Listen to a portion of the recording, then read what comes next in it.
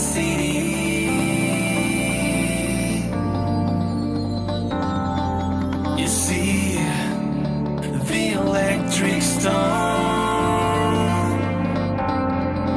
in the traffic below, chaotic people anticipating.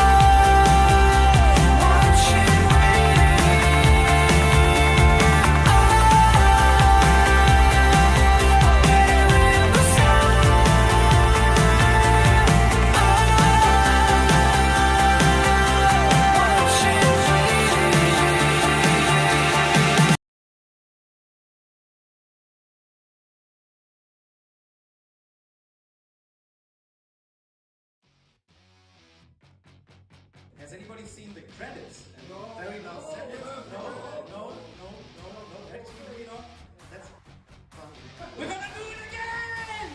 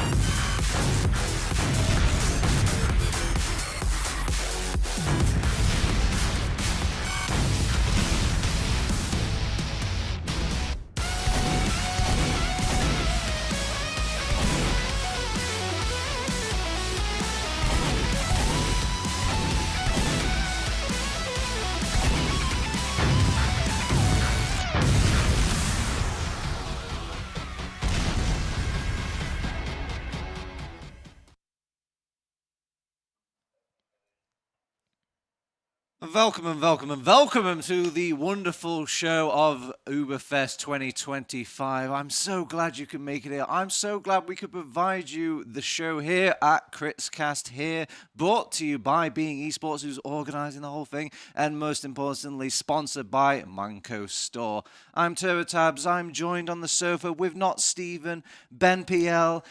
Gentlemen, we've got to go into things quickly. Not only do we need to grab the attention of these gamers, but they don't like tournaments, I've heard. They want tournaments, so we're just going to go straight into it. The bare minimum that you need to know is it's 6v6, it's Team Fortress 2, we're on Spire, and it's LAN. Are you excited, Stephen? Oh, I'm so excited. I'm always so excited for LAN, and I can't wait for this. I mean, I feel like we've been waiting so long for some good Team Fortress 2. It was so good last year. We had so many good games, and I think this year is going to be absolutely no different, Turbo. Ben, we have 7 invite teams, and they're actually invite. There's no mixers, there's no nothing. These are teams, and they're all battling it out here. And we've already got 2 teams plucked out from this round 1 that we're going to go straight into. No hassle, no bustle. It's Bloodsail Buccaneers versus Pint Gaming. I'm not making things up, right? These are 2 blooded teams that we've got from the online scene. Yeah, absolutely. One of the cool things about having literally the entirety of Prem here is these teams have all played each other. They've all made their own rivalries. They've all, obviously fought multiple times, in fact, in scrims and in officials. And yeah, these 2 have a history. They traded maps in the season. They've got a bit of a fierce rivalry, shared some ex-players as well over the years. So yeah, this could be a feisty one for round 1. Yeah, now I know what you're thinking, Stephen. I bet you want to know, what are they playing for? What's all the prize pool? But we'll get to that. Right now, let's just talk about these 2 teams. We'll get the first round out of the way, and then maybe we'll, as the tournament diverges and divulges, we will talk more about those little bits of details. But talk to me about Bloodsail Buccaneers. Is there any sort of, do you want to maybe highlight the teams? Do you want to just, what do you think of this team? Yeah, we can have a little look at the Bloodsail Buccaneers here. I think this mainly comprises of, a bit of a Mac roster. We see some faces we definitely saw earlier this year at LAN, and we have seen previously. Sail, Bloke, Mac, a bit of a core, and then bringing on Sills, Eon, and Junu as well. And we had a little discussion before this. Who are our standout players? And I think one of them has to be Sail. We saw him just going crazy on Pro Lands during the regular ETF 12 season, and he was just so insane during that. So I think that's definitely my first player to highlight on the Bloodsail Buccaneers. Ben, did you want to go for the second one? Yeah, I think we saw, as you were saying about products, these late games in the season, I think Bloke has had massive impact in some of those games. Over on the Flank Soldier has done really good work and sort of bedded into this team, and actually was one of the players that they had back in their Poland roster as well. So they've kept the core of this team together now for pushing on 12 months. They've got a lot of experience playing together, and they are all players that step up on LAN. They know when to peak. And when you get them at 5 ping, they just become way, way better. All right, well, let's balance the things out here. Obviously, that's Bloodsail Buccaneers. But talk to me about Pint Gaming. Are these guys kind of pushovers? Or is there more of a reason that we picked this particular game? Is it supposed to be a close team against these Bloodsail Buccaneers, this Pint Gaming? Yeah, absolutely. I mean, when they played regular season, as Ben mentioned, it was a tied game at 3-3, and we saw some standout plays from Andy especially. He's been working a lot for Witness Gaming, played the grand finals with Witness just this past week, and has just been an exceptional player. I think his first LAN as well, a young man, 17 years old, so maybe he gets a bit of nerves, but definitely the standout player would be Andy on this team, and I expect big things from him. I mean, this is already a team that's got some unusual happenings, Ben. I'm not sure if you've, obviously you wrote the article, you wrote the piece, you brokered the news, but they're already doing and thinking about far into the future with this team. Yeah, it's maybe not got a long shelf life, this current roster. I think it might be lasting maybe 3 days. I think when the LAN ends, I think parts of the roster may be staying together, but I know for sure there's a few players thinking of either leaving or being cut or whatever. But I was chatting with Warped about this before, and he says that's kind of like a liberating feeling. There's no pressure at all. They can all just play their own game. They can, there's no focus on the future. You just do your best and put everything in, and you can maybe pop off. We see it all the time in other esports and in TF2. Like dead rosters, sometimes they just all aligns in that last moment. All right, now, Stephen, I'm going to pressure you here tremendously because I've not been doing my homework. But if you have, or maybe Ben, if you have as well, we're doing a round 1 sort of round robin system where each team plays 1 map guaranteed. So that means that they will 100% seeing all of the map pool that this LAN has to offer. What is that round 1 map, though?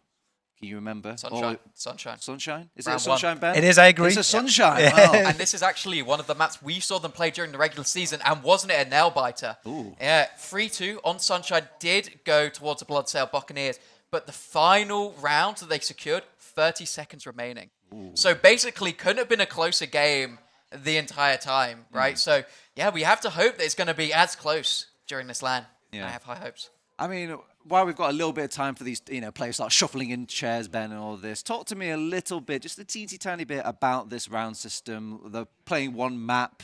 A lot of these teams kind of think to themselves, well, this is kind of like 4 scrims. These group games don't really matter. Is that true? And do you think they like these forced maps? Yeah, the forced maps is kind of a strange one, right? Because there's 9 maps in the pool. 2 of those are King of the Hill maps. And King of the Hill maps aren't on day 1. So in the 7 rounds, the 7 CP maps are all played, like once each. And that means, you basically have to play everything. I think teams have 1 bye round each, so there's 1 map that they miss, but they don't get to pick. So you have teams coming into this with a permaban, where there's a map they just never play. And they might well have to play it. And I know you said about the stakes, potentially. Like, the stakes can be bad. If you get a bad placing, you get seeded, say, 7th, coming out of the round robin, you're playing the 2nd seed straight on day 2. You might be in the lower bracket for the first round. It can really, really go topsy-turvy if you have a bad day 1. Okay, so it sounds like we're kind of wrapping a little bit things up on the desk here. So just final thoughts about this game. Maybe give me a scoreline, give me some sort of things to look out for here, not Stephen. Yeah, I think scoreline, I'm hoping it's going to be another close one. I think I'm going to go 3-2. And just because of the LAN experience and the jitters that I might feel like they might have a little bit on Pint Gaming, I have to give it to the Bloodsail Buccaneers here. And I think to watch out for, I think the only other player we didn't mention was Smile. Smile, last time they played, went absolutely crazy, top DPM in the server. And I think Smile on LAN is a bit of a different beast as well. So definitely my other player to watch out for. Okay, Ben, final thoughts before we throw it to our casters. I think Pint are going to win. I think it's going to be 2-1, and I think Warps is going to drop the medic. All right, well, you heard it here first. As promised, we're going to throw it over to our caster. That is Domato and Dave over on the caster's desk. Take it away, boys. Thanks for the throwing over, everyone, and I hope you're safe there on that Spire. That so far didn't look that stable after all, but we do hope that we have you. Also from the desk, welcome to UBERFEST 2025, the 2nd edition of it. To our German viewers, herzlich willkommen, just vibe in Weiblingen. I do love being in the close proximity of Stuttgart. I'm not here myself, I have Dave beside me. And Dave, it's your debut casting on a LAN, but you did cast a lot in the last Premiership season. Yeah, absolutely. Casted both these teams a fair bit during the season, and excited to see not only these teams but all the teams make it to this LAN. I think that is what is quite special about this LAN. Is probably for the first time in a long, long time we've had, all the Prem teams and the Allen's team as well. So there's a lot of great teams there.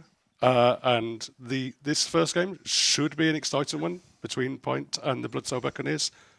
We saw how close they were in the regular season, and coming into LAN now, it is really a case of which team, particularly first game of the LAN, it's going to be which team adapts better, which team is kind of in the right mental state as well. Because you come to LAN, things go wrong, things aren't set up right, you're not used to everything. So that kind of first map adaptation is going to be the big thing. Mm-hmm. At least this time around, shivering is not that much of an excuse. I am taken back to other lands where they had rather low temperature, but I just want to have 1 or 2 quick cursory glances as well, since I have my familiar names in Pint Gaming as well, since we already heard it from the couch, and those players that are connecting to the servers are giving us ample leeway to talk a bit more about them. For example, Andy Dude and Soki being German, Andy Dude, we heard being called out as the prodigy Austrian. I know them from sort of German pick-up mixes and games, and they've not only making a name for themselves there, but also here, and I expect very great things out of them. I only want to say one thing already to raise a little bit of the rivalry here, what Ben provided to us. I asked both teams, what do you think about your combatants, about your opposition? Smile said, Sale got just lucky. Sale is literally just lucky. Didn't say no skill involved, but just got lucky. And I think both are ready though, ready to rock, ready to roll in UBERFEST 2025 in the round 1. In blue, we have Pint Gaming, and in red, it is the Bloodcell Buccaneers entering the very first mid-fight. Yeah, very, very cautious at the moment from Bloodcell Buccaneers. Now we're seeing the soldiers going for a bit of a fake bomb. We have got Bloke in miles behind. It's going to allow a lot of space here for Pint Gaming to go forward, but they've taken a lot of damage in the meantime. It's allowing Junie just to chase in. He's down onto the demo, but it's not going to be enough. Alien coming through with the pipe. And that was perfect. That was easy, prolonged mid-fight. Completely nukes them into a two-man disadvantage. They might even card out Sylphs here, who's trying to leave on the perimeter. Smile, however, has his teeth clopped firmly in. And we didn't have enough time for me to mention it, but Bloodcell Buccaneers said they do very cheeky, very weird things here on Pint Gaming to win this mid-fight, and they are doing it right now, reciprocating, but everyone is on the front. They haven't even kept mid. Yeah, Sale are going very, very low there, but they do just about save him, and they are looking to maybe trade in if they need. Andy Dude being taken out, that's just going to back here everyone up from Pint. They're going to settle down on this midpoint, probably settle in for the long haul. Both teams have Uber ready to go. It's not even Pint Gaming serving their namesake, sobering up. No, that was so wonderfully played, you know. Maybe you think we're a bit of the underdog, but no, just unorthodox mid and another leap into Smile onto the balcony. A double scout and a demo man. Not what you want. Yeah, I didn't really spot exactly where Eon was going to be. It was very easy for him just to hold left, kite away a little bit. Nice and easy. Seeing they're trying to get some pressure through this cafe area now are the Pirates. They're just trying to find some kind of opening where there could perhaps be an opportunity to go for some kind of sack, but it's settled down for now. They haven't, I mean, they didn't even really get a good opportunity there. So once more, the thing is, when you have the control of the mid-fight, like Pint do, it is far, far easier to sack into second than vice versa. So we're probably going to see a sack soon. Smile tries to scope out the angles. One buff, we can already see them intermittently changing out. Soki now takes a 1v1. Sylphs is very low on HP. Let's see if he can have a scuffle. Win after all. Might be the second soldier that falls ultimately. Hops out, warped on 12 HP. That was quite fearful for the enemy team. Another complementary punch thrown from the complementary soldier to the enemy team, but it's a bit of a scuffle still there, dispersing all the way to Cafe, to Green, losing 2 players in the process. Yeah, there's definitely an opportunity to push through Cafe there for the Pirates, but they did not quite make it through. They didn't quite get through that big choke point in time, and now they're on the back foot. They're backing up. Eon takes a bit of... Soldier snuck in behind. The blue soldiers in behind the lobby while they are doing all of those forays. It's 4 down. Mech as well. Eon not long for this word either. Electronically online. He is not any more set sail into that respawn queue, and it is a 0% that feature right now. 3 players still in the respawn queue. Juno just setting up now. It was a wraparound play. They're instantly traversing into the last one. Bloke either completely cult. It is Andy now having an Uber used onto him. Can they chase out some more players? Sentry gun down. Mince meat into bolt and metallic ones, and Pint Gaming. Easy as that. Maybe not easy, but they take that very first round. Beautiful, beautiful stuff. Just getting that soldier in behind so much pressure was down onto the Bloodcell Buccaneers, and Eon had nowhere to escape. It was just easing spam, long range across the whole of the lighthouse, and eventually just drops from it. The long range spam comes into him, he drops, and after that, very, very nicely played from Pint Gaming, and they are on a really good start here. It felt for me it stemmed all from this mid-fight, and I was mentioning it before, they have unorthodox approaches usually. This time around we see Alien traversing from his own green area. Mech heats his rivalry class there in Tau. Smile high bombing, distracting some viewpoints, but it leaves everyone open to the charge from those scouts bulldozing forth. Warped has still a little bit of a flank to worry about. There is Bloke in behind, solo on HP, finally down. Eon is making matters worse for Alien with a Crabble. Andy still in behind, having a hassle here. Both medics still on the field. Yeah, far more scattered by the Bloodcell Buccaneers, but they did just about converge at the right time, got what they needed. Now they have a bit of an uber advantage. Pachuli did scoot out of there in quick time once the players around him did perish. So he's going to have Uber soon, but it looks like they might even push before that Uber comes up. Simply taking the fence, not sitting on that fence for all that of a prolonged period of time, figuratively, metaphorically speaking. Well, backing up away from it. Now there's a high bump though from Sylphs. The Bloodsail Buccaneers. Hey! Up he rises, not indeed. Sylphs is dodged out by Patchouli. First suicide wave, it feels for me a singular one at that, but let's see what you can really do with it on the flip side. Point Gaming happy to occupy Cafe, but Andy takes a lot of damage coming in. He's going to have to back up, wait for the heals, but Alien has found Bloke in the meantime. That's going to allow him to just push it in. That was so close. That was the most clutch pop. He didn't want to once more drop. They lost 4 players on the perimeter. Smile on 7 HP. That seems to be a recurring theme there. Scarpering out some more players. Sylphs shot down into the ground. Andy racking up his kill streaks. Eon not dropping. Only convalescent measure. 100% Uber advantage, basically. Yeah, but crucially, while Ian didn't drop, Patchouli didn't even have to use. So now they're confidently walking, occupying this lobby. Uber advantage push ready to go. There is a sniper up from Junu. He just sees Uber gamers right in front of him. Spawn door locked down by Alien. They did a lot of stickies on the point. Soldiers in the air. They're going to try and block the point, but it's not going to be enough. They don't get there in time. They don't secure the frag onto the scout. And the cap comes through for Pike's 2-0. That was so easily kited. I mean, it was very cookie cutter, you know, just bombed the sentry gun. And then afterward, it was ripped apart. The soldiers were sort of the predominant force in the air, but able to Scarper out once more. And then a double scout. That kept so fast, especially if there was some prior cap time claimed. And 2-0 lead for a team that might have looked a bit, judging from some results, mildly as the underdogs, but definitely not the case right here as we enter the third mid-fight. Once more, it is up to Smile to try and initiate. Soldiers are contesting him in the bell tower, but he's just going to go in behind through flowers. That's going to allow space for the opposing team Bloodsail to walk forward if they want to, but they are going to try and make the most of it. Sail on the beam, trying to go forward. He sees a medic in front of him, doesn't really go in for it. They're actually probably just going to clean up, focus on cleaning up Smile, and he's going to back up. Alien's he's got really caught low in. as well, and there we go, Bloke with the long-range rockets. Caught in technicalities, but the axiomatic formality is get your medic out, and it was so crazy. They had the blue team better positioning on paper, but the fighting force was still within the Bloodsail Buccaneers, and how they managed to win that mid-fight, they conglomerated up, way more prevalent on their own Tetris area, tried to take high grounds, and then control the enemy team's green area. You see though, Alien has stickies forward, prompted, and there's backspawning. Sylphs even falling in the behind area.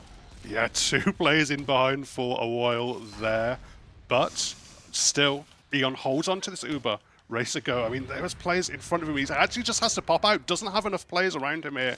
So he has to use onto Sail, but chases into lobby, doesn't find anything. Is now going to back up to the second point, up to the lighthouse, but basically a wasted Uber there. We even still in this disarray of actions had Pint Gaming players behind and sort of nudging it a little bit. It's crazy how they're just dictating this game, even if they are in a sort of dire looking situation, but is still being able to come out on top. Uber Force as settle now though on this last point, turtling up. You can see Alien plastering his lobby with the stickies. Yep, teams are just a little bit. Actually, no, Smile wants to go in for something. They're actually just going to take an Uber straight in, leading Andy forward, chasing in. There's a back up coming no one is through. close to anyone. Bloke on top of it, finds the rocket. There we go. Yeah, it's how you bring it home. The Bloodsail Buccaneers freebooting that point for themselves on that last. It wasn't even a single soldier. It was a double soldier. It is everything you need to throw a tantrum up for the enemy team, and they definitely keel-hauled that round. It is sort of narrowing down the lead here for Pint Gaming. I was very surprised even that Bloodsail Buccaneers were able to, through the slow ground, you know, just push out. Not usually what you expect, but it does bear fruits with a backup. Absolutely, just baiting really the Point Gamers forward, but now we are into another mid-fight. We are once more seeing both teams just posture up, crossing over the right-hand side. Sylphs looking for some kind of moment for him to go in for the initiation, but it's actually going to be the soldiers from Pint Gaming getting aggressive, so the Sylphs comes in. Absolute nuke by Sylphs! Oh, 1 HP and the dream ultimately clopped down in the face. Both medics still keep alive. There's this mild Uber advantage here for Eon, but Pint Gaming have not won the past two mid-fights. There's also a very aggressive Soldier here. One pipe, another one delivered, another one delivered. I guess you can just say Soldier took 340, still survives, but Bloodcell Buccaneers akin to Pint Gaming, capping it now and having the security on the second point. Yeah, Alien really clutched through there. I mean, if he got down, if he had been caught, it would have been very, very rough for them. But now they at least have their medic back, unless they have Patchouli up. They have Sentry Gun up, actually. It's going to be Soki pulling up that Sentry Gun, looking to just set these kind of standard left-hand side aggressive position. There is Pyro as well from Andy Dude switching over to that class. So a lot of potential for denial here, but at the moment the Bloodcell Buccaneers are looking to just pressure in from this far side. It was a very fickle attempt there by Sylphs, snacking in a little bit, hopping on the ground almost, but we are settling into a first stalemate. On last, I do think we see a Sentry Gun fully set up. This sort of downtime gives me time to also mention Bloodcell Buccaneers said that they exceeded their own expectations in the season, but it feels like Pint Gaming is definitely, well, exceeding their own expectations, so even playing to it, still leading 2-1. 20 minutes almost still on the clock, and we are looking at those fresh boots worn by Sylphs, so we are strapping in for a suicide wave. It's what you'd expect. They're just playing it slow. They've got plenty of time to work with, despite being the round down here, Bloodcell. So they're just trying to find the perfect angle for Sylphs to posture up for some kind of bomb, some kind of opening.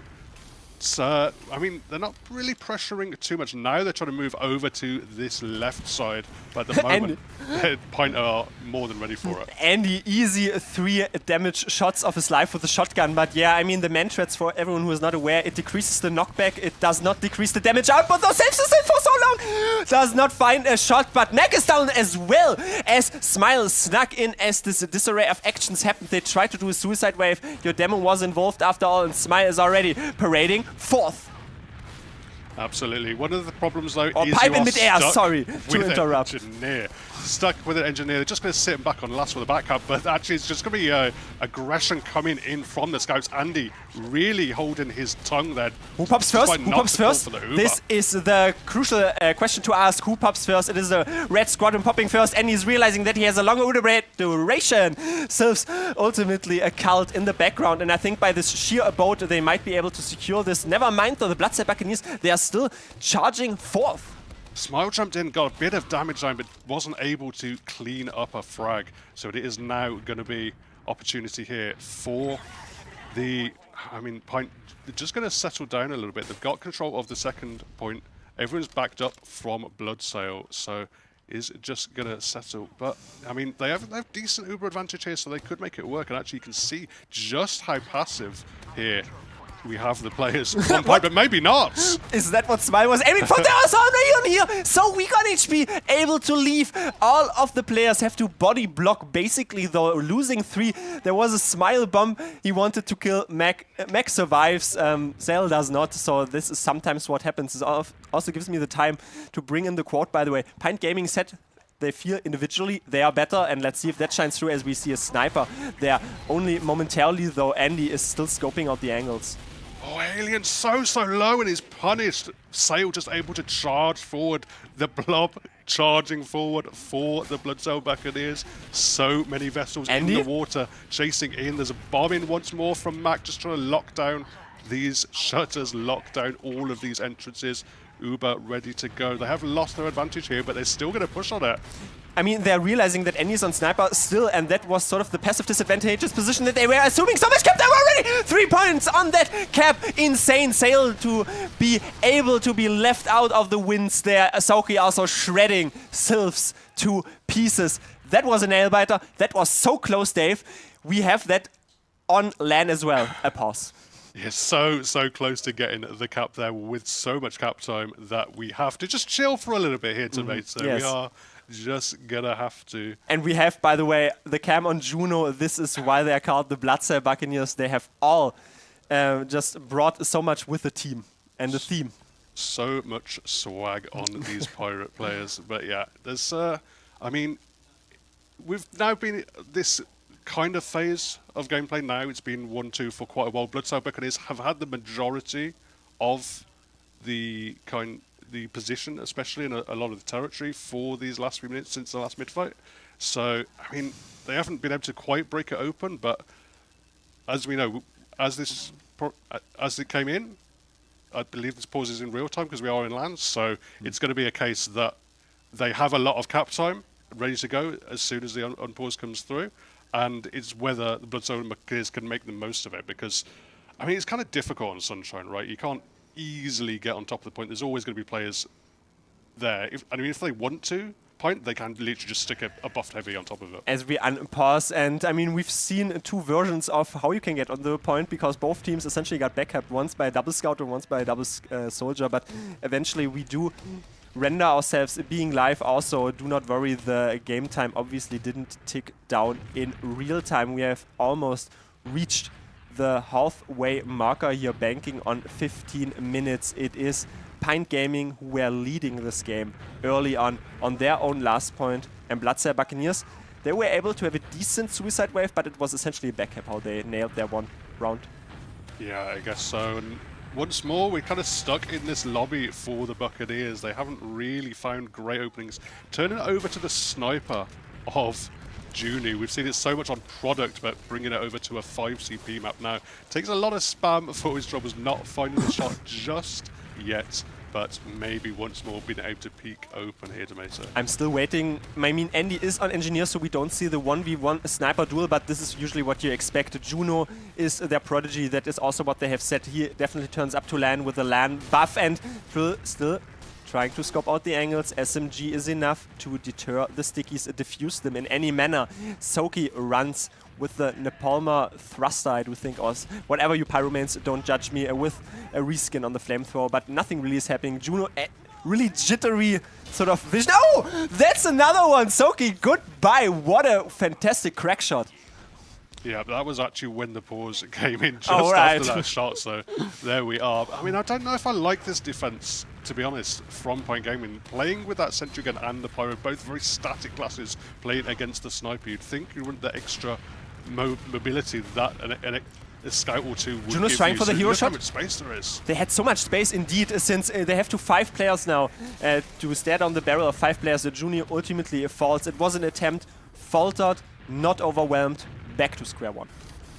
Yeah, just that is basically what it is. Once you frag that sniper, it is. They're just not going to do anything at the moment. Bloodsail Buccaneers there. I mean, they're clearly relatively happy. They're not really throwing themselves in. They're not really trying to test their opponents in a crazy way. They're not going super gung-ho with it. So at the moment, they're happy just to have control of this lobby. Soki was assuming the role, by the way, as Juno went down off his main class, switched to Spy just to check whether or not another off-class comes out. It is once more Juno sticking to the sniper role, so we are into Sunshine last. A usual cookie-cutter cardboard experience where we are watching a sniper for the next 7 minutes. Perhaps Alien, though, is dealt with on the perimeter. No Demoman to lock out the chokes. So much actual progress now is opened up. The field progress for the sniper. No Sentry Gun. The Uber needs to be popped. Yeah, but they're just going to dunk on Mac in this kind of... Smile is chasing! Does not hit the air shot. Does get the frag, though, on Juno. Yeah, I mean, that's a decent frag, so he can still work with it, but yeah, just everyone backing up now that they don't have Juno. It's going, oh, an opportunity for Andy maybe to hit something there. Wasn't quite taken, and once more, lobby is going to be vacated. They're just going to back up. They know that there is now full Uber advantage ready to go on Eon. Let's see, Mac is waiting for his players to be buffed, and one sticky, there we leap forth, and one sticky already, but it is Andy with an amazing shot. Mac, no beam for you, settle for the respawn queue either, and now Juno also not on this realm of existence anymore. The Dominion was really accomplished there. What a shot, Mac says in the Twitch, or rather in the in-game chat. Sivs serves out, not being shot, but ultimately this opens up all the space. Pint Gaming should realistically claim the second. Yeah, they easily got control of the point there, and got a frag onto Bloke on that flank in the meantime. He was just caught in going quite aggressive towards the lower lobby. So he's going to be out of the fight. He's going to be in the respawn queue. They've actually spotted here Junu on top. He was going for some kind of hide and play, but not going to work out. There's going to be bombing up onto the bell tower as well from Warp 2's just a sliver of how good to get an arrow for his troubles and keep him in this fight, as looks like Pangano just about been able to take this mid fight, but Eon has been able to build his Uber in that meantime. Rather simple, obviously. I mean, you are just pressuring with this daunting prospect of we have an Uber advantage and we also just take high grounds easily and for free. I think this is also a good time to mention that in the sort of last 2 or 3 weeks of the regular season, Sale was put onto a sort of pocket role, and they were definitely feeling themselves with that formerly or before he was playing the flank role. Did not really feel as if those sort of Uber engagements are the most dictating force of this game so far. It has usually been suicide waves and backups. Yeah, I mean, having to meet up against Andy Dude is also Spy, by the way. I didn't want to interrupt yeah, you, but we do have Soki, so Dave, don't speak too loud. No. Soki, he's a Highlander spy main, as you all know, Demeter. He's played it in the past, so does like this class, and obviously does get that off on land, but looks like Mac has already spotted him, already seen a 7th gamer, and yeah, spotted out. No spy shenanigans for now. Patchouli went down to 17 HP in all of this. Almost Force basically hops out in the backlines of it, so that could have been a medic drop in all of that for Pint Gaming, but you called it out. Mac was spotting that smell of that land lubber, and eventually Soki switches back to Scout. Yeah, decent attempt there by Bloke, just seeing the opportunity. The spy had been called out, so there were a player down, there was an opportunity to go through the flank, gets a decent bomb in, but not quite finding it. Very, very fine margins there by Patchouli, but he just about survives. What I also find very intricate here is always this rotation to the green area. What I want to bring in more of, well, I don't even have time for that, as Smile already in perpendicular dominance fashion is high bombing, and there's a Scout so low in HP. Easy cleanup, essentially a trade, though. Soki, not long for this world either, crossed off the senses, less so firepower to worry about and less so players to worry about when you're in behind their lines, as he's charging forth, and now we have a very first genuine Uber exchange, it feels like, in the past 5 minutes, and we have some more glowing players. There's a melee coming out, but the red team has their own choke secure. Yeah, and he did got launched up in the air though, but thankfully he was flashed with the Uber just about in time. There's opportunity now for Bloke to go in behind quite a long way, and with Warped out back in the respawn queue, it looks like everyone's just going to run back, take all the space. He's bought so much space for his team. They are going to chase him down. They're probably going to find him on this last point, but it's really an opportunity for the Blood Cell Buccaneers to not only control mid now,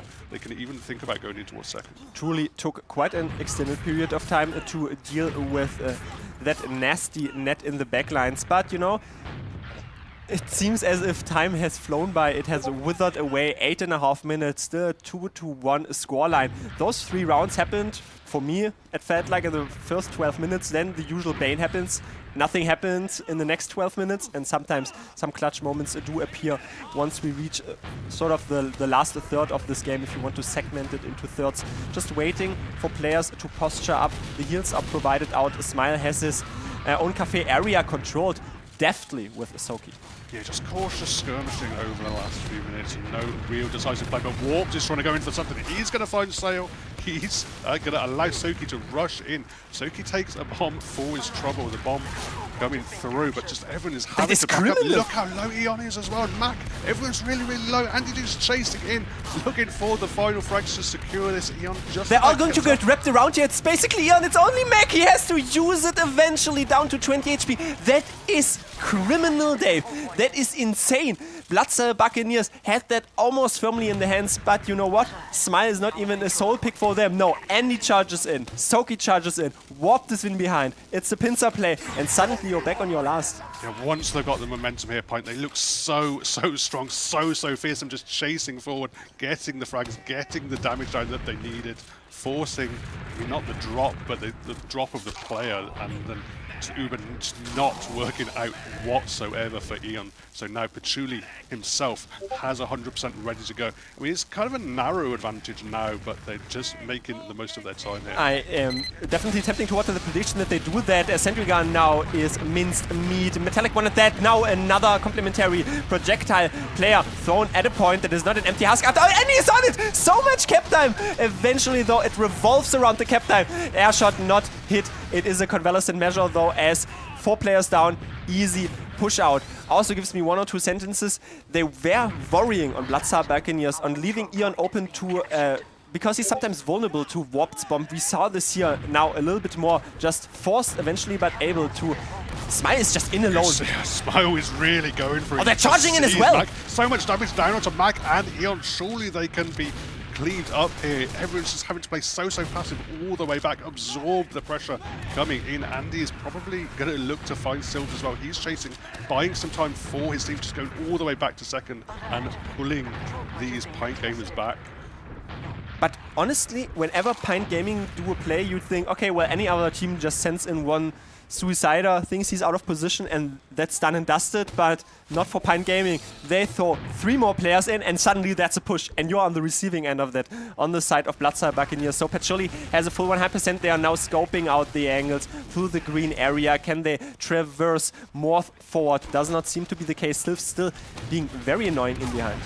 Warps is just sitting there waiting for the timing of the bomb. Just sees the one scout, actually passes Sills in Handshake. the air. Both of them go through that cafe and don't want anything to do with it. So once more, they're just going to back up a little bit. Heals certainly buffs are better here for the Bloodsail Buccaneers. But again, it's very difficult to make the most of this, to really push off these micro advantages, particularly when you're on the back foot of the second point.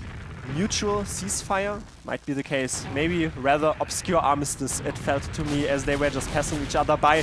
Now though, Mac spots that there are some ferocious gamers teaming up, and now Alien, not part of this Uber, very low on HP. We have to focus our eyes more toward the scouts that are really pronging themselves forward here. Siv's also waiting for this Uber to fade, and once the glimpse of immortality fades, some more players are open for the grabs here from the enemy team. Patchouli is hopping out, as well as Eon. 2 players down for Pint Gaming, 1 player down for Bloodstar Buccaneers. Andy down, so low on HP, but eventually I feel like they haven't really figured out their positions. It is the Pint Gaming side lacking. Down on health and down on position, well, having to go under, but actually Alien now under so much pressure. He's launched up in the air, and that's going to allow the scouts just to gun him out of there. The spawners for the soldiers are coming up in time just about. It looks like Patchouli just having to hold S and jump away from so much incoming aggression. June is chasing now, and let's see if we can hop out so close to the spawn. Eventually the respawn timer comes in, a double scout. They are not happy on what you tried to inflict onto our own medic. Yeah, just about cleaning up Julie before he could get down on to the medic, but once more, so much space has been bought. Eon already up to second with the rest of his team. This is what they need. We're down to only 3.5 minutes now, but I mean, Pint, they're still making the most of it. They're still pushing it out. They've lost some Block players. 2K, They've 3K. so much damage in the backlines. Eventually cleaned up, but has he done enough for his team here? It's Andy now, but you don't care when you're on sale that you don't have heals early on. Now he has Eon relinked to him, but it's a pipe onto Eon. He has Uber, they're using it, and let's set sail on the winds of success as he's already charging in. It is a late force as they are complementary being charged out, having to prong themselves out. A little bit of a hefty approach to this. I think both teams are happy with how that went out, but there's another sail charging in. I feel like he didn't get the memo. Trying their hand with that really tiny advantage. I like the idea from the Bloodsucker Buccaneers. That is what they need to do. They don't have much time to work with. They don't have very much margin of error whatsoever. So they just try to push it, try to make it work, but just about absorbed enough by the Pint Gaming boys. They stand strong for now. They still have what they want, and they're probably going to be happy to sit back on this last. Dave, we're down to 2.5 minutes. Pint Gaming is sitting on their own last. They do have a lead here in terms of scoreline, but it's really on the Bloodstone Buccaneers. They can still do it. They have a 10% Uber advantage. Also, the Sentry Gun is down. They are still mixing some ruckus up here in the sidelines, but it is leaving Eon open. No one is close anymore. Sylphs also tried to do something a bit more idly forward. Peripatetic play sometimes, and Juno also shot down into pieces, leaving your medic into pieces. That seemed to be the defining feature. They all tried to do different plays, and Eon was completely unwatched. Yeah, so many times we've seen the Bloodstone Buccaneers try and push in from the far left side, but that time they just left an opening there for Smile, and he absolutely made the most of it. Just swoops in, takes down the medic. Now going to be high bump though Julie. from behind the lines, but it is ultimately the pop out of the front that might be a bit more of a consequence, as Eon is so low in HP, but they're focusing the Pocket Scout instead, probably going to lay waste to those Bloodstone Buccaneers swimming with the fishes in the end, but Patchouli is one player they do frag down. It's a full wipe, however. Yeah, collapses in, just everyone was just blobbed up there for point gaming, but they did probably what they need to do. They crucially got rid of Eon, they got rid of Sale as well, so there's really no momentum at the moment. Oh. Alrighty, welcome to LAN everyone, as I think this is a 2-1 that concludes in an interesting scenario. So now we know that the delay is as much as it is. I think Pint Gaming just firmly took that 2-1. Yeah, Dave, you also look at me a little bit confused, but I think that just solved the entire issue. I don't want to raise the stakes and have our talking bits to be too long, but honestly, I mean, they just reigned triumphant. Yeah, I mean, they looked very, very strong. They looked way more aggressive whenever they had those opportunities. So, I mean, a decent attempt from Bloodstone Buccaneers, but they were just often kind of stuck in awkward scenarios for long periods of time, and they really never found great openings to go in for sacks, to go in for advantage pushes. It felt like they definitely came back a bit more with the ferocity in sort of the second half that I was appearing, or in the second third, you'd say, between the 20-minute and 10-minute marker, but eventually it is, well, taken out of their hands. Not only this has been taken out of their hands, I can just say the desk is ready, and I'd say we do a reverse throw. Let's throw it over to our desk. And don't worry, stream, you are in good hands. And well, where did Spire go? It's disappeared. Oh well, that's fine. We're just showing, breaking the illusion here on the analyst desk. Obviously, we've got our two analysts. We've got not Steven, we've got Ben at PL, and I've got myself. Oh my God! We're back. That's a Jesus. scary drop. Oh. Okay, I was getting a bit of like reverse kind of, what's that? Vertigo. Vertigo, yes, reverse vertigo. I need the height, you know, I need the safety aspire. When I go on MGE, I need to stay at the top at all times. Anyway, gentlemen, obviously you've probably been watching a bit of that game. Steven, anything that's kind of, you want to, it's like a burning issue about this game and you need to talk about? What's Eon doing? Dropping the first round, just gave Pint that round for free, and then second round the Pint got, it was Eon dropping his whole team. He just dropped the two players around him, Mac Craters to the floor, and yeah, Pint just did a really good job of kind of carrying on that momentum and gathering those rounds, and then yeah, just lost that one round to the back cap, and then it was very back and forth throughout the rest of the game, but it felt like just that first 10 minutes really mattered. When the mistakes were made, maybe the nerves were there. Yeah. Ben, is the life of a medic really that difficult? Is it just too hard to like hold on to these Ubers in these high-level games? Is it Eon's fault, or is it his team kind of just like, you know, baiting him out in these dangerous situations? Give me the second opinion here. It's complicated. I'm going to give a bit of a diplomatic answer. It's kind of everyone's fault when there's issues like that, but particularly the one on Choke, I think the Uber just had to come out sooner in that situation. We saw obviously Mac was cratering, and in the end, Eon like tries to hold. In those situations, you've lost all the players around you. You're going to have to force eventually. And like we see Eon running away on 10 HP and has to use, and that Uber gets nothing.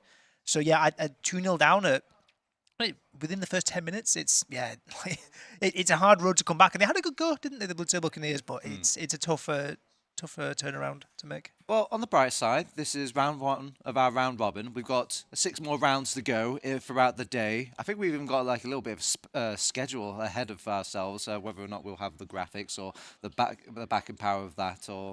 But yeah, we've got a lot of games, basically. There's a lot of redemption arcs that could be made throughout this entire game and whatnot. But I guess we could go to... we have Smile highlights, actually. Before we go to any sort of scheduling all this stuff, let's kind of wrap a bow on this last little game that we just watched. Let's have a look at these Smile highlights, huh?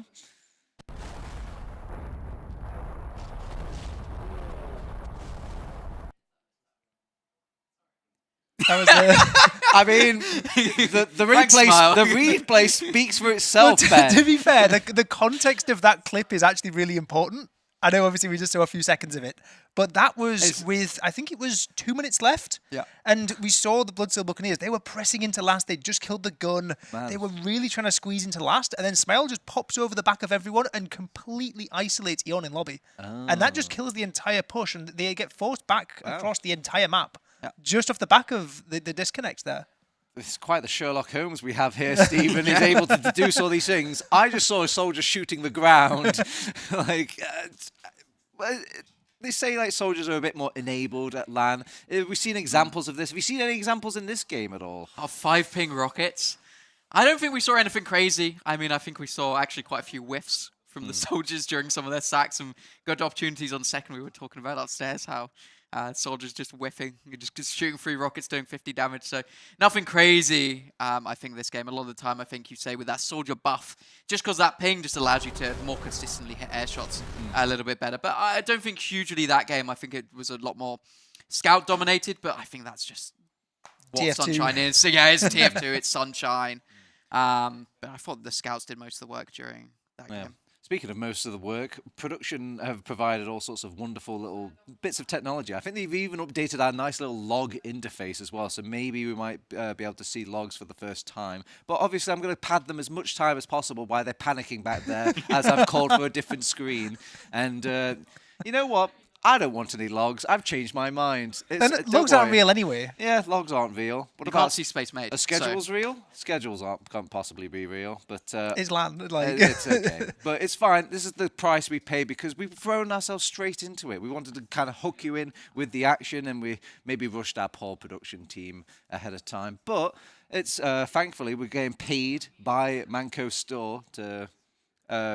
Okay, well, Mannco.Store have been ever so kindly sponsoring the event as well. So while we throw it over to a break, why don't you guys use our hot affiliate link that we've got set up just for you guys? I'm sure Aggro might be in the chat spamming that link now. If you use that link, you'll provide more spies for us to sit on here in the future, and that will help you in all your sort of low-cost marketplace skins in that, but you have to use our affiliate link, so please, for the love of God, use that link for the Mannco.Store. Anyway, we'll go over to a short break. I've been Totaz, with me has been Snot Not Stephen and Ben PL. We'll see you on Spire soon.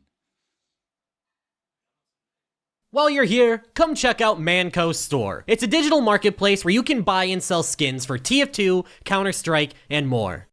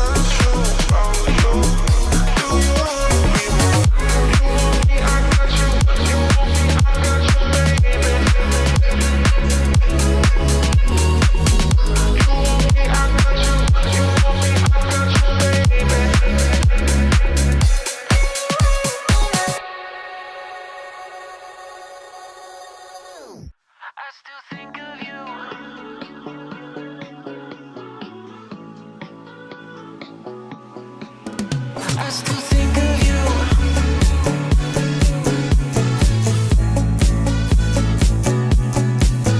I still think of you.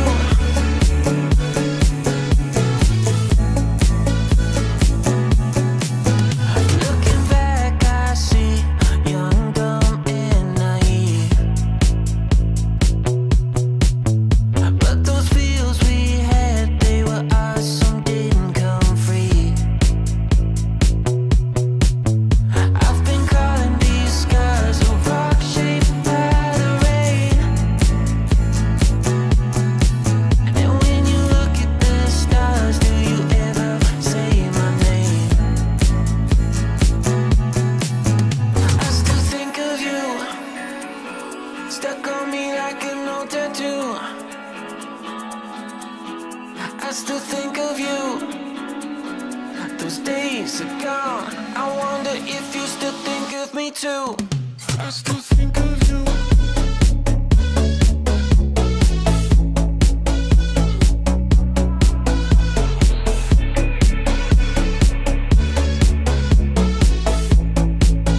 I still think of you.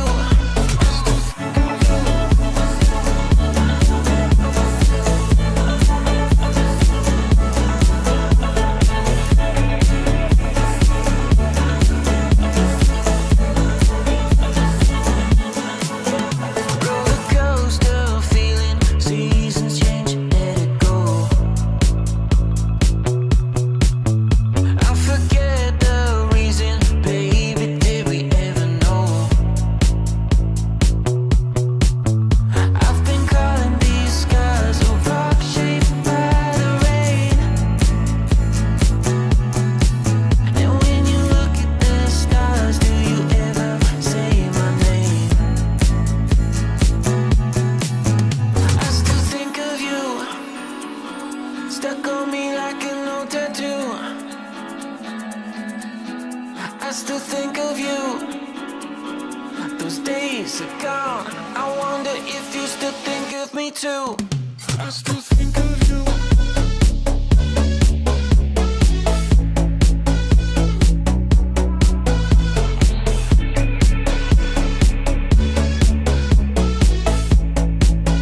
I still think of you. I still think of you.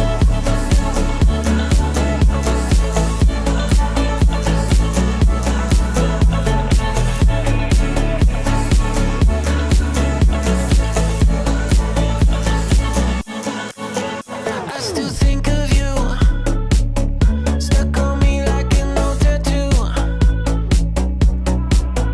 I still think of you, those days are gone. I wonder if you still think of me too.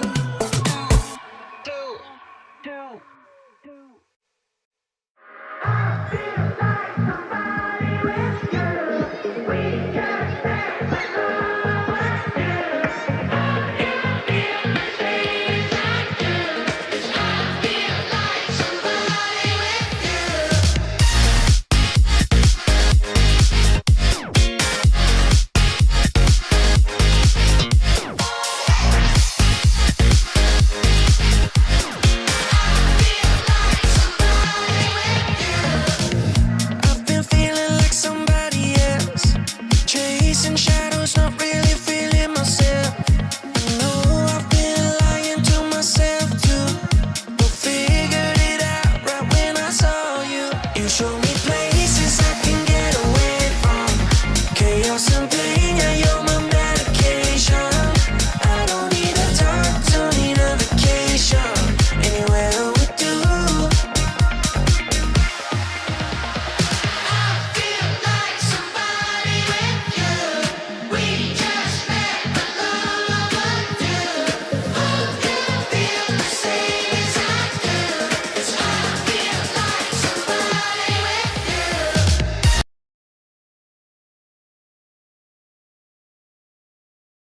Got some junk clogging up your TF2 inventory? Come check out Mannco.Store, where you can buy and sell skins from all of your favorite video games for real money. Welcome back to the desk or couch. We keep changing that name constantly. Couch, desk. Anyway, I'm Toa Tabs. I'm joined here with Ben and not Stephen once more. Gentlemen, welcome back to Spire. I'm going to let you in on a secret. I've got a bit of an agenda, okay? Ooh. I'm not here just for the games. I'm not here just for the tournament. I'm here for a little bit of talkament and, and like any good Snakes Oil salesman, I've got things to peddle.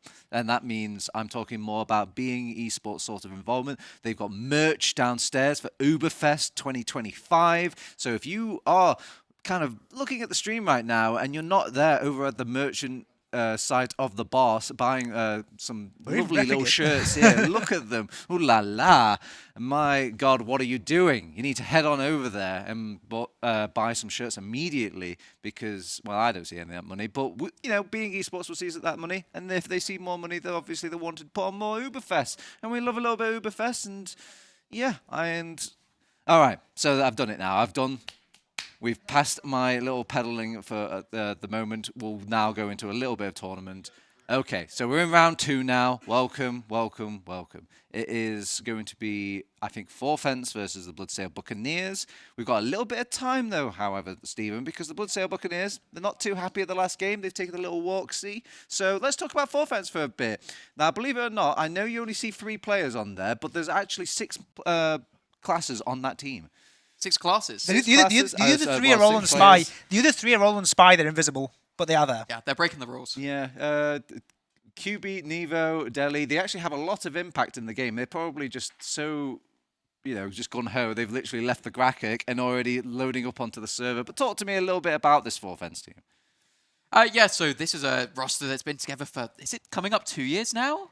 The exact 6 players has been just over 12 months. I think Demul joined them just before they won Prem in season 48. So that was probably September 2024. I want to say it's a long time. Yeah, but the roster's been together for a while. Either way, yeah, as you said, they've won Prem. They've come second multiple times. Came second at LAN as well. So this team, it's well established. Some of the best names in Prem are on this team. We definitely have some standout players who've won basically everything. But we also have some standout players for this map coming up. Yeah. Yeah, this is because obviously that we mentioned in the previous segment. If anyone didn't catch that, these best of ones, the maps are forced, and they don't do a pick ban. It's everyone. Round 1 plays Sunshine, as we just saw. Round 2, everyone is playing Metalworks. Ooh. And Metalworks is a famously French map. At least in recent years, there is even a mid rollout called the Brugesman rollout. Ooh. Because Brugesman may not have invented it, but he definitely perfected it. And he has destroyed many a demo man on his rollout in from a house. So yeah, I think Forfence, they're probably very happy that they're getting onto Metalworks, but maybe less happy as Bloodsail Buccaneers because they do not really play this map as much. Yep. I've just reviewed the graphic here. No Frenchman. So this is looking pretty tough for them, not Stephen. Metalworks for the Bloodsail Buccaneers. As between obviously the forced map going into Forfence, and this team actually famously beat Forfence in the online season previous to this one. So I don't know, what edge do you give here? You've got obviously the French Metalworks, you've got the land buff of Forfence, but Bloodsail Buccaneers have proved that they can beat this team. What does that equate to? What's the answer? It's a little bit difficult. You also have to factor in that the loss the Bloodsail just faced. Forfence won their map and did a little bit of stalking on the logs. Bloodsail have played since the 1st of September Metalworks 1 time. Woo. Which I'm not going to say it doesn't bode well, but it doesn't bode well when we've just said the Frenchies map is potentially Metalworks, and they've played it, I think, 4 or 5 times during that period. So I think they're coming off a win, they're feeling confident, and it's a map they like. I think this could be a rough one for Bloodsail. Yeah, Ben, this is it's an interesting point about all these maps, enforced maps. Usually you could just kind of cut off certain maps that you're like, oh, we don't really want to dedicate too much time to this. But with this forced map pool of the round robin stage of this UBERFEST 2025, are we going to start seeing a lot more weaknesses in all these teams, or is it still kind of like, knowledgeable back there? We've done it once. It's a long time ago. Yeah, obviously everyone's played the map, right? They'll have played many seasons ago on it. It's just this sort of collection of players hasn't been actively scrimming it. So maybe they're a little bit out of form on maybe the synchronization of the bombs or some of the mid-fights, for example, or some of the set plays. But At the end of the day, everyone can still play it. And okay, maybe a slight edge goes to Forfence because this is technically going to be a really close matchup. They did have a close fight in that lower bracket semi-final in Prem. So in those matchups, I think the map matters a bit more. But like if you put the best team against the worst map, but on the worst, the best team against the worst team on the worst team's favourite map, then the best team still probably wins, right? But these two are close enough that I think the map might matter. All right, I've been looking on the TV. I've seen these teams and players lining up in the lobby. They're literally beating each other over the head, waiting for the games to start. So maybe I should throw it over to our caster pair. And I believe that's still going to be Domato, and it's still going to be Dave. Hello. Welcome back. And yeah, really looking forward to this game. We can see these players as well there. I mean, they look a little bit nervous. They look a little bit... I feel like Sivs is just looking very thoughtful, honestly. Maybe. I mean, Mac was nice and chill. I mean, they've lost that first game. That is a bit of a big setback because they're probably expecting to beat Point Gaming in that first game. So now moving over to second and a pretty illustrious opponent in the Frenchies.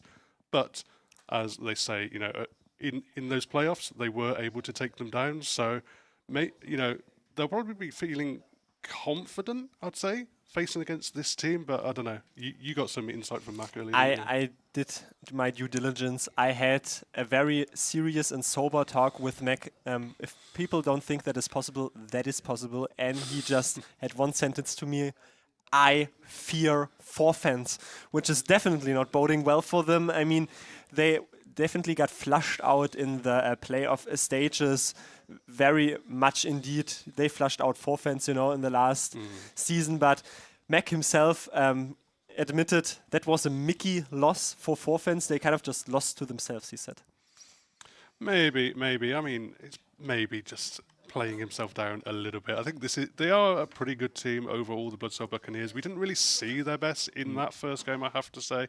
They looked like just not quite up to the pace of things. You know, when you're playing Prem TF2 against so many good players, you really have to make the most of the advantages and make the most of the chances that you're given. And they didn't really do that at any time. They looked comfortable at times in the stalemates. They didn't have a great number of ideas, but it was crucially whenever it got a bit frantic, whenever it got a bit messy, there was another level that Pint Gaming were able to hit, and Bloodsoul Buccaneers were not really able to do that. So it remains to be seen whether Forfence, whether it's a case of now they're coming up against Forfence, maybe Forfence are struggling in the same way, but you have to say Bloodsoul Buccaneers are looking to step up for sure. I do hope for their own sakes, because for me it really felt a little bit baffling. I mean, I usually say individual talent does not replace sort of organizational strength, but it seemed to be the way here, because Pint Gaming doesn't have that much of a longevity compared to Bloodsoul Buccaneers. Bloodsoul Buccaneers, however, I was a bit let down because I was thinking they might revel in the Uber engagements, but for me, also not 100% convincing. I mean, Sale is sort of newish on that pocket roll, and also we heard it from our desk, ripping Eon to pieces sometimes a little bit, and they just didn't really feel comfortable even in the Uber engagements. And if that isn't your forte, and the stalemates are not your forte, and you just get one round with a backup, okay, the opposing team also got one round with the backup, but, you know, I feel like they still need to figure something out. Yeah, it's definitely quite a large room to improve, I have to say, for Bloodsoul Buccaneers. I think you're right to say that they either need to get better in these team fights, in these messy situations, or they need to get better in the stalemates. I mean, Metalworks typically tends to be a little bit slower, tends to be a little bit more spammy. I mean, the mid fights are very, very important. I'm thinking the Demo Man duel on these mid-fights could be crucial. I mean, Mac is probably going to have Bruchman on top of him immediately on a lot of these mid-fights. It's going to be something that he's going to have to deal with immediately. And Deli is someone who can be really, really explosive. So if Deli is able to just really step on top of Mac with the support of Bruchman and his soldiers especially, could be a rough time. I definitely think the couch was right to suggest that the Frenchies have an advantage, at least on this map. By the way, we have such a prolonged transmission into the cabin of Bloodsoul Buccaneers. I feel like I'm their 7th player. It's insane. I mean, the immersion was definitely there. I feel like I'm the keyboard right now of Lev. That is a bit intriguing at points. But what I also wanted to mention, Forfence dodged me a little bit where I wanted to meet them. They were just not there. But it is a sort of prolonged desk. We don't want to keep you only strapped in with our 2 voices. No, we have 3 additional voices. They're on the couch, on the desk, whatever. Well, well, well, look who comes crawling back to the couch. Welcome back to the UBERFEST 2025 couch segment. Obviously, I'm TurboTabs. I'm joined with not Stephen. I'm joined with Ben PL. Guys, it's the most important topic of LAN, tech issues. Hey! Hey! Well, I mean, not Stephen, this isn't unusual, right? No, I think this basically happens every LAN. I mean, people's PCs not quite working how it was. I think it was Sylves. Looks like he was struggling to load into his game and kind of get it how he wanted it running, or potentially there's config issues going on. But it happens every time. It happens at your home. There's a reason why we always start our casts half an hour late, even online. There's always something to go wrong. So I don't think it's that odd, but we're here to fill in. Yeah. We're here to have a tournament. Yeah. They may have a tournament to play, but we got a tournament to play. Yeah. Ben, it's not just Spire disappearing. Sometimes batteries disappear from headsets, and dongles go dongling out of the room, and all this. But it's nothing to be blamed about this the Leap Camp, though, is it? This Leap Camp site here at LAN has been lovely. There's one constant amongst all LANs where the tech is used, and it's the players, right? Yeah. And whenever there's players at computers, things will happen. And there's obviously these guys, they're at the top of the game. They want everything absolutely as they want it, as they have it at home. And if they're like their config's not loading in properly, and or whatever, the best thing about tech issues, they're fixable, and they've been fixed right now. So we're going to throw it back over to our casters. Absolutely. Thank you, friends on Spire. Hope you're enjoying it over there on Badlands. But we're here on Metalworks. Looks like we're going to be going live pretty shortly, I imagine. I mean, they're throwing it back to us, so hopefully so. I have a very good sign here. This LAN has worked 0 days without an incident. This is not entirely true. Maybe we had a really good and planned setup, but there are sometimes just scenarios that you cannot count in. Hopefully I can still be here after some adjustments on caster pairs could be made. No, but we are still waiting for our sweet time here. The only thing that I really had or gathered out of Forfans, I talked about the team that sat next to them in close proximity. That is the Stew team, as some people might say, and that's always a debuff, they say, because they are so loud, Forfans might even not be able to hear themselves. Yeah, you want to be able to hear yourselves. You want to be able to have audio as well. Apparently one of the players is struggling with that. I mean, apparently they're going to be going live shortly, so we can look forward to that for sure. But is there kind of a single player you're maybe looking forward to stepping up here, Demeter? I mean, obviously on the Bloodsail Buccaneers, I'm trusting. I've been lauding, I've been singing in praise. I feel like I'm the personal fan club of Sale at some certain point. This is definitely a player that has to step up. I don't want to pull the Uno reverse card and put you on the spot, Dave, but we were talking a bit in the midway section. You were not that convinced by Sylv's performance. Neither was I, but that might be a player. Yeah, I mean, we didn't dwell on the logs very often, and honestly his numbers were okay. He didn't get a lot of damage, but I didn't really see much impact from Sylves throughout all of the game, really. I mean, partly it might have been just because Bloke was constantly going for plays, but it looks like we are going to be going live here today. We are going live indeed, and let's see for which team Metal works indeed as Bloodsail Buccaneers roll out on their own right side, and it is a Forfans Squadron teaming up with all the players glowing in blue. Delhi is glowing into the respawn queue. There's already a Devilman down. Rutschman also culled on the flank, and that is a very easy first fight. Eon is charged, though only 10 HP on him. They soaked this up, and somehow Forfans lose that mid. Oh, well, I mean, they did lose Delhi basically immediately. That was a decent salvage, to be honest. They got very, very close to taking out Eon, but this time he was able to escape. We talked about the pressure that would be onto Mac immediately, but it was Delhi who was getting a little bit of ahead of themselves, immediately caught out by Bloke. So that is one in the can for him. But Brudgeman is looking to just bully his way on the second. He eats a lot of damage, going to get taken out by Sale, taken shot out of the air, and now with the soldier down, they're probably going to have to back up and give the second point. It was Delhi having to strap together his circumstantial evidence and turn that into ostensible evidence, as he only really flung the stickies and pipes forward onto intuition, but eventually did not find anything, which now means it leverages Bloodsail Buccaneers counter up to a full extent. The head is bonked though, but way, hey, and up he rises. Bloke does not ultimately though find another land lubber to squander about, and 4fans is on their last. So it's a different map, but a familiar situation from a lot of what we saw on that first round game. It is lobby control once more for the Bloodcell Buccaneers, even in the situation.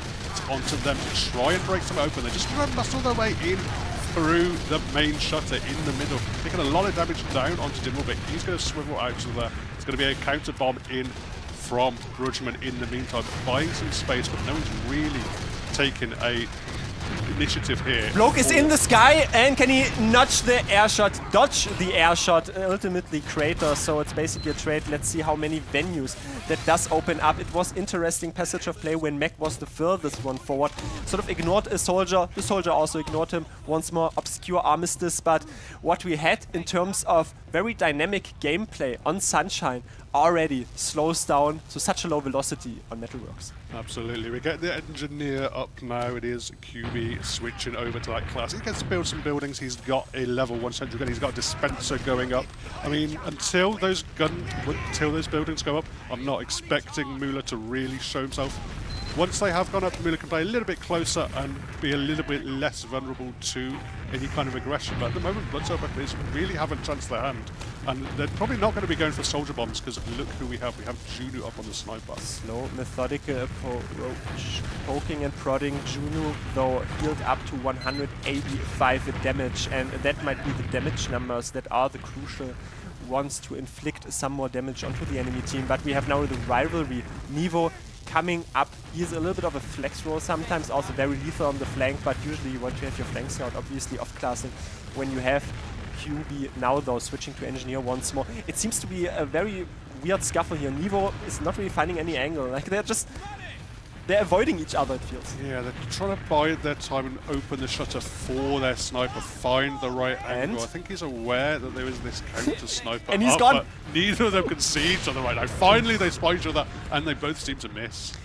Almost the shudder made them shudder, but they were just really missing themselves! Juno is not missed, as Nevo is Nemo for the enemy team. No one left to oppose him anymore, and let's see how many venues that does open up indeed, but everyone is hiding from the Bloodcell Buccaneers. They have left the vicinity, the ship, and yeah, just again, mutual ceasefire. Yeah, I don't think it's going to open up too many venues. They're probably just going to peek Nevo forward a little bit. They still have this sentry gun back on last that they can play around. Nevo's actually playing quite aggressively. He's going to get spammed out by Mac here, eating early damage, so he's going to have to back up. That's going to allow these sight lines to be pressed a little bit more by the Bloodcell Buccaneers.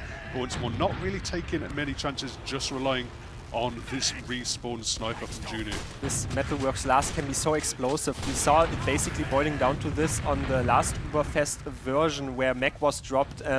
Though Mech this time around is not on Medic, so he has the duties to just keep Eon safe from the same fate. Juno is really just waiting for a beam. The beam is not really connected to him. There's a double trade, though. Bloke and Sylphs down to the respawn queue. Also the Juno sniper being charged, but ultimately the sticky rose to the wall. Brutchman caught by Sail. Wonderful conversion rate, but the pipe comes in. It's a bit of a fickle fight right now. Yeah, Nevo is charging forward. On Nevo! On Eon! That is another one for the highlight reel. What a fantastic shot that was, and that is definitely going to leverage your game if you've been head counting. Nothing in the backlines, but the sizzling cacophony. Eon down. Yeah, Eon down once more now. He is still running on some spawns for both Eon and Junie, coming up now on the scout to aid the transitions and to bring his medic back into the fight. But everyone's passive at the moment from Bloodcell Buccaneers. Full Uber advantage here for Mula. They're trying to just pressure in. Bloke is up in the air. The other soldier as well. Sylphs is bombing from really, really high. They're taking so much damage. Chase is on from Junie. Does get the force out, so that is probably what they needed, but they don't want to lose too many players there. It was a very interesting approach there. Double soldiers were really what was the dictating force, but now we see a scuffle in the yard. Dimul not able to inflict on Eon what Mula had suffered prior. I mean, Eon doesn't have an Uber, so it's the old antique of a medic psychology. If a medic doesn't have, you have to kill him, as in, if he has, you only have to make a medic scared, so he pops. And now they are, though, leading toward this alleyway, and up above he rises. Juno is on a 3k, Brutchman down to the respawn queue. They are taking these fights, the single fights. It's a two-man advantage. Yeah, Chase really far forward now. They still have the Uber. Mueller's nowhere near here, so they can pressure into last. They're chasing quite deep. Nevo, a lot is down onto his hands to just try and stick around his team. Continue to build this Uber up. Still only up at 60%. So much. Last opens up. Last opens up. So much cap time. You know it's really dealing with it, and it's not Brutchman. It's the soul. Brutchman. What have they just got for dinner? For Bloodcell Buccaneers being flushed out a little bit in the end by Pint Gaming in the previous game, but now Forfence is thrown into the abattoir.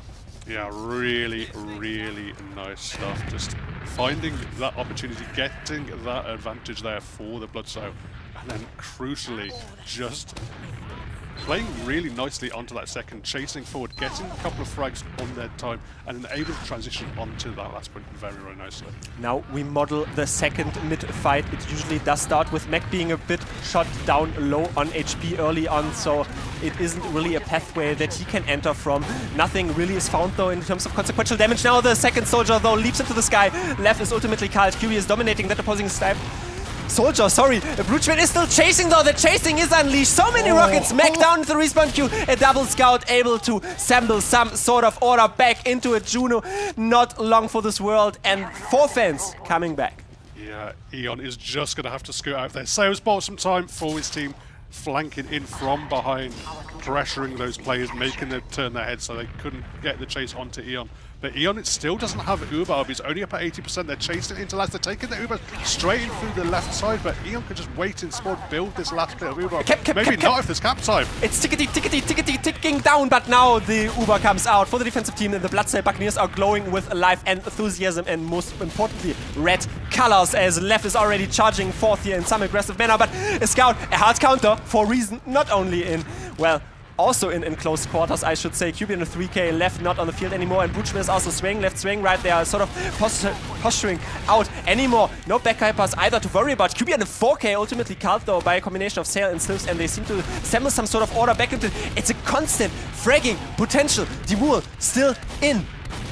Yeah, Brutchman is really low as well. He's going to go down, so both soldiers down for the Frenchies. Didn't find any position to go in for Eon to get really aggressive. They've taken it through lower, already in towards mid.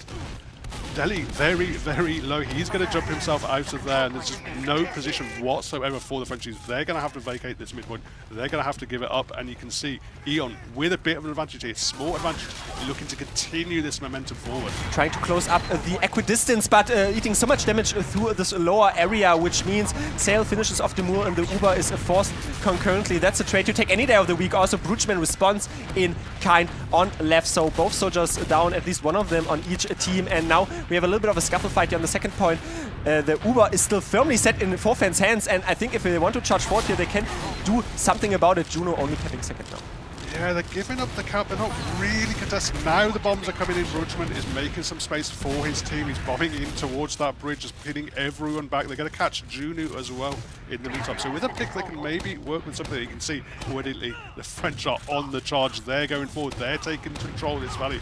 They're looking to posture towards this midpoint. What I was criticizing upon Forfence, a little bit of too many options, too many idiosyncratic plays. Players doing one play, the other players doing another play. The problem there was not really threadbare, because they just, you know, had a very slow attempt, pushed it forward, still preserve a 100%, now have a second point to feature for the attack, and in the alleyway is where the damage is flung forth. Meg is controlling it more with his glowing stickies. One is already detonated on Delhi, but I think there's another soldier leaping in. Yes, indeed, not really watched from our POV, but Brutchman dominated. Yeah, high bombing for Brutchman, gets some damage down onto Mac, but even with QB chasing in quite far in the flood of red players, the flood of pirates around him, was not able to find that frag down onto Mac. He survives that away, he gets an arrow. They're now in. A lot of damage down onto Delhi, finding the rockets. Mueller's actually juggled out of there as well. He's going to get health back for his troubles. Actually, they've claimed Demul! And what a force that was, completely unwatched. A little bit of a crack, skip, jump as well, and Sylphs now only scopes out the angles and say, well, They are traveling through alleyway. Unfortunately, there are 4 players there and I'm half HP, so goodbye, and I just relayed that information. However, that was a fantastic, once again, wraparound play, and Forfence is slowly grinding forward, slowly turning the gears into their advantage. Yeah, and in the blink of an eye, what looked like a great situation for the Bloodsoul Buccaneers to maybe get a frag onto Madova, to maybe take Deli out of the fight on that midpoint. Immediately, Demul just comes through, gets the force. Now UBERFEST ready to go. The triumvirate of success is going to leap forward. So much Captain already gained. There's no one really dealing with it. And now the trap card is activated. The pipes flung forward. Some definite highlight reel frags in the end for Bloodsoul Buccaneers, but eventually not enough. Pipes are magnetic. Plumber is here. No irony involved. Iron Bomber does the job. Yeah, I did not like that defense from the Bloodsoul Buccaneers at all. Just everyone back in that spawn door. That Heavy has 450 health, but it doesn't really matter. He's so slow to get on the point. If he's that far back, it's going to be very easy just to play the cap time, and that's exactly what Forfence did. They saw that point, their eyes lit up, they got the cap time. A couple of players eventually got into block, but it was way, way too late. It was also Schrödinger's health bar. I mean, Heavy has a lot of health, but if 4 players are shooting him conjoined, it's going to dwindle down, but we enter the 3rd mid-fight already, as it has been ongoing. The health numbers are a bit more important here. Sylphs' pipe, a little bit mid-air mediated their own place by charging 4th indeed, and it is a 1 trade. Not trade at all, it's just 1 frag, and they take that. Yeah, a lot of these mid-fights, it's been the Frenchies who have been taking a lot of the early position. I mean, mostly the Bloodsoul Buccaneers have been happy to just give it up to them and try and utilise the fact, bait them forward, get the aggression down, but Sylphs didn't work out for him that time. Bridgman is in, he's bombing into hello. Sylphs. Sylphs is so low again. Bridgman's actually going to win that 1v1. Not too much health, surely, eventually claimed by Junior, but Max being caught as well. Bratchman wasn't even looking at the opposing soldier and like, okay, I'll just swat you off my side there. And now Junior is taking a 1v1 scuffle there with his opposing flank scout eventually, but it is the point that is a bit more important as both medics have for them 100%. Sail is now down though, so not Pocket Scout, which facilitates Forfence capping 2nd, since Bloodsoul Buccaneers have to only deal with Junior behind. Yeah, it's so difficult to lock down these points when you don't have a demo man on this map, and that Mac frag was absolutely capitalised on by the Frenchies. I mean, Junior went for a play, but not finding anything. No, and now back onto last here for the Bloodsoul Buccaneers. They are, I think they've got the Heavy up. This time the Heavy's a little bit closer to the point, so can't immediately just rush it down to that cap. But obviously it's a different scenario. We have Ubers up for both teams. Eon can pop the Uber if he needs to in the defensive situation, but actually, yeah, Sail probably thinking better of it now. We're going to get Juno up on the engineer.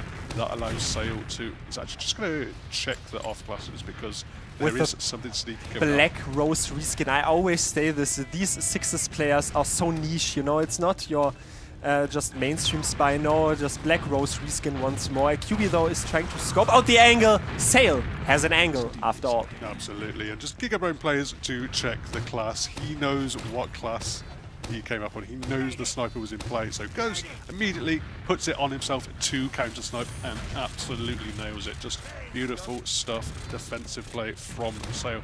Very, very smart, very, very adept. But I mean, we're going to be stuck on this last point for a little bit. I mean, that 1 sniper pick, it means that at least your medic isn't going to get sniped for another couple of minutes or so, but it's really difficult to leverage. It's a side sack from Gutschman, but he's met by 2, so Soldier Rockets, thank you very much indeed. He still keeps alive, Nevo rushes in, but the sentry gun is still there to be threadbare and shoot the enemy team rather. As Sylphs now has a 1v1, but he wins that ultimately against QB. That was an interesting like foray and tonic of players. Didn't really do anything. Also, I don't want to cue you too early in, Dave, but 1-1 Metalworks last.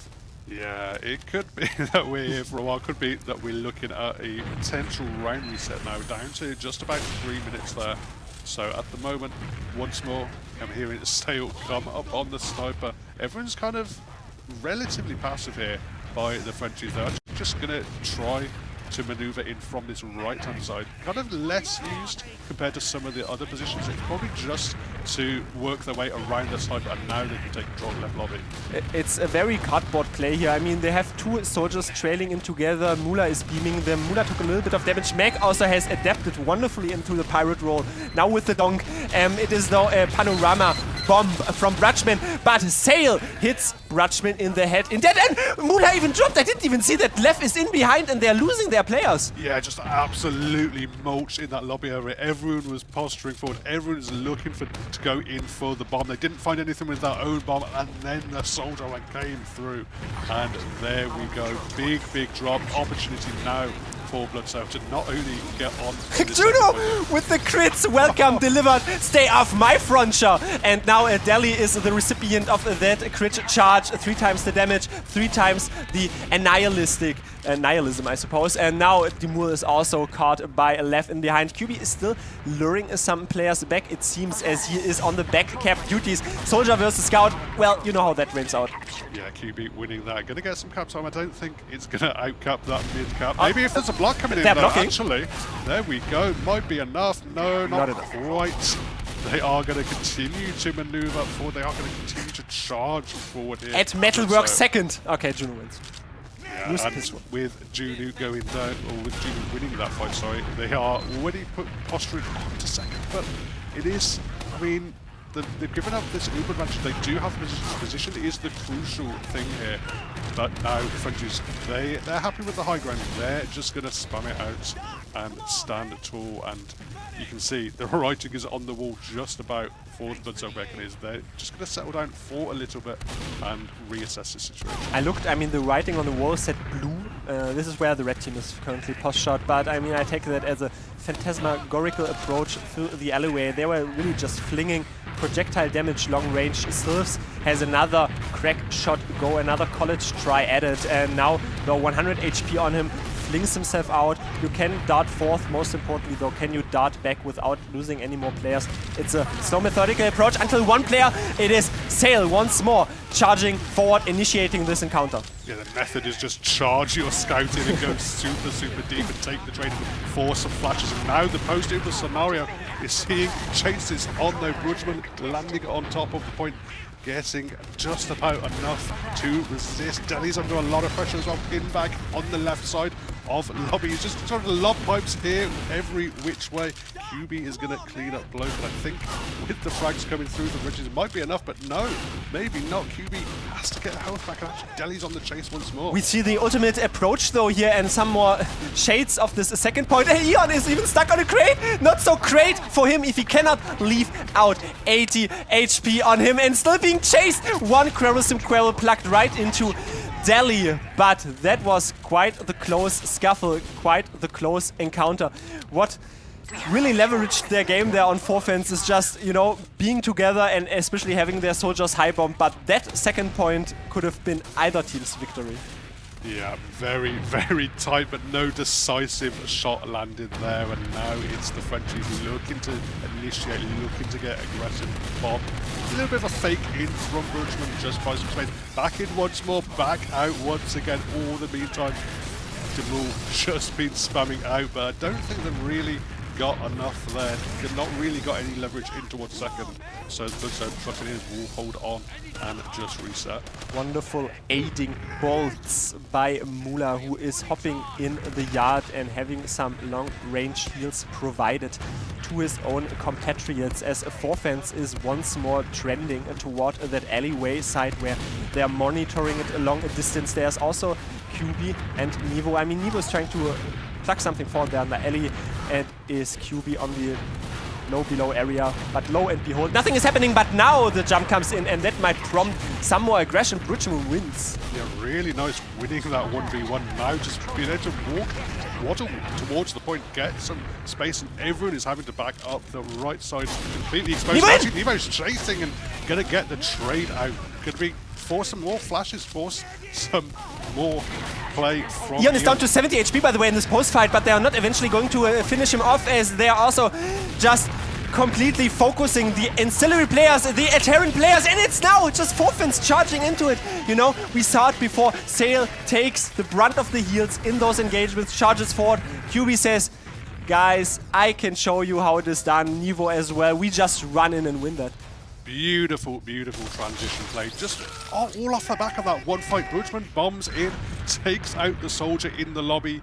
exposes that space. They get the cap time, they chase in with the Uber as well. They get a good exchange out off the back of it and really capitalize off just that one play from Budgeman. Beautiful stuff by the Frenchies. This is the 4 fans where we do love us. It's a recurring theme. Mac always being met by a soldier. Hello, there's a rocket to you. Maybe you can visit the midpoint in another go. But it's now a soldier though, high bombing. It's a little bit of a scuffle on the side flank. Ultimately, Dimul still post shot in the lobby. QB down as well. One player. Brugman not cratering. Do not worry about him. But again, one player down, no positioning. Goodbye mid. Yeah, not bad, honestly, from the Bloodcell Buccaneers, just absorbing the early aggression once more. As soon as they're stabilized, as soon as they're ready to go, they just slowly barrel forward, just take it a bit of a grind. But you know, if they're winning the spam trades, they can always take it. Mula now, So much damage. very low. He's having to play very passive. Can't get the heals, can't get the arrows out. That's made Demul and Nevo both go low themselves. And look at the space taken by Sale here. I like how we didn't even have Gibbs, so Dimul was just, I'm out of this realm of this existence, just instantly disappears, boom, gone. And Mac is now though dying in this post-fight, and Sale also tries to leap something forward. We said that before, or we didn't really mention it, I think, like Mula tends to be sometimes caught out. This time Bloodcell Buccaneers recognized it and made him play passive. In the end, they do claim that second point. Delhi tries to sticky something forward, but it's a little bit, again, poking and prodding, nothing really happened. Yeah, Mula's still only on about 100 health. Since he's been really within a shot or two. He has of auto-regen. dying. Well, yeah, that just as well, because it seems he's been within a shot or two of dying for the last phase of play, and it's just allowed Bloodcell Buccaneers to really make the most of it, take the space available to them. Now, once more, they're stuck in this lobby area. They've seemed to have been in their opponent's lobby for a good half an hour of the last hour of gameplay, so I mean, once more, it's up to them to go in for some kind of play. We're going to see Bloke go down, and Sylves as well, trying to make something happen. Maybe just a little bit of a fake bomb to turn some eyes, but not happening just yet. Sylves not able to overwhelm any player, didn't find anyone to overarch in the end, and Lev was the one that fell. He spawns, no off-classes. You might think, well, Left doesn't off-class, no, but he can open the shutter for another player to then switch back to the spawn and maybe off-class, but they're opting for the man-treads. Instead, would you look at those leather boots? Yeah, man-treads once more. Very nice unlock, I would say, on this point, especially when you're having to deal with this sentry gun. Sentry gun is so powerful in terms of its denial from that soldiers, but not if you've got the fact that there's not been knockback. It's going to take the damage of that sentry gun, but particularly as a level 2, it does get increased knockback, but completely countered by the man-treads. Bloke says, tread very carefully around me as he's already leaping in, and let's see, they're all so far onto Mula. He doesn't pop, he ultimately pops. That was crazy. Mula is probably imploring his players, why are those soldiers in me for 5 to 7 seconds? Yeah, those were beautiful serves, honestly, from Mula, but it was not enough. He was just followed up. There was effectively counter serves coming in as well. The damage just beautifully negotiated by that bomb from Bloke, and then Sylves following up, getting that force. I mean, if he hadn't committed there, I don't think Mula could have popped. Maybe not at all, but I mean, we were mentioning it before, Mula usually not cocky at all, but just is trusting in his own mechanics. Now, though, we leap forth once more with a red triumvirate of success. This time they spot the sentry gun. It is down and below, but lo and behold, now the glimpse of immortality fades, and the pyro is brought to the front lines, incinerating this bridge. The Uber is popped. That might help their efforts, as everyone is really scarpering out there. Mech also catches a rivalry pipe, and Eon is not out of harm's way yet, trying to be incinerated by Nevo, but ultimately Scorched Earth is all that is left. Yeah, once more Bloodcell just trying to play it slow, and this time really punish for it. I mean, that must have been an absolute turbo build from Mula to get that Uber in time. Basically, you know, after forcing out from that sack play, and before the Bloodcell even pushed in, he was up to 80-90%. Just about got in time. They thought they had a lot more time to work with their Bloodcell. I think they probably would have kept it out had they had an extra 20% Uber advantage, but not today, unfortunately. Not often that you can just watch a medic for 20, 30, 40 seconds, but it was really subliminal dodges there by Mula. I mean, he has the tactics and the technicalities for a reason. It is Silvstow postured a bit more on the front lines right now, but ultimately prongs himself out of there with the last resort rocket left. It does so do in kind with the ancillary players and spam to hit set players on that bridge. Silvs ultimately falling. It was really just, you know, towing the line with the soldiers. Yeah, with one soldier down, I mean, the Frenchies aren't really looking to make the most of it. It looks like they're not putting any kind of soldier in a position where he can go in for a play or something. Everyone's just lobbing up around this Mula medic, playing it nice and slow, not really chancing the hand. I mean, they've got a round up, so that's the crucial thing. Down to the last 4 minutes or so. I mean, even if we had a round reset here, it wouldn't even come into play, so not enough time there. They're pretty well up sync on the clock, so really it is up to Bloodsucker Buccaneers to find something. The impressions there on our lower left, that is how the gamer faces to look if you're really excited, I suppose, to just stay on your own Metalwork second and waiting for the mech attack. But mech attack has to make do without a sail, as he has already left into the respawn queue once more. And I'm so immersed, I just realized, okay, it's only 3 minutes left. It is definitely clutch time. Yeah, this is what it comes down to, just a round in it, and as you say, really now up to the Bloodsucker Buccaneers to find something, to find some kind of opening, some kind of advantage they can negotiate themselves. So at the moment, the French are just happy to sit back, they're happy to absorb the aggression, they're happy to blob around the medic as long as and that's a force! It takes 2 soldiers in close proximity. That forces Mula, but they have to play their cards right. As you can already see, 2 players down might be an advantage. We are already pressuring here a bit.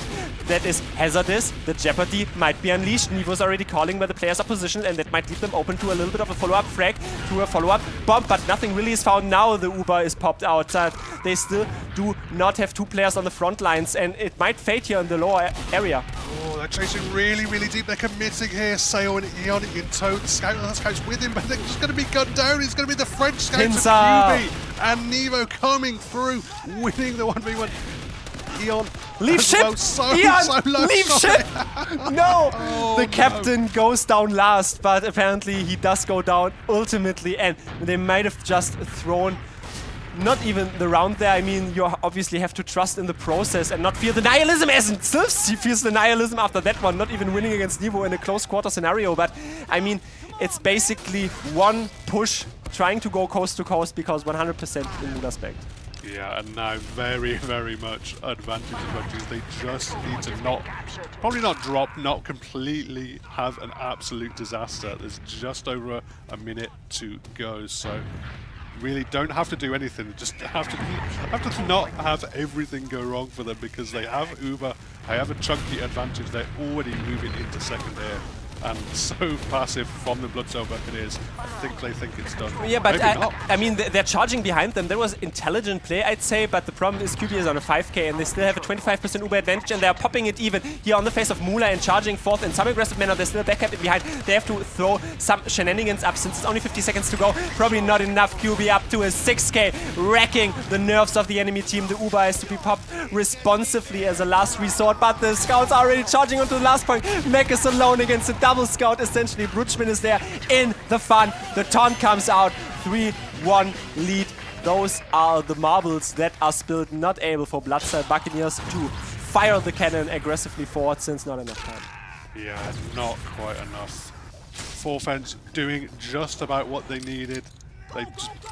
They knew they could have sit happily on that second point, absorb everything thrown at them.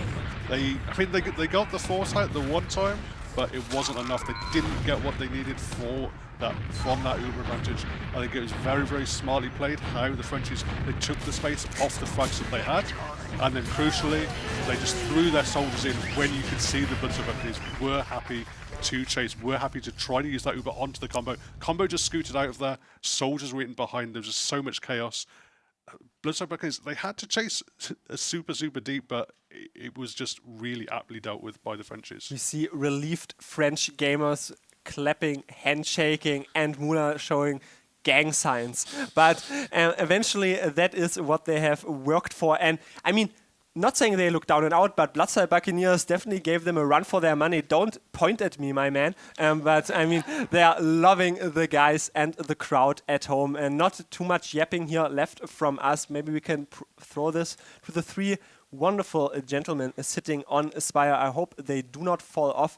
I have one thing that doesn't fall off gameplay. It is still energetic, but what do you say about this? The couch.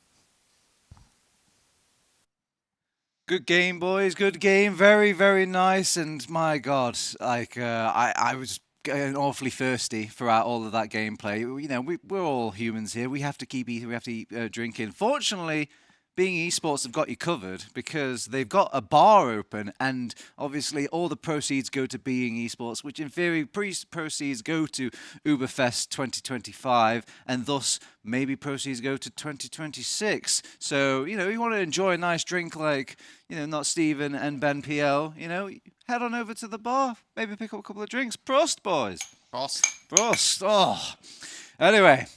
Obviously, we're thirsty, but for offense, they were looking hungrier than you know, the Bloodsteel Buccaneers in that one, despite winning the first round. What happened, Stephen? Yeah, they definitely were looking hungry for that win, as you said. Went down early, we were saying on the couch. Washed French players, French downfall Friday, called out in chat, but it was not to be. The French throughout that game, I think they just kind of looked a little more in control at the end. They had some good plays. And overall, I think just played a little bit better. I mean, we saw, I think one of the major things I saw was really, really good trades from the French. Nevo taking some great trades to get that second round, took a great solo, just completely forced the whole Bloodstyle Buccaneers combo to leave. And then when Muller did get forced, he took such great care of his medic, getting that force onto the Bloodstyle Buccaneers, and they could do nothing with the pincer that the French team had. And I think they just kind of lost answers on the side of Bloodstyle. Ben, are we going to find Bloodsteel Buccaneers at the bottom of a bottle over at the bar area now, which you can pick up at Being Esports at any time and support the event? It's possible. There are still a lot of games left to play. I believe 4 more for the Bloodsteel Buccaneers. We've seen their 2 games so far, and they haven't gone to plan. But at the end of the day, they can still redeem. They've played 2 of, or at least one of the harder teams in theory. Forfence are coming in as, at least for me, one of the top seeds of the event. I see them taking a long run. And it's been competitive. It's just they've fallen the wrong way on these. And this was, again, these games that are going down to 1 round, it's a game of moments. We're talking about that Nevo pushing to last. There's a great Bruiser bomb we saw as well, like landing underneath the bridge and just destroying everything. There's so many great moments. And like, it's moments like that win games, especially when they're so close. So I think for Bloodsteel Buccaneers, I don't think they need to be too concerned yet. There's been signs there. They've played fairly well for the most part. I just think in a couple of moments they need some magic. Now, obviously, it's a long day. We've got a long coverage ahead of us. It's all round robin here. But, you know, it's not just a story of schedules. It's a story of marathons for these gamers. It's a lot of TF2, Stephen. Do you ever get just tired playing TF2? Is that even possible for esports? No, I think absolutely it's so mentally taxing. You are thinking about so much during these games. And as Ben said, it comes down to plays. It comes down to these tiny things. It comes down to seeing those tiny opportunities and really trying to play off those as much as possible. And I think when you do play for so long, you start to get a bit of mental fatigue, start making those mistakes. And I think sometimes you have to take that breather in, reset. And I think that's what the Bloodsteel Buccaneers need to do for that round. But we're only 2 rounds in. I'm hoping they're feeling fresh. I'm hoping they didn't stay at the bar too long last night. Yeah, speaking of bar, Ben, obviously we've got our bonk propaganda kind of surging through the elite camp here in Stuttgart. I've heard we're keeping track of things like, you got your ear to the ground. Who do you think's like kind of, what's the drink to be right now? It's weird because last year, Blue Bonk ran away with it. Blue Bonk was miles and miles away, the winner in our red versus blue competition. But I don't know, I've heard people tasting at the bar last night, and I don't know, maybe it's going to be a bookie's favourite for Red Bonk this time. I've heard the Red Bonk is really good. Okay. Well, the chart is defying you so far. Oh, it's just going blue. Go blue. Yeah, but who knows? Maybe we can make the difference here. We can all make the difference. I'm Team Red Bonk. Yeah, we'll all Team Blue Bonk. I suggest we all head to the bar right now, go to a little break, we'll come back, and we'll see if we can change that bar. Anyway, cheers. Cheers. Cheers, Twitch. We'll see you soon.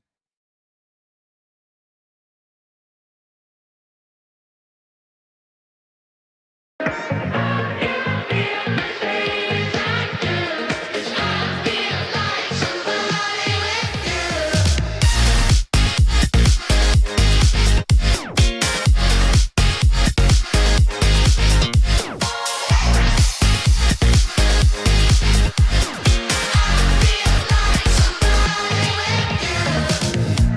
been feeling like somebody else, chasing shadows, not really feeling myself.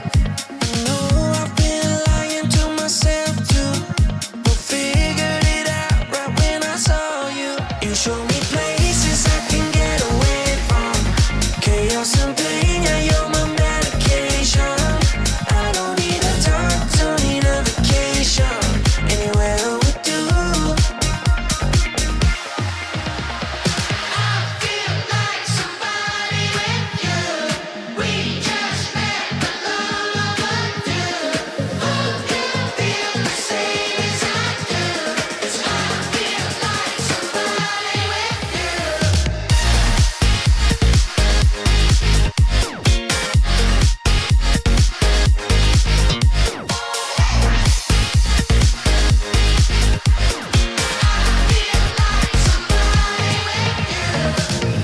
I've been walking without a crutch. Got me out my head, hope this ain't too much. You shook me to my core, feels like my debut. Me and you walk into a different groove. You show me places I can get away from chaos and pain. Yeah, you're my medication. I don't need a doctor, need a vacation. Anywhere with you.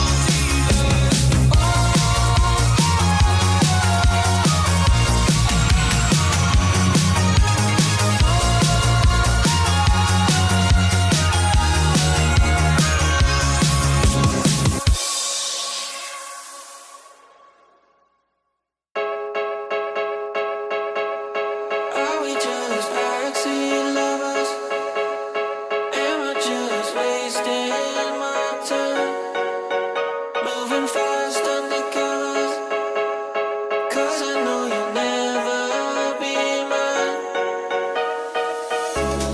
Loving on the low key left me kinda lonely. If you can see what I see, I'll just take a backseat for now. I'll just take the backseat.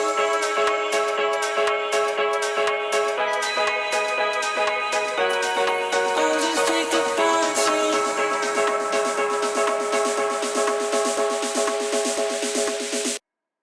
I'll just take the backseat. I'll just take the backseat. I'll just take the backseat.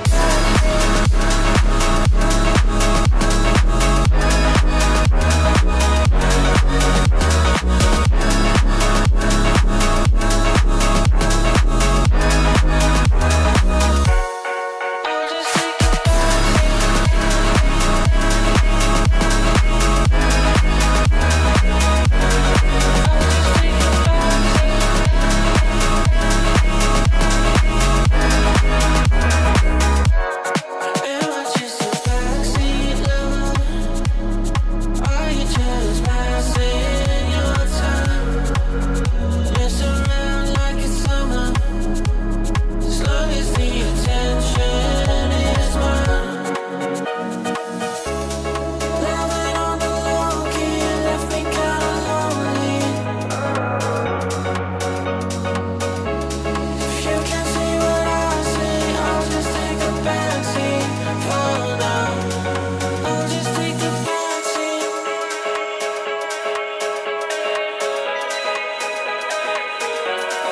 I'll just take the backseat.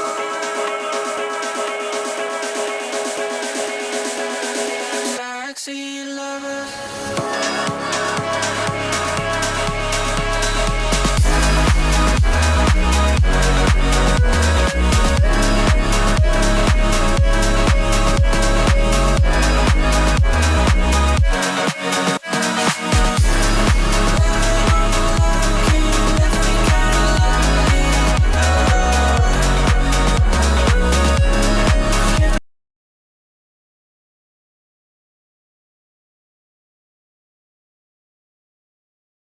Welcome back to Vibelingen. Welcome back to UBERFEST 2025.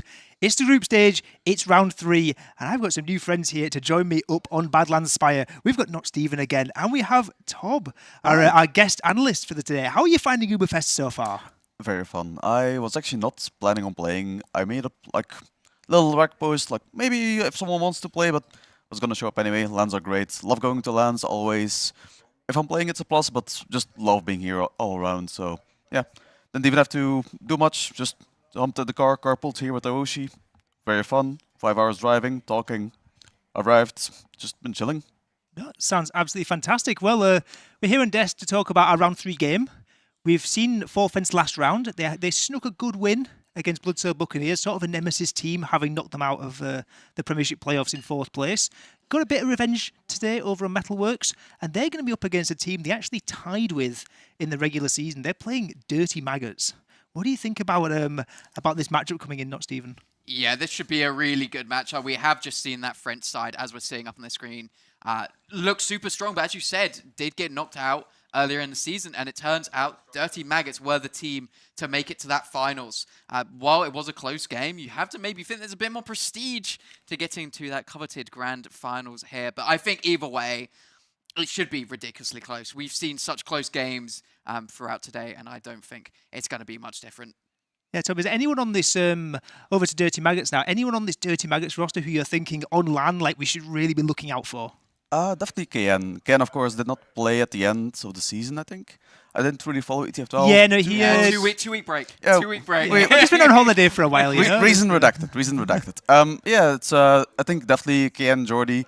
KN is definitely regarded as like one of the best DM soldiers in Europe at least. A very strong soldier, and like generally, Zams is always just gonna flick some pipes across the map. It's always gonna be like interesting, especially like of course Voxtech have very strong scouts, but I think for these guys the explosive class is definitely what to look out for. Yeah, absolutely. Yeah, we've seen many frag video moments from both of them, particularly from that last Poland and last year's UBERFEST as well, where both of them were were in attendance. But we're going to Sultry for this game, and it's a map that we were discussing just beforehand. It's not a map we see a great deal of in terms of online TF2, but with it being like the LAN where we're playing every map once each through the group stage, everyone kind of has to play everything. Like, no, Stephen, do you think this this might affect how this game goes a bit? Yeah, absolutely. I think Sultry is probably the most hated map in Prem. Fairly or unfairly, you can decide. But yeah, I think it's one of the maps we see insta-banned. Like, you see going into playoffs, you're like, oh, this is just going to be banned by literally every team. No team particularly prefers it. I think we were saying Forfens maybe played it a little more in the past, potentially. But again, recently it just hasn't come up a huge amount. I can't remember one time that either of these teams has picked it. So it'll be interesting, and it adds just that little element of chaos that maybe you don't see any other time here. I don't know if you have many thoughts on Sultry as a map. I kind of like Sultry, actually. Of course, like one of those maps that's like, oh, RGL is starting to play it. Should we play it in Europe? Trying it, this and that. I've gotten kind of used to it. I don't mind the map, but of course, Prem, they can be a bit stubborn. They like their maps that they know very well, that they've been analyzing for years. I do think Sultry is, in my opinion, a decent map. For them, of course, like it's going to be a bit more chaos maybe. They don't have like the full plan laid out, it's still day one of LAN. But I don't know, I think we can definitely see something like very cool happening here. Maybe some of the chaos will make some very interesting plays on the flanks, some collapses, some pinches. Yeah, absolutely. Like it's a map where there's lots of things that can go on, and obviously we're going to be going into in the season obviously as well with these teams. Like they're so evenly matched. They traded back and forth, but they didn't actually meet in playoffs, and we kind of expected them to. So are we thinking like how much stake are we putting into like the sort of run of form? Because Dirty Maggots, it looked great in season up until that loss against Witness, but they've had an okay day one so far on LAN. Whereas Forfens, it looked maybe I heard they won only 4-2 against Aragosta, and I thought maybe it was going a bit of a rocky start for them, but they've managed to pick things up a bit better. How are you thinking this matchup might go, not Stephen? Yeah, I think as you say, you're expecting them to kind of, I don't want to say roll Aragosta, but you're expecting a clean 5-0, right? They are potentially the second best team for Forfens, and you're expecting them to keep going, and then having a really close fight on against the Bloodshot Buccaneers as well, as we've just seen. Maybe it puts a little bit of, ooh, how are we feeling into it. Maybe there is those jitters. Maybe they're not loving the setups as much as home. Potentially, so you kind of have to worry about that. But I don't know. I think it's so hard. It's a bit of a coin toss on day one, I feel.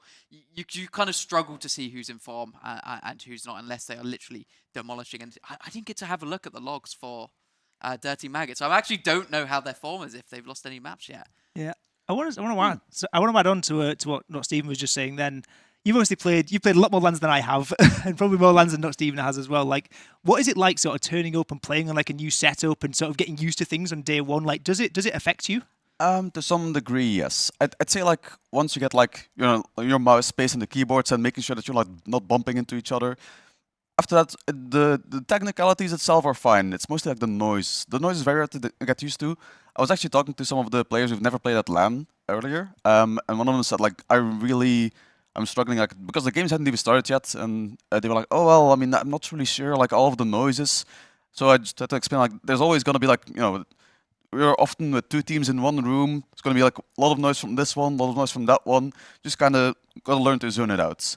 I think that's a big part of it. As well, for example, our hotel room right now is next to Dirty Maggots, I'm pretty sure. So whenever we try to take a nap in between games or whatever, we do hear. Pickle says no. yeah, definitely. Yeah, no, it's a weird experience, right, coming into LAN. But I think one thing that, at least with most of these invite teams, they are in like individual team rooms.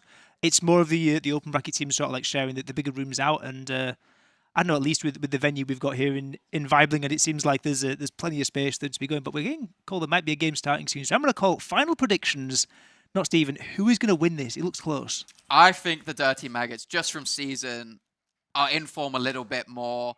I feel like Sultry actually maybe fits their playstyle a bit more than the French. So I think still close game. I think we're going to see another 2-1 towards Dirty Maggots.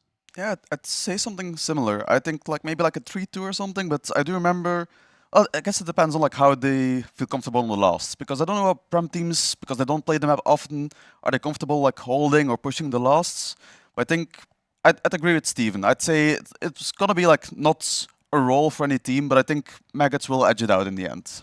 All right, well, the couch says Maggots, but what about the gameplay? We're going to find out soon because we are going to throw back over to Debato and Dave for some gameplay here on Sultry for Fence versus Dirty Maggots. Take us away. If you're wondering what a weather and an atmosphere in a LAN environment can be, it can be sultry indeed, as we heard it from the predictions from our couch.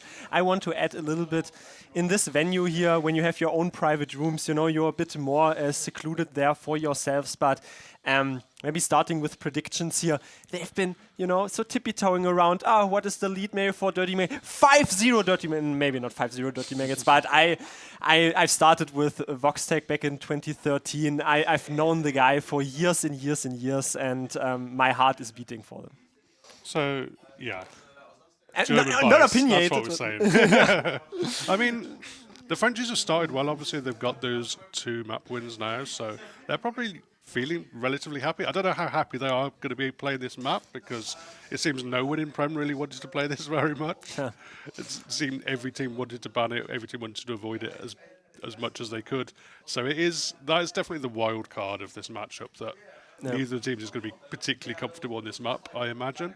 And again, as they said earlier on the couch, these 2 teams, they played earlier on this season, they traded maps, and then they expected to play in playoffs, never ended up happening because the Frenchies went out in the low bracket. So a little bit surprising, really. But I mean, on paper at least, the 2 teams are pretty evenly matched, and it will probably just come down to whichever team is able to adapt to the map better. Boils down to the form, I will also agree on that, but we will find out what the freshest form for both of these teams is, as Dirty Maggots abbreviated to DM. Let's see if it is only DM after all, coming close to the midpoint here for Sultry and Fence being featured up in the blue colors.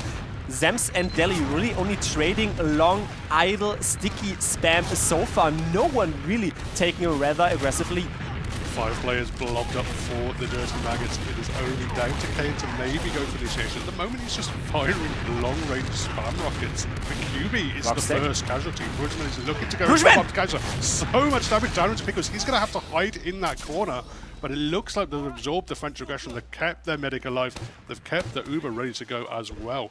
So just about working out. No one was able to follow up onto that damage onto Pickles. Pickles just about wiggles out of the slaughterhouse. That was very, very clutch. Ultimately, though, it forces the Fence squadron to team up on their own last. KN also has some eyes peered toward him. Jordi now has a high bomb, but nothing really is found. It's also a fake tactility. Voxtech either not palpable for the grabs. KN traded out to Nevo. I mean, that's not a bad trade at the end of the day. They saw the heavy weapons guy with the Tomislav. That is not someone you want to be bombing into, really, in any world. So, yeah, to be able to get out with a trade, just KN going down for Nevo, that's not bad. That means that it doesn't give the Frenchies any opportunity to platform themselves forward, to put some pressure down on in terms of looking at pushing out. So, once more, it's up here to the Maggots. What are they going to fight? Already deja vu, we saw Metalworks before. It was a bit of a stalemate, but Nevo now has body shots to serve for Jordi, and he leaves that shore. Jordi shore not intact for him, but Nevo then switches back to the sort of engineer class, bit pivotal, but I called it out. Metal didn't really work for me because we just set on a last point. It is a replica. Yeah, I mean, it looks like Jordi at least has been practicing the map. He's been jumping around it. That looked like a decent bomb attempt, but obviously when you've got this Tomislav heavy up on the rock, that is pretty much the best class in terms of denying. That's going to be very, very difficult to get through that kind of wall, the Russian wall, to start, you know, even get onto the medic before you're completely shut down. Zems is still posturing up in the wooden connector and on the elbow at the astringent players, where they are conglomerating up now, as Zems had himself recycled, but recycling! Jordi here, again, bombing Nevo, F down, Jordi as well, so 2-1 fall in the favor of the defending team, which might discourage Zems and company to try anything cheeky. Yeah, got a lot more height with the bomb this time. Once more, KN is in. Oh! KN does not hit the follow-up rocket, but Zems flies in, soaring through the air. Yeah, big commit, and probably in a phase where the Frenchies were not quite expecting that aggression to come in. They just dealt with that one bomb. He got the sniper with the bomb, but then immediately the two other explosives come in. But now the aggression is out there. Uber is out here for the Dirty Maggots. They don't have too many players to work with, but this combo is going to have to stay forward. But Jordy gets picked up by Neva. Being left dry out in the open. I mean, I saw the theory in front of my eyes. Either it's a Jordy 5k or it's a 0k and he dies. Unfortunately, they were opting for the latter option. Voxtech, by the way, little known fact, also started out as a spy main. Now, once again, reaching into his own form. Just walking over this. I don't care about any stickies at all. He's on a scout disguise, a friendly one, which means he's sort of trying to adapt. And on the cloak and dagger. So, slow, methodical approach. Also, Voxtech, maybe not a player that you expect of Classic. Yeah, just for the Frenchies here, they're not hard building this whatsoever. They're not looking to push out off this Uber advantage based on the fact that he just flickered, by the way. He just flickered, so now they bring out the pyro and they're aware of the spy. Yeah, but it means the Frenchies, they're in for the long haul. They're in to just absorb it. But yeah, Jordy going in really, really deep. KN as well committing. Voxy found in the meantime as well. Surely with 3 picks now, the Frenchies' hand will be twisted. They'll go forward. They'll look to take control of the second point. Trick step attempt faulted by Voxtech, but now they're a little bit clumped up here in the sideway of the caution, but now it's a Goomba Stomp. Still F is just controlling him, and Rutschman is running around frantically with the pickaxe. It is basically Minecraft vs Super Mario, 1 Goomba Stomp and 1 pickaxe thrown out. Voxtech now down for the count though, so no pocket is scout. Brutschman also coming in close to the quarter fight. KN, double letter, double players down for Dirty Maggots. Yeah, and oh my days, Brutschman going very, very low. So much damage! The Frenchies are trying to fight this, they're really trying to contest. I guess they have the picks, but they do not have much health on any of their players, and Mula not really positioned to get those arrows, to get those buffs up, ready to go. So once more, they're just going to have to vacate the space, give up the momentum to these Maggots, and now they're going forward. They're trying to chance their hand. They're going in for the bomb. Is a really, really high one. There's not really a target there at the end. They're just went towards the point. Zams, K, both committed. Jordy's really low as well. Voxy's been caught as well. So once more, we're going to springboard back to the Frenchies on the front foot. Everyone being caught out with their technicalities. It was basically the 10th meet the team video meet the skybox. Everyone was upended in the sky. Ultimately, it did not reap any fruits. No team had also Uber popped onto them. Jordy is only idly walking toward that cheese area where there's a little cheese hidden. Not that stinky for him, but nothing really is happening. It's the 0-0 scoreline. It looked fickle at some of those encounters. I feel like the most prominent factor that culled the Frenchies in was just Zems with really good area denial. Absolutely, and he is the one they're kind of putting their hopes on just to get the buffs to go aggressive, and it's going to allow some space for Jordy. He's going to just half bomb. Just the first and another one? Reloads, goes for the second. Again, no real target to be found. Scouts in position, everyone just sitting back, ready for Jordy to launch himself up in the air, shut him down. I mean, at least he doesn't get taken out. He will recycle, he will go back to mid, and honestly, another launchpad opportunity. This is how you pet your damage taken stats, preponderating a bit more aggressively forth indeed. KN now has pre-shot a rocket onto his own opposing player there on the flank. Jordy, however, catches a stray pipe from a deli, and some more stray bars might bar them from pushing further up, as it's really just a waiting game. As hectic it started on, as eclectic it is right now, since just a rotation. Yeah, I mean, we can see the Frenchies, they're just happy to really not make anything happen. You know, they were happy to sit back on last, even when they had a bit of Uber advantage. They seem happy to sit on second, they get a pick, they find that soldier, and they're really not trying their hand, they're not throwing anything forward, they're not taking any risk. Is this sensible TF2, or will they get is this the way of those Premiership teams saying, we told you we do not like sultry? Yeah, I mean, it might just be a case they don't fancy themselves on this particular point of the map. It's probably quite difficult to really get your soldier in a kind of position. Found a sticky trap. Sticky's defused is what you call in the scenario, but Jordi is also in behind, but doesn't really have any health supply. Dimur and QB have a damage supply for the enemy team. Rutschman is also scoping out the angles from the frog area. You can see the frog there hiding in the back rooms, but now Rutschman is already taken to the air and making landfall, dodging one rocket, 1 HP, and a dream, and a bolt plugged into him, which keeps him alive, and it's a bit of a drawn-out fight, but it might help the blue faction that is slowly creeping up to an advantage on the high ground, but ultimately it is the bomb. Yeah, even with 2 picks, they're very, very patient, are the Frenchies, but they're paying for it. They're not really getting what they would have wanted. Roxy, he is trying to sneak in through the behind. He's getting both of these players back. Both Dimmu and QB have committed. I mean, really made the most of it here. Actually, with Jordi going down, that might spell a little bit of peril now for Dirty Maggots, and surely the Frenchies, they need to step on the accelerator soon. Simply exacerbating their own place there by charging forward. Nevo down so low in this encounter, but ultimately reflashed, and let's see, one player, one medic has to multi, the other one has to only solo Nevo basically, and now it's a high bomb throw onto the choke. Let's see if they can follow it up. One rocket, Mula down to the stickies by Zams, and that might leverage their game. You have heals up. Yeah, and certainly the Frenchies needed heals for a second there, and it's just disaster. No medic now. Piggles himself ready to go. I mean, he's only up at 50% over, but crucially he has forgotten everything. QB is hiding. I think he's been spotted now. There's a lot of players thinking about hunting him, but actually they're not really committing.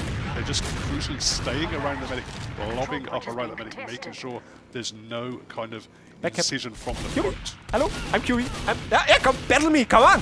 Come at me! Okay, well, anyway, that's fantastic. They still haven't kept mid, by the way, and he's going to have the backup. Wonderful add on to Sultry second, and QB now has a last point that is basically completely open to him. They have to force all of their players back to it. It's a double scout. It's basically just the wraparound play. Pickles also went down.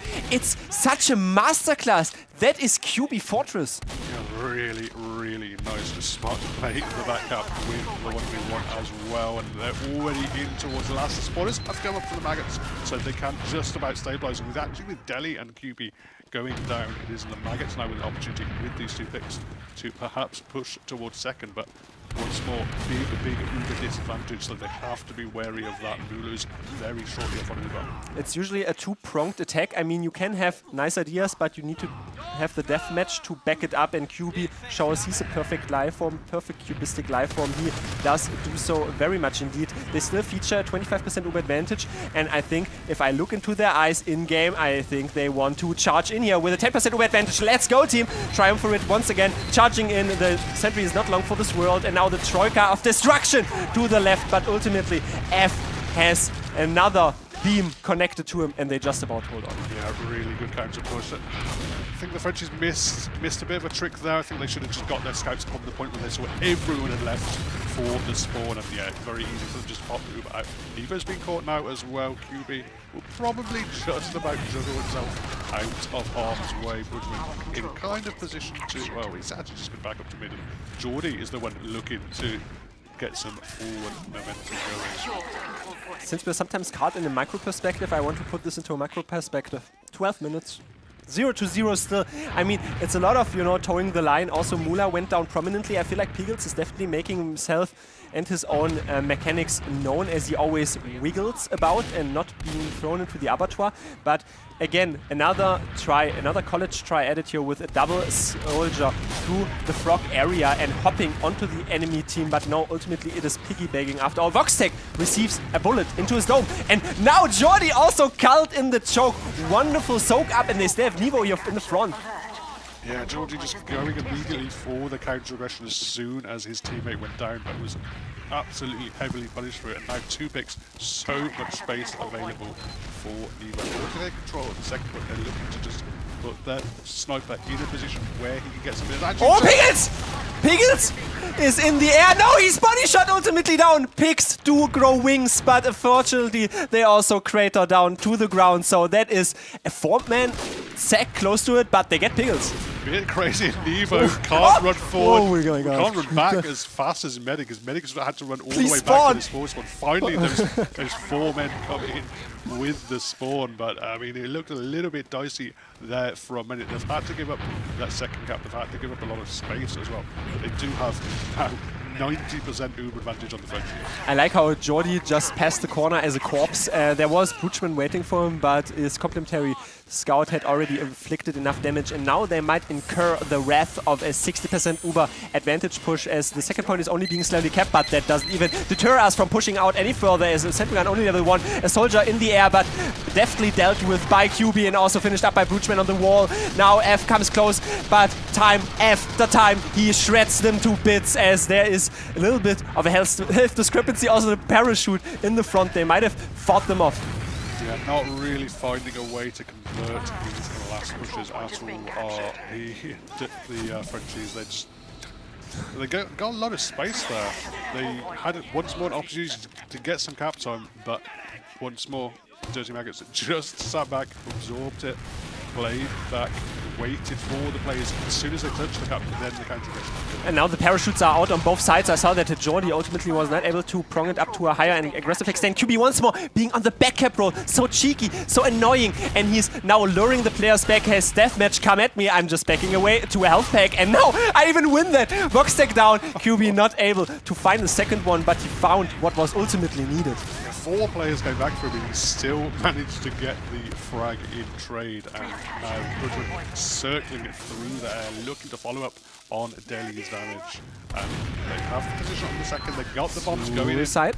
Really, really high bomb from Nice. Arthur is able to shut down for now, and Pickles is able to just hide in that spawn for now, so the aggression has just about been dealt with. Oh no, I wanted to say, oh, now he finds actually some consequential damage here, and never mind that, as that before was not my favorite Deli jump of all time, but ultimately they do get the force with 3 players in Tau, and intact is Pickles on the health numbers, not on the Medigun charge. Yeah, unfortunately, Jordi just losing him in an awkward situation just allowed the Frenchies to just be happy to just throw as many players as they can. You can see when they're on this 4th point, for sure, they're happy to just throw their bodies in. Focus on the macro situation, get rid of the medic, get rid of the Uber in this scenario, and now they have advantage to push. F is slowly peeking this, but the underneath area is where we are eyeing up this very next point, as Deli's already glowing and having some very destructive stickies for the enemy team. Nothing really is found. Buchman as a very early casualty in that fight, and KN has a 2k to feature for himself. Nevo wins the scuffle versus Jordi, but Mula is down for the count, so no heals in this very aggressive foray. QB is still in, catches a secondary pipe. Goodbye, 10 out of 10 stars. Also Zems is ultimately down. Deli's still in on 10 HP, hopping around the point, but not being able to find any aggressive damage number of Voxtec with a shotgun. I think that's what, the 3rd time now the Frenchies just completely failed on these last pushes. They're not finding targets, they're not finding players to frag, they're not finding cap time either. The point is often just being left open, being left, you know, at least you can get a scout there, maybe the stickies on top of it, but you can slowly deal with them, but they're not taking space. They're popping instantly as well every time the Frenchies. Oh, air shot! Almost. I'm already getting ready for the highlight reel here, but it's eventually a 1v1 trade out, and Dirty Maggots is securing that second point. Still feature a 40% over advantage, and Yimul not someone that you have to watch out for in the sky, only Brutchman, but he's already spotted, and QB in a little bit of a hassle there on the line. I always say this, it is my favorite cubistic painter, but he has painted a very successful just format for himself so far. It's still 0-0 scoreline, and I think it's symptomatic as well. Frenchies being in charge for the majority of that round, and yeah, that round you can even say this map, but not able to seal it out. I mean, we've seen the same thing just repeated many, many times. Every time Dirty Maggots gets some momentum, QB just comes in with a back cap, goes in behind, really threatens, but then it just completely stalls when they have to do that last advantage last one. Not able to convert so far. the Maggots, can they find a way onto this midpoint without letting QB just run rings around them? I feel like this is a perfect scenario to bring in a quote Sam's said about Forfans. Forfans will get smoked. There's nobody on their roster that is even close to any of our players. But now Brugman is trying to, well, serve the equilibrium here and tell him lies here, but their own movement really belied their deathmatch capabilities. No one really wants more dying. And yes, I do agree, QB is a proactive flank player, you know, but on last, you also need 5 other players to do something. And now Brugman is pronging himself forward and creating another flank. Yeah, QB trying to get in behind, but he's just walking into the Voxy and KN combination. Brugman's spotted out as well. So Voxy getting a quick 2K, allowing him to spring forward now with those 2 picks. Moving in towards this midpoint. Soldier is really Double Soldier doing his best. Yeah, definitely doing his best. Deli saw 1 soldier, okay, I can do a 2nd soldier in my face. And now it's a Uber pop though by Mula, and 4 players are down to the respawn queue, 1 only spawning on the face of QB and KN. Also masterclassing his rockets much more forth indeed, and on 33 HP, 9 HP. It is enough though to keep himself alive. 100% Uber, still in the bank, swaying left, swaying right. Oh, Jordy finds Brugman, pops him up in the air, finishes him off, and there we go. It is going to be an opportunity here for Jordy to continue to pressure forward. He wants more air shots, he wants more wall shots possibly as well. And yeah, with big Uber advantage. Mula is building super fast here, but I don't think he's going to have it in time if the Maggots actually push now. The Maggots also said that Jordy gets the largest land buff, and Zems also has the most prominent push and Uber jump in this entire scenario. Brugman is down, Dimula as well. 2 players not on the front anymore, so it's very difficult to even hold on for any longer. So much damage onto Mula, who cannot surf it out if you don't have the personnel and the health anymore. Almost 20 minutes until we see a 1-0 lead here for Dirty Maggots. We've really been taken through the meat grinder, but you know, Forfans, what, 3 to 4 last pushes? No conversion rate at all. Yeah, absolutely, and they pay dearly for it now. This is a really awkward scenario. They've been really close to getting themselves around and haven't been able to make that last push, and now finally, basically the first time they're back on their last, just immediately aggression coming in from the Dirty Maggots and the converter. Don't be fooled by our HUD, by the way. It's a 1-0 leader for Dirty Maggots as we enter the second mid fight, as eyeing up a double soldier bomb here. The sky is emblazoned by those soldiers. Ultimately, Mula keeps it alive for a prolonged period of time, but not able to survive the follow-up damage, and they were able to have a safeguarding SOA Ray for Piggles, who wiggles out once more. Forfans take that mid-fight, should only be ephemeral. Yeah, beautiful spiral surf all the way around that big shed from Piggles. Keeps him out of harm's way with both the soldiers committing super onto him. But obviously when your mid gets separated from the rest of the team, it's then hard to win that post or the rest of the mid-fight. But crucially now, Piggles kept himself alive and has this Uber ready to go. So they've had to give up mid, but now Uber ready to go to push onto it. Truly, and let's see if they can show how simple it was, because this is another crowd. Should be simple, Dirty Maggots said, but not if QB has something else to say about it. Also, Dimur was making a little bit of a hassle in behind their lines. There are 4 players now on the point. They lost KN in the scuffle. Doesn't really matter though, I feel like, especially for the momentum formula, since 1-0 lead, you lose 1, you trade 1 Uber for basically 50% Uber disadvantage. Nivo is building there with the sword for Mula, but again, throwing the ball to Forfans. Now show what you can do in a proactive situation.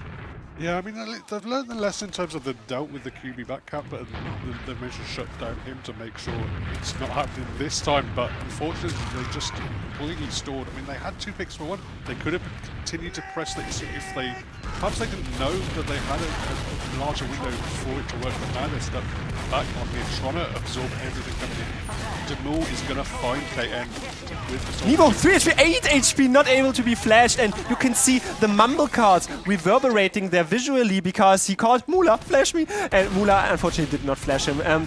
So they basically traded out Ubers and lost Nivo in the midst of it. Also, Jordy has some greeting rockets in the backs of leaving players, as he's already preponderating 4th here with some very aggressive jumps, but nothing once more really is found. Voxtec in behind their lines, maybe not spotted. He's slowly creeping up, and there's a nuke. It's a destruction, but no one is going down. What just happened? How did no one die there? Oh my god, Kane got such a nice bomb in, but the damage was spread across 3 separate targets, and as you say, no one really followed up. Foxy not quite in position. Now they're paying for it. Foxy, Kane and Jordy all down.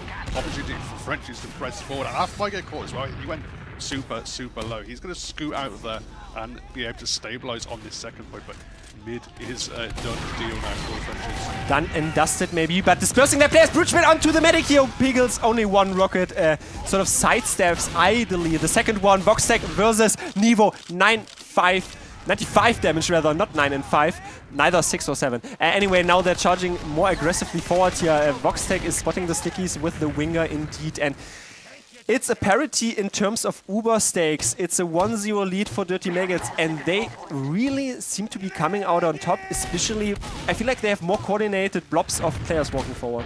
Yeah, it's been a little bit back and forth these last few minutes. What's kind of crucial on this map is they're really finding it difficult to chase down these advantage scenarios and really get the chase onto the full combo. They're getting frags here and there. Now, oh, the bomber, the ruler!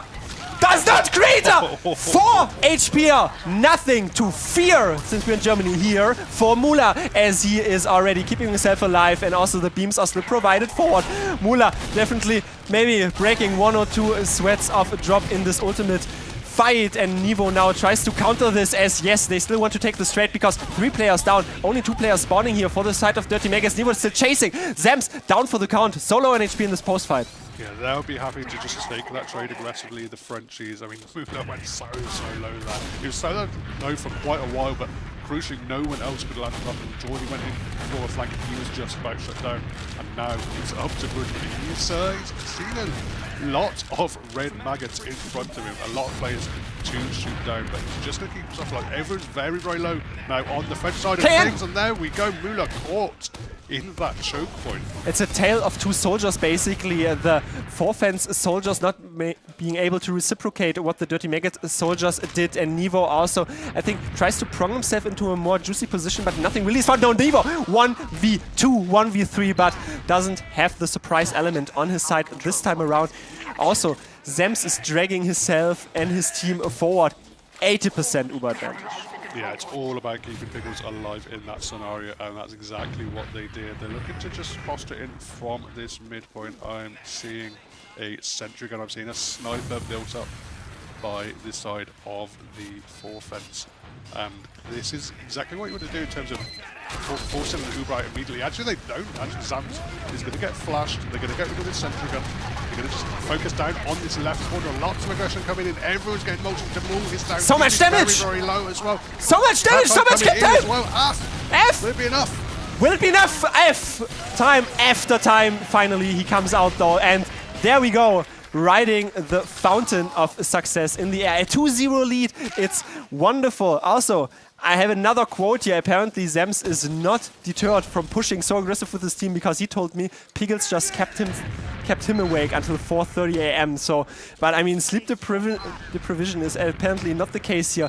Dirty Maggots, I don't want to say they make 4-fence look like amateurs, but what happened to 4-fence? I don't know. Maybe it's just a case of that sleep deprivation coming in and then finally waking up. They were stuck back on the last so many times. Now we're into another mid-fight. Both soldiers immediately bombing into more. And that's just going to land on Kane and Jordy. Sorry to interrupt. That was wonderfully curated once more, but I think they want to countercharge here. You see, Piggles with a scout. Yeah, they're looking to go, well, back actually, to be honest. There's a demo man in front of them. They're going to just about deal with that. I mean, it's about keeping Piggles alive once more. They've done it so well in this last phase of gameplay, and Voxy is there to sweep down Delhi.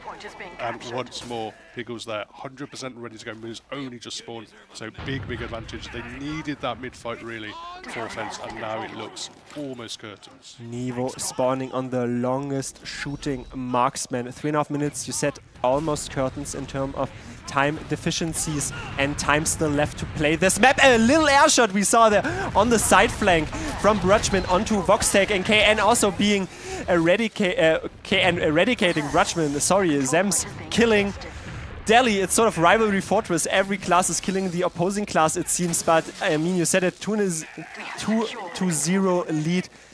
10% UBERFEST. Do you even push? Do you just turtle? I mean, they have no real reason to push. It kind of just makes sense. They have it. I mean, it's even Ubers now. It's less than 3 minutes. They can just sit on this second point. I mean, you can see immediately the Frenchies know they have to push. It's in their hands. They're going to walk into sticky trap. Zam's finding Nevo. It's going to cancel the push, but they really do not have much time to work with here for offense. Mula is so weak on HP as well, going down to a half of that health bar, 60% Uber advantage, and some more bars, I think, are cooking on the side of Dirty Maggots, because why not just push it in, because it's so difficult to even come back. I think they want to claim a third point here for themselves, as Jordy is in, not hitting the air shot. Also, Mula has to dodge 3 HP once more, hiding in the corner, but no one close anymore. His team calls, it's safe, it's fine, go out, but now guns have to be fully unlocked. Basically, I'll walk forward 24/7. Yeah, it is a case of just holding a W at this time. So little time to work with for the Frenchies. 2 rounds down, just under 2 minutes. And really is up to them. The Ubers are out. It's not the greatest trade in the world. I mean, Demou is in peril as well. The found Jordy, at least that is one frag. And now actually Demou is in. Oh, he gets piped by Zam before he can find what he needs. Expertly dealt with by Zam's pipes, and not usually that you see a scout hiding there, Voxtec being very low on HP. QB has his friend dealt with deftly, though, by his own pistol shots, and now Bruchman is only really chasing players in garbage time, which also in 6s can be 90 seconds. Let's see if we have anything else for the highlight reel. What I also wanted to highlight, by the way, is Dirty Maggots. I mean, looked shaky, yeah, once or twice. Forfans ultimately always flopping the last pushes, and well, we'll get to this as Soldier just flying a Goldbuster in mid-air. They are setting us up. This has to be scripted. Yeah, I mean, it's probably not going to prove very important, but Arf wants to pad a few logs here. I mean, he's not even really securing any of these kills. He isn't loaded enough to find anything. QB now with his own counter Uber. Once more, a lot of damage down onto Pickles, but can't clean up. Just flat into the ground. Okay, yeah, Pickles is maybe weak. Yeah, guess what? You're like 3 or 4 players down. Voxtec just absolutely turns them into the ground floor. What a fantastic and also symptomatic play, I'd say, since Dirty Maggots, they played so well around. There's also one French player leaving. I know it's that time, my friends. Maybe you don't want to get caught by the sticky trap from Zems there in the forward spawn, the elbow area, but I mean, one last attempt here to have a 3-0. I think Mula left. Yeah, I mean, at the end of the day, it doesn't matter that much. We are basically at GG survival. GG is already called from more or less most of the players on the server. We are going to cap it up with a nice bonus round here for the Maggots. So they are going to clean it up at 3-0. It is effectively 2-0. But either way, they did just about enough. They were back on the back foot for such a long period of time, but just able to survive the onslaught on that last point. And crucially, when they had the opportunities to go forward, when they had the opportunities to really make it happen, they were just much, much more clinical. I mean, it's the old and tested, you know, just technical or technicality that if you don't make your conversion rates work, the enemy team will eventually do that. And Dirty Maggots also played so well just about their double scout. And honestly, I talked to them before. They were brimming with life and enthusiasm on Dirty Maggots. Zem said, no one on Forfans is even close to our players. We're going to slaughter them. It's so simple. It's so easy. And I guess once you are, or once you score in football as well, you're always right. I think we have a score, 3-0. We also have some more scorers on our couch. So let's hear what they have to say. Thank you very much, Tomato. We're back once again. We've got Not Steve and we've got Talbot to dissect what was quite a wild game of Sultry. It was a bit of a slow start, but in the end it sprung to life. And we need to get you guys back on the desk more often because you both called it in our pre-show. You both saw Dirty Maggots as the better team here. And I guess, Not Stephen, what do you think went so well for them here? Yeah, I mean, I think it was very back and forth, and as it was said on from the commentators, I mean, actually, it was a little in Forfance's favor. I think they had, if we're going for footballing terms, a bit more possession throughout that game, but the conversions, the goals they scored were just a little bit better. Forfance, I have to call it out. Their sentry gun was terrible. And then every time, so you put it behind the fence, right? Because your sentry gun's not going to do too much. You're just kind of wasting a couple of stickies and a bit of ammo.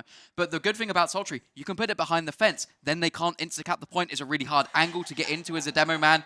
And what do? They put it by the spawn door where you can instantly spam it from lower. And I genuinely think it gives them like 2 extra seconds of Uber time that they just really played advantage of, that they just didn't have that same opportunity for the French side when they were pushing last. At least that's my analysis of it.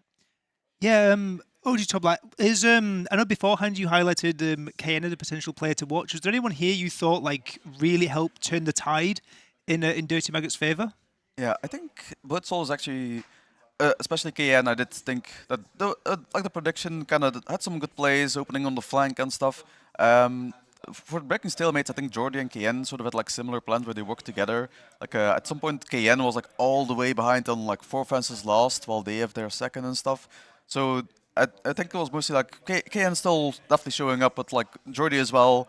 They're working together to like open up a flank, and then one of the soldiers goes behind. So was definitely some stuff going on there where that was sort of their plan to go. Definitely felt though like both teams kind of didn't really know what to do. Like I've not seen many teams try that, to have like both soldiers like pressure from like cheese and stuff and try to get into lobby. I've seen that before, but like going to last, like pulling people back, I don't think I've seen that approach. Squeeze it. Oh no. Well, How do? we have a visitor. We have a visitor here on Spire. How did you get up here? You're a medic. You just flew up. Have a little surf up here. Took a while to climb up, but I made it. Bloody long journey, that. How are you doing, Piggles? I'm good, man. You? You're looking well. Thank you. You played a pretty good game there, 3-0. How are you feeling after that? Yeah, I'm all right. I'm in form. Feeling good. Squash the Frenchies as ever. So you got to be feeling good about yourselves. You know what I mean? Yeah. Yeah, no, fantastic. Anna, how you finding like your LAN experience in this first? You've only been here a few hours, right? But how's it been going? Great venue. LAN's always good. Get the chance to go to LAN. Always go to LAN. Have a good time. Get into some fun activities whilst also gaming. Yeah, no. Have you been? You're always partial to a red bonk or a blue bonk. Who are you? Oh, yeah, who are you, red or blue? We're allowed to promote it. I didn't want to say No, it. we are. please do. No. Are you team red or blue? Red. Oh! Weren't you on team blue last Uberfest? Yeah. This year's it's like bleach. You don't want to drink blue. It's rubbish. It's rubbish. It is. Yeah. Wait. It's crap. You've switched sides. Yeah. You've pressed like the I'm a bind and turncoat. TF2, and you've I'm gone through naughty the like opposite that. door. Yeah. I Red told bunk for them me. when I arrived at the venue. I sent him a message. I was like, "Red Bunk's winning. You gotta arrive soon, man." Like, but no, he arrives and he's like, "Oh no, it's fine. Yeah, Red Bunk's better." Red bonk is just supreme. Yeah. How much did you get paid? How much did I get paid? Yeah. What do you mean? Red Bomb promotion. Oh yeah. And who's this that's just rocked up to the odd couch over here? How many mics are there? There are. There's mics. enough, I think. Are we all we're all Good good? little duet. Yeah.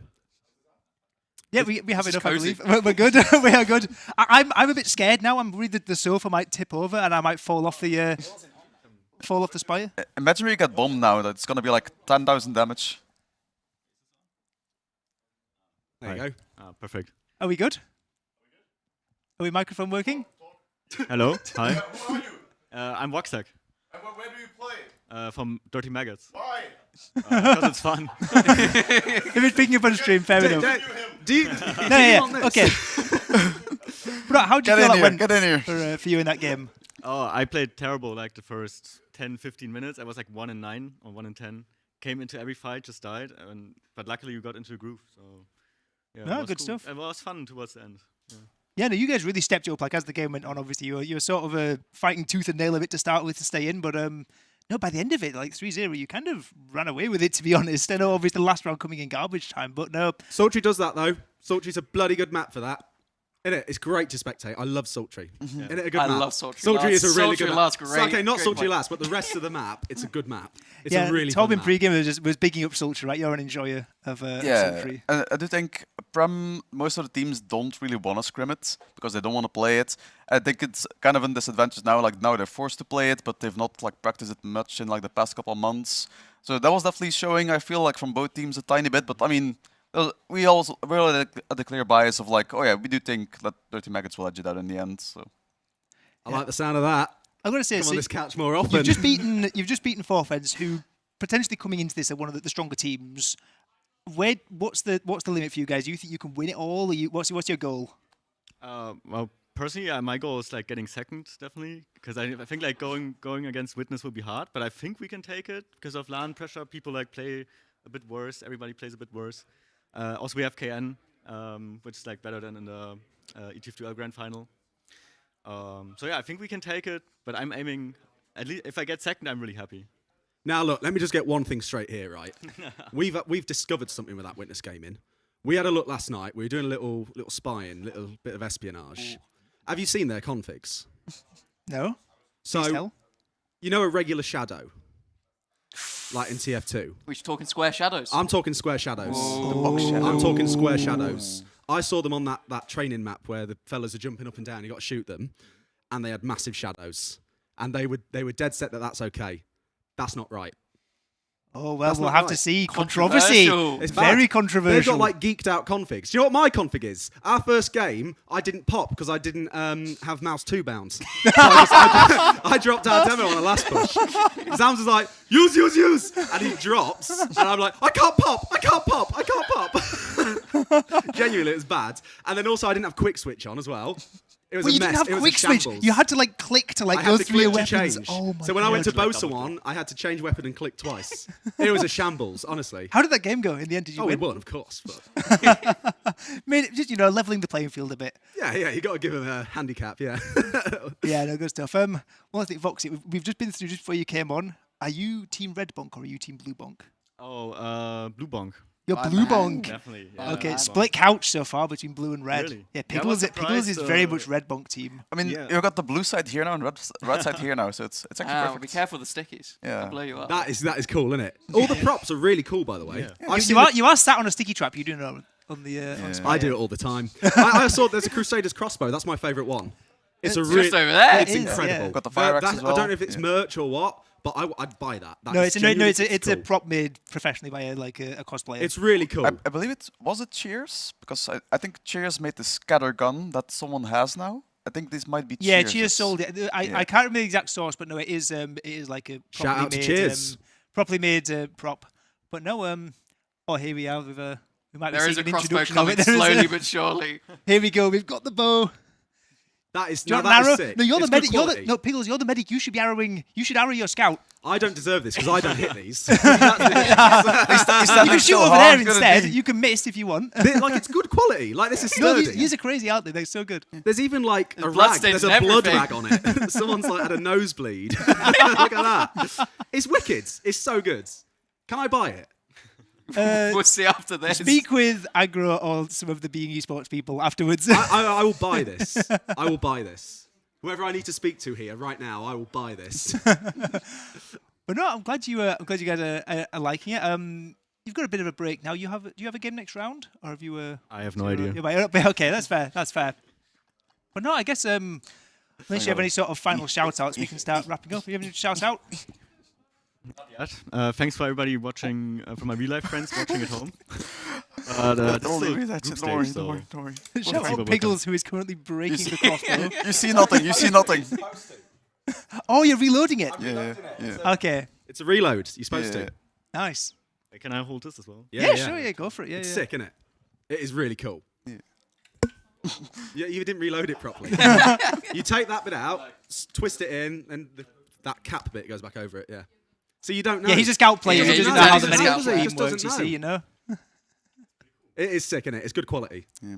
Shout out Cheers. Is it Cheers? We don't know. I know Cheers Yeah. brought some that was sold, but we're not certain exactly. Yeah.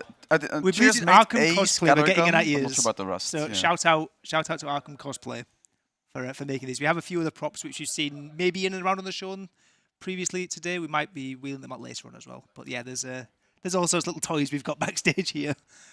Any final shout outs, Pickles, before we move on? Shout out to myself.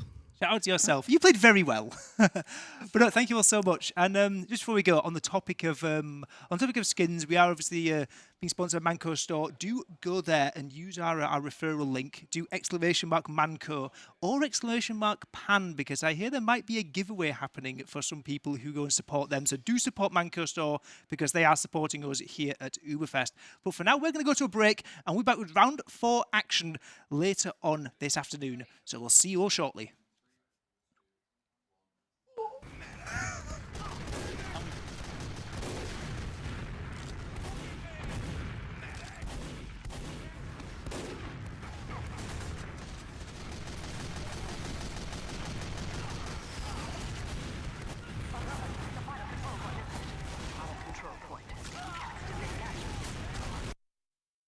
While you're here, come check out Mannco.Store. It's a digital marketplace where you can buy and sell skins for TF2, Counter-Strike, and more.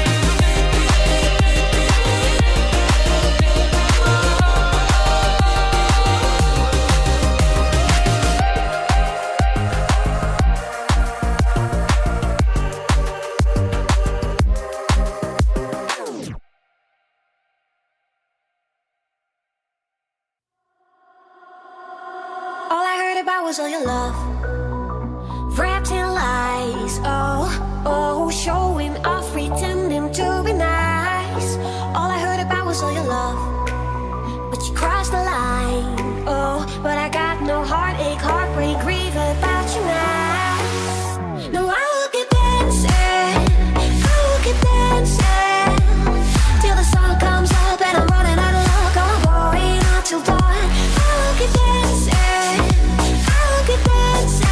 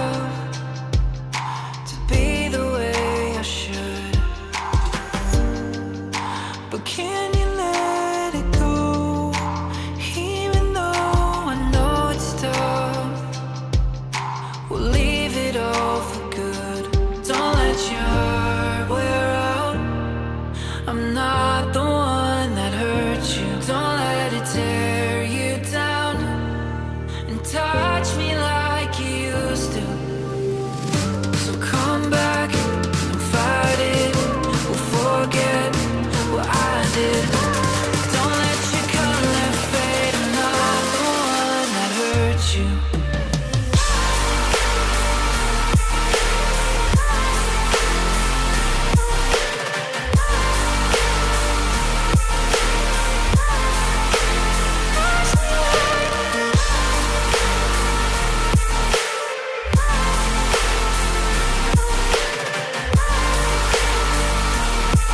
I'm not the one that hurt you.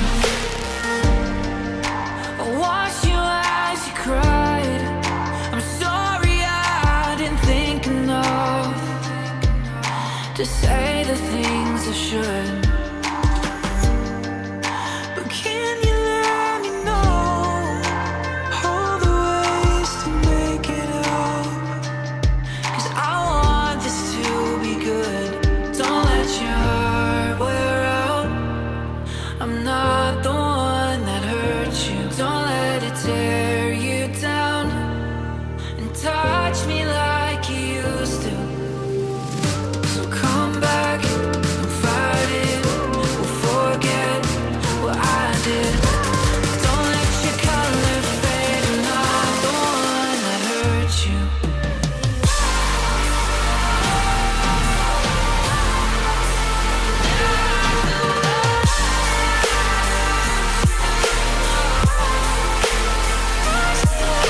Trust me, I know that we got our problems, but baby, don't forget I'm not your past.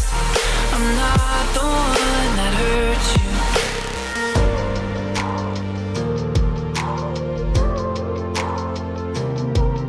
I'm not your past. I'm not the one that hurt you.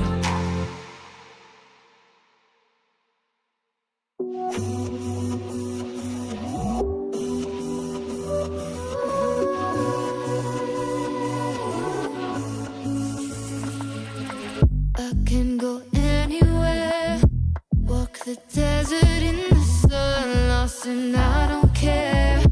I'm feeling lighter, lighter. At the finish line, you can't cheat me now. Like a satellite, I'm so far away, can't get me back. You wanted to get in my mind, cloak and dagger, snakes and ladders. Thinking of the reason why it's always the weak ones who attack. You got nothing else in life, it's all that matters. Snakes and ladders.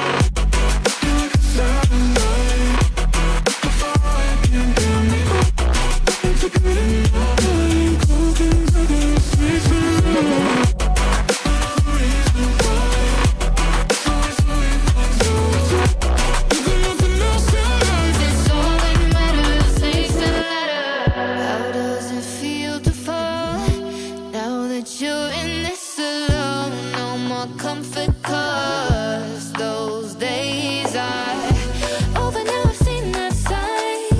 Can't believe I let you wear me down.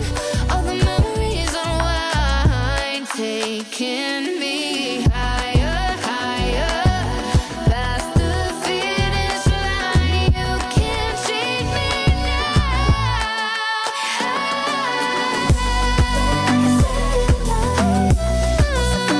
can't get me back. In my mind, like a snakes and ladders. Thinking of the reason why it's always the weak ones who attack. There's nothing else in life that matters. Snakes and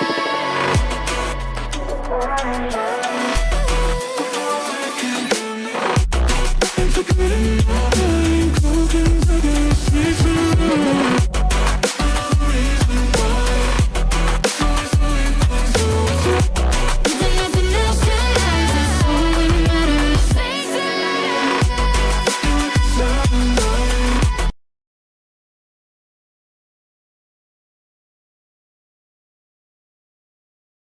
All right. Tell me when you're rolling. You're rolling now? Okay. All right, Nivo. Yeah. Congratulations on winning your two first games. Yeah, thank you very much. And tough luck, tough break on the last one. Yeah, definitely. I mean, we were very happy off the back of the win against the MAC team. on Metal 3-1, especially because they knocked us out in the season. So I mean, it's only groups, but it's good to put out a statement early. And then we played Dirty Maggots, the Pickles team afterward. But luck of the draw, we played on Sultry, it's not necessarily our favorite map, and I think it's one of their strong map. So I think this game was totally in our hands, and we just dropped it because we failed a couple of pushes. So we literally could have won this overconfident for the rest of it. What do you think that Dirty Maggots were actually doing that was working so well against you guys? I think the pressure on second was pretty good.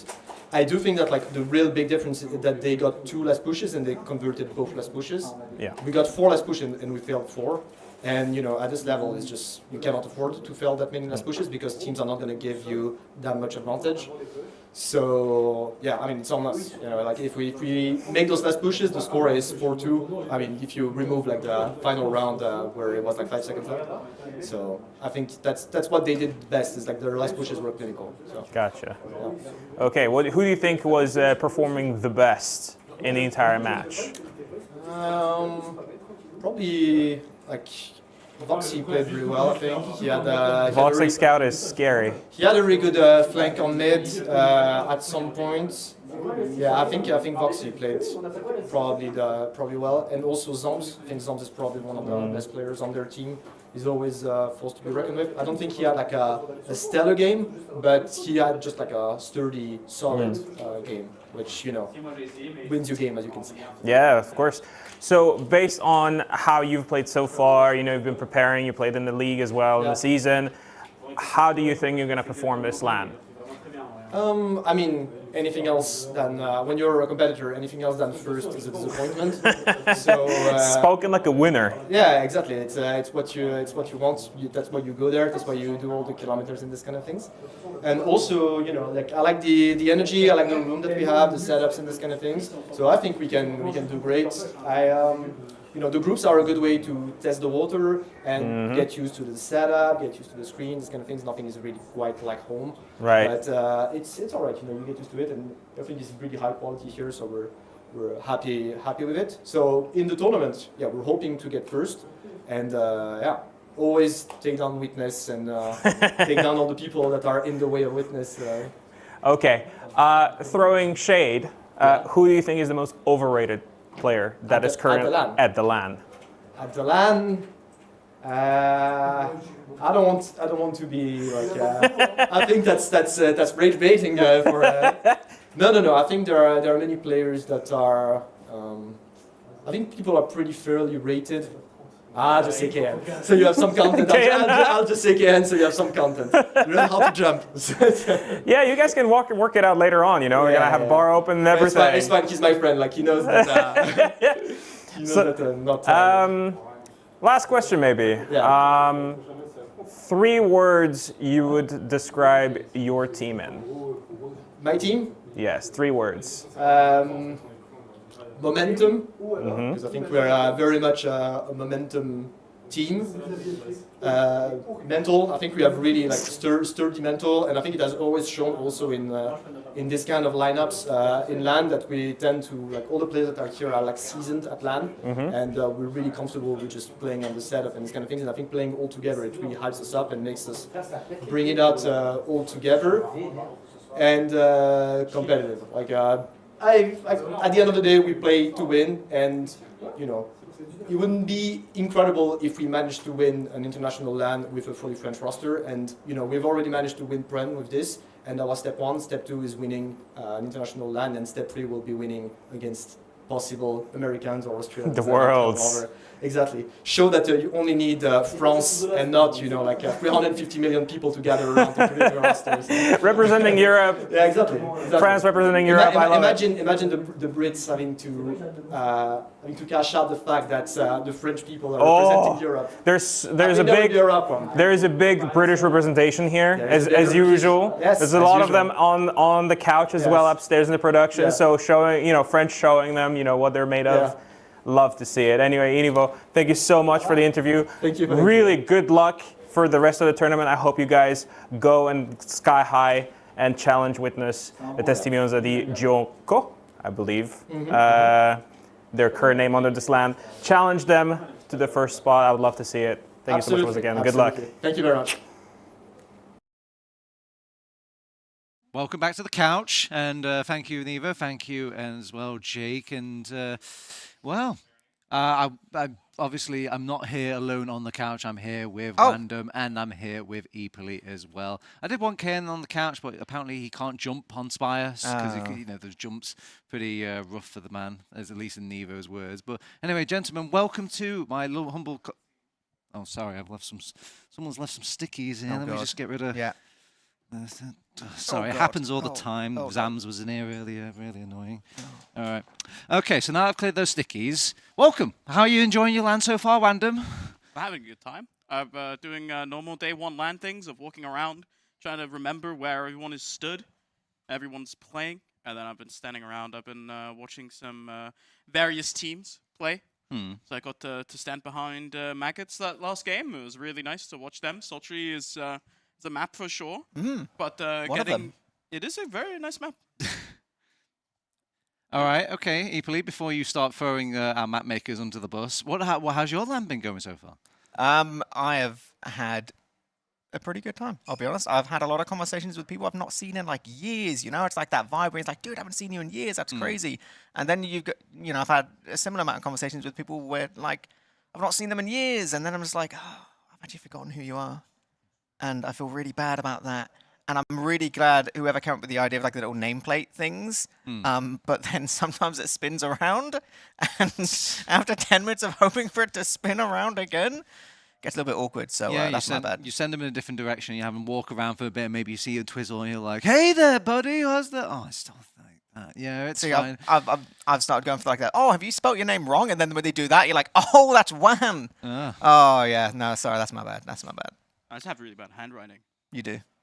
I also wasn't given a lanyard, so I have like a little a lost child sign. So it's not even LAN. Around with my name on it. It's like I don't know. It's like I'm like a little child, and I have like a name tag on with like a phone number for my parents. Like if found lost, please call this number. Yeah, put you on the carton of milk. Yeah. Anyway. Yeah. But obviously, we're halfway through our day one here at UBERFEST 2025, and obviously, we wouldn't be here without all the humble help from Mannco.Store. So if you're tuning in to this, do head on over. We've got some affiliate links as well, just to kind of sprinkle some our thank yous, and also by using it, you kind of thank us as well and help these future events to happen. But apart from that, we are halfway through the round robin portion of our tournament here, Wandom. And have you seen anything so far that we've not really managed to catch on camera? Like, you got your ear close to the ground? I think so. So this will very nicely bleed over into the match that we're covering next. But Pint played a very, very close game against the Maggots, actually, coming in. And you'll kind of see them. Look at the scoreboard at the moment. So this scoreboard for the most of the group stage is going to look a bit weird, because obviously each round there's going to be one team with a bye round. So not everyone will have played the same amount of games. But yeah, Pint Gaming are suddenly like really high up there, because they drew that game against the Maggots, and it was a really, really close affair. It's super well played by Pint. I know obviously Maggots feel a bit hard done by, and they sort of have been trying to readjust a bit ever since. But I think Pint have been starting out strong. They played also a really close game against Aragosta and ended up winning that 3-2. So I'm wondering now like how they're feeling like momentum wise, because if you're going up against Witness, You're looking at how Witness have played 2 maps and that they've won all of them, 5-0 so far. You kind of need a lot to play against this Witness team. Yeah, I feel like overperforming on day one, especially in your early games, it's really good from like an ego point of view, right? Because you get into it and then you're like, oh yeah, we're starting to do things a little bit better. Like the first game, like the Pint versus the Buccaneers, that. Honestly, great game from their POV. Like, you got to come away from that incredibly happy. You've got that kind of bit of momentum, whatever. I do always get scared whenever one team does really well in groups, because historically, in LANs, that tends to be the team that doesn't do very well in day 2, and they tend to be Australian, which makes me sad. Yeah. They do say there's 1,000 lessons in defeat, Juan, but not many lessons in victory. Do you think that there's still like some merit to kind of getting this confidence into day 2, or do you think Epoli's right? Is this team just done for? I think this is I think is really good. Like you look at Pint, and I think the biggest point for them is both in terms of who they are as a team, but also in general. Like their biggest sort of brightest star on this team is Andy Dude. Yeah. And this is his first LAN. Turbo, Andy Dude is That's 17. true. He's younger than TF2. Don't, because Andy that Dude was does born me in in. 2008. I don't TF2 like came it out when in we bring it. 2007. We bring the Think about game's that. age into it. I really don't like it. But all right, obviously we're going into round 4. Pint Gaming is one of those teams. You're right, and we are going to be covering them. But equally, speaking like old timers, we've got. Okay, all right. I'm going to look at the camera. Testimonia di Giorgio, I think. So, what? Testimonio di Giorgio. Okay, That is yeah. the team alias that we're going for. What was previously artist known as Witness Gaming, and Italian. here they are. So say it with me. Have I got those flags wrong? Testimonia di Giorno. I feel like I'm changing this You every literally, time. every time you've said that, you have said 3 entirely different words. But anyway, Testimonies di Giorno is. They're a proven team. They've obviously done well in the international scene. They've eclipsed really a lot of like what TF2 in the EU region has had to offer now. And now, before, when people kind of scratching their head and saying, are they really up to the big names of these past times? I think everyone's agreed now. These are the best players that EU has ever had to offer. I think, like, for me, I think this might be the best look that I've seen them have in a really long time. Like, I think the competition in EU, as we've seen throughout today, is really, really close. But throughout all of it, like, especially online in ETF2L, normally we see Witness sort of take a little while and sort of... Who's Witness? Excuse me, I don't know who Witness is. My favorite Italian team with Ixie on flank scout come in and they sort of need a bit of ramp up time, the early time of the season, sort of not look super hot. They end up dropping maps, dropping series to other teams. But this time around, they've been on it from the start pretty much. Sil has come back into the roster, and I think has just kind of immediately stepped in and turned the Sil Pappy duo into, for my money, the best soldier duo in the world. There's such a scary team on every single front, where it's kind of like, it's so rare in games like this where it feels like all of the best players are just on the one team. Yeah. Normally, we're used to, for the other team, the analysis for Pint is you really look at Andy Dude. I think you can really also shout out Smile as well. But for Witness, it's like, where do you start, right? Yeah. Ixie, I think, is the best flank in the world. Thomas is the best player in the world. Probably now, at this point, he's the winningest player in European history. He's the best player from Europe ever, right? And then you have The Happy, winningest, yeah. Sil, Lucas. Lucas is really good at the game, guys. He's all right. Back-breaking analysis here. Yeah. Damn, that's crazy, bro. Well, Epley, don't worry. I've got it. I've got the one little kind of nugget of information about this team that you could probably pry and kind of scratch your head over. And when they went over to America, when they went over to Denver and they won that little championship against all those American teams, they had one different player on that squad. And I don't see him. I guess he's not Italian or something, but where is Hugo? And why is he not on the roster? I love how you asked me. Yeah. As if I'm going to have the answer to that question. Well, is Silentes up to the challenge? Is he really a good pair of feet to replace Hugo here? Yeah, no, because he's Silentes. I don't know if you've... Yeah, no, because Silentes is one of the best soldiers to have touched the game. Yes. I don't think that's, like, exaggerating. And, like, you know, you got to look at the length of time. Like length of service, right? Like, because there's something to be said of, you know, people who were, like, just absolutely, like, hot at the game, but then being hot at the game for, like, you know, not even a couple years. Like, we're talking... like, you know, since, well, a lot of people in TF2, they'd consider it like since dinosaur ages, because the average, you know, like memory span of a TF2 player is like 5 years. Anything that happened beyond like last season doesn't count. No. I remember. Well, yeah, but then, you know, if you win that season, then like, slay. Yeah. Yeah, no. They did do that. Still's just like, he's nuts. Well, I mean, I feel like Juan's point of just like, you know, when you look at every single like player on the roster, you're just like, damn, they couldn't have done better with that pick. That's crazy. I feel like it's really hard to like counter that. Is there a counter to just being not only just outclassed, literally class to class, but then also it's like a team which has played for ages as well, and it's just like, yeah, no, they're pretty good. All right, Wandem. So they have the experience, they have the players, they have the accolades, they have the time, they have just seems to be every advantage about them. Do Pint Gaming have anything? The only thing I can think of is like, what about Hunger? You know. No, I saw them ordering pizza earlier. Yeah, they're not hungry. Oh right, okay. They What want about Hunger for the video game? Though? What Oh. about are this Pint Gaming just a bit hungry, a bit more wanting to prove themselves than a very established, previously witnessed gaming? I think for me, it really starts off where if Pint Gaming are going to win, it's going to start with Andy. Andy's been having an insane debut season. I think a lot of us are going to have to get very used to saying his name.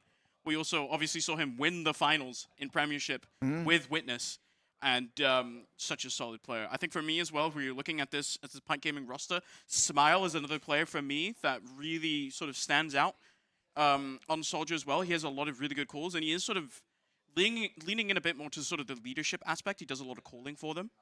And I think these are, for me, the two sort of big star players for this team. If they're going to win, it's really going to start with Andy having a very, very good game. But that being said, he is up against the best scout duo in the world.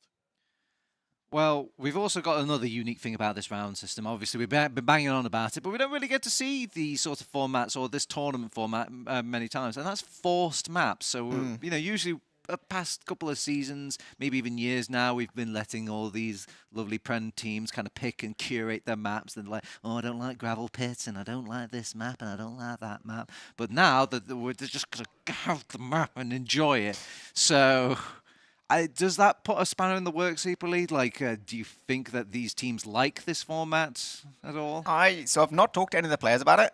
I would imagine, purely from a theoretical point of view, it's kind of like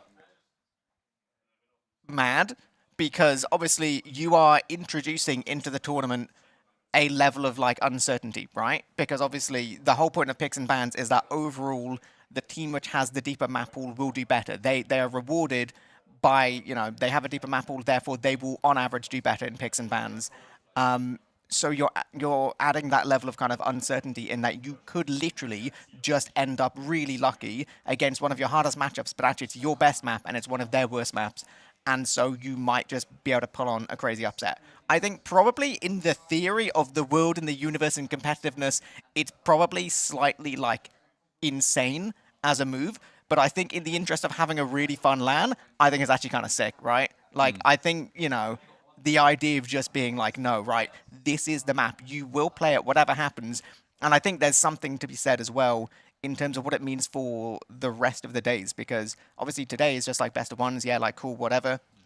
But ultimately, as much as seeding is like vaguely important, it isn't the be-all end-all. And the fact that at the end of today, every one of the teams will be able to review every one of the other teams pretty much on every map, like ignoring the buys and stuff, pretty much on every map. So they could, have a look at demos and kind of use that for some kind of preparation. I think there's a lot to be said there. I think it is definitely a weird thing, but I'm glad we're giving it a go.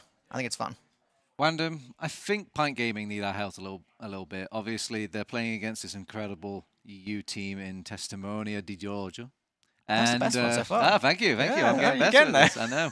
I'm getting coaching from Ixie straight. Yeah, literally straight in. But is there such thing as a sucker punch in the game of TF2, Wandem? Like, is there anything that you can just like, gah, and you're like, oh my god, that's so cheap and cheesy. Why did you do that? I think it's a mid-fight rollout where you just instantly go enemy side. Yeah. You don't wait a single second. Bomb in both your soldiers. Bomb in your demo man for all I care, and just go for it. Just try to one-shot the enemy before they can even do anything. That feels really hard. Yeah. And then if those are successful, then you suddenly have insane momentum, right? Because these mids, you commit to them, and you have to commit to them super hard. And then if they work, you are now free to just roll over the team and get a really fast round. That's when you really start feeling it. I think that's completely true. Like if you're against a team which you are on paper completely outclassed, but you have like real good individual players, that literally has to be the way to play it, right? You play not even necessarily super fast, but you just have a clear plan for your mid fight, and you just like you get in and you basically play around your star players, putting in big performances, right? Like it's one of those things where it's like, if you're not going to win on team play, and if you're not going to win like the long kind of extended fights because just the coordination of the team is just way better, you need to rely on the fact that it's like, okay, well, what if Andy just like hits all the shots, right? What if there's just like, an absolutely like nuclear bomb, and you just commit in and you get that clean up quick, and then, it's like, it's been said for years, but the easiest way to win a round, and the easiest way to, get through the last is literally just have like a sick mid fight, right? Have a sick mid fight, get around on the board. Then after that, you can do all the other sit around and play silly config games and do whatever. Like that is ultimately, it's got to be the way to play. Now, obviously, we've got a bit more time here. This is why I'm asking you into the nitty-gritty questions of things. I feel like we've got some graphics about predictions once upon a time, but while production are panicking about that word I've just mentioned, I do want to ask you about unlocks, EU gimmicks. Dude, I love this conversation. Yeah. Oh, wait. Okay, never mind. Okay, so we can go do the predictions. Wow. Excellent. All right. So, oh my God. Okay, well, we'll get to the elephant in the room in a hot second. But we went to all of the casters before the UBERFEST and asked them their predictions on who they think is going to win the tournament. And, but yeah, let's go through it one by one. I mean, obviously, I'm seeing a trend for first. It's a trend, though. It's not an absolute closeout, but we'll get back to that later on. There's a lot of hotly contested for second, though. That's got to be something, right, Wanda?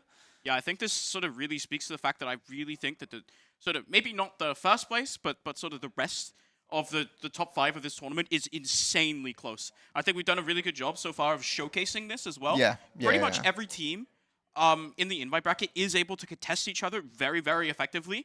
And it would be amazing for the tournament, obviously, if it's also close with Witness as well. Yeah. But I think you sort of look at the predictions. I really do think that there is, you can pick 3 of any in any order between the Maggots, the Buccaneers, and the Frenchies, and also to be honest, Pint. They have a really good. It's not impossible. You can kind of pick them in any order, and I wouldn't be mad at it. Necessarily.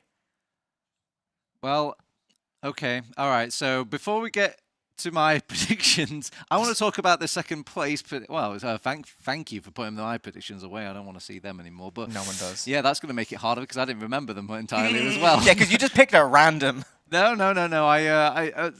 I thought they asked me the question, who's most likely to fold? And I was like, oh, hey, here are my picks. Oh, yeah. Because we know that Pint Gaming's going to fold after this. This is not hot news and all this. Frenchies, I feel like their times are coming up, so they're probably going to... I think I'm talking they're going to collapse and burn. That's my prediction about that. Okay. And then, obviously, Alan's Workshop, they fold every LAN and all this. And then, who was my third pick? I think it was like... I think it was Dirty Maggots. Yeah, Dirty Maggots, they'll want to, get some other rotations in. They're like, oh, nobody beats Witness with this formula. We'll just change this out. So that's what was going on there. Right. But apart from like that, you guys did pick different second place choices. Can you remember what you picked for second place between both of you? Yes. What did you pick? I picked the Frenchies. The Frenchies, okay. When you picked... I did not pick the Frenchies. You picked Dirty Maggots. Yeah. Okay, well, that's interesting. And justify. Explain. Why? Huh? I still really like the Frenchies as a team. Obviously, we just watched them lose to the Maggots again. So my argument isn't being helped by recency bias. It's best of ones, though. But it's best of ones. It's 4 scrims. Yeah, exactly. On Sultry, which no one plays.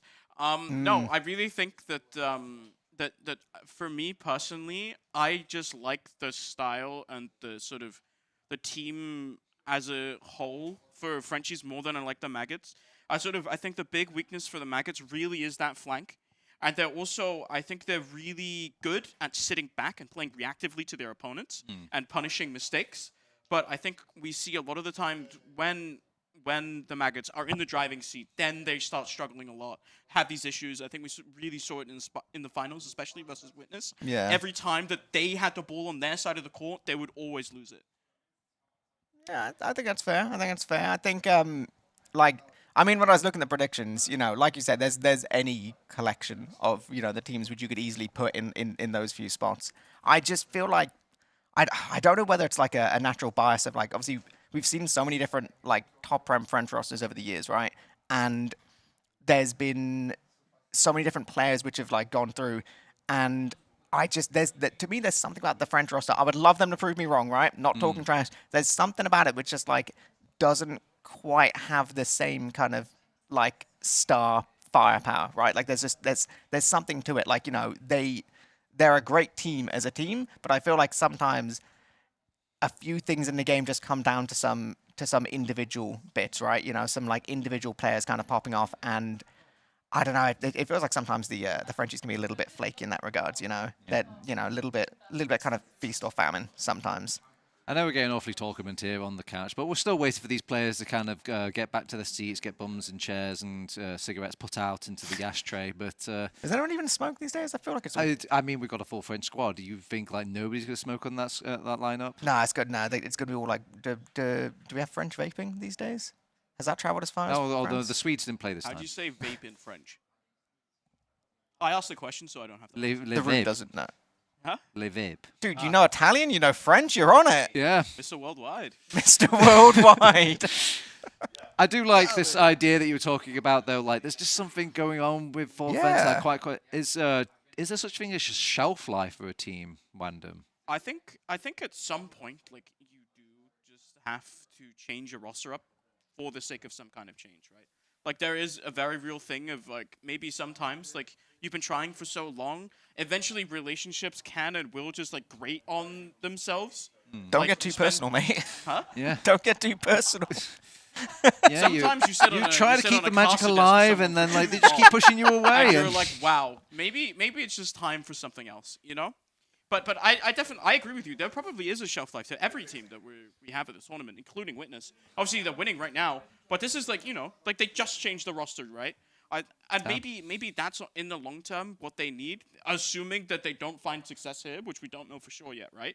Like, but yeah, 100%. I could see someone coming in, someone going out. I feel like I'm at couples counselling. Like that was really real for a hot moment. I think the whole idea of shelf life in TF2 and for any competitive team is a really interesting one, because I think in theory shelf life shouldn't exist, right? Like from a pure theoretical way, it shouldn't exist, because it should be a case that if you are a team and you're all committed, like there's no reason why you can't have the same team of 6 people go through like all of the divs, get all the way into Prem and keep improving as a team and keep going as a unit. But I think it's a really good point where, like you say, that becomes really hard after a point. Like, if you have the same 6 people, you're kind of like recycling the same ideas, right? You're not getting any kind of fresh thoughts in, and you can think of new stuff and you can learn stuff, but I think there's a certain degree of like, I don't know, you can kind of get stuck with things. I think, practically speaking, the easiest way to shake things up. Routine of it. Exactly, yeah. Like, the easiest way to kind of shake things up is to bring someone or some different collection of people in. And I think a lot of that is why you see so many people,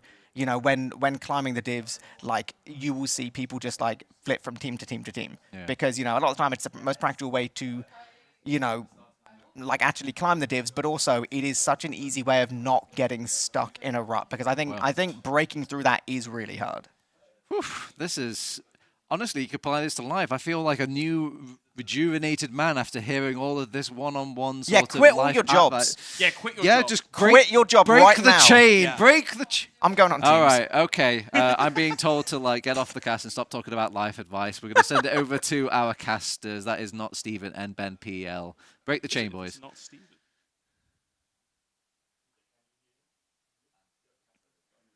Hello, ladies and gentlemen. Yes, welcome back to UBERFEST 2025. You are joined here by me, not Stephen, and Ben Placenta. Sorry, Ben. I nearly got your name wrong there for a second. But we are finally here, casting finally off the couch, looking forward to this game. We got Pint versus Testimonianza di Gioco. Or TGG/Italian Witness / whatever we are going to call them for the rest of this game here. Ben, how are we feeling for this one? This should be spicy, and I think this is... They obviously played week 1 of ETF2L. I think this is even spicier, because who has their go-to Merc been on Witness? It's been Andy every game that they've needed the Merc on Scout. And actually, we can stop the talk straight away, because we are straight in. We're live, round number 4 here of UBERFEST 2025. We're here in Granary. Testimonianza di Gioco in the blue and Pint Gaming in the red. Let's see what they bring on mid. Let's see what they can cook up here. We've switched over to Alien for the cam here. A little bit slower than Lucas, getting some good initial damage. Nearly takes down Alien, actually. That could slow things down for this mid.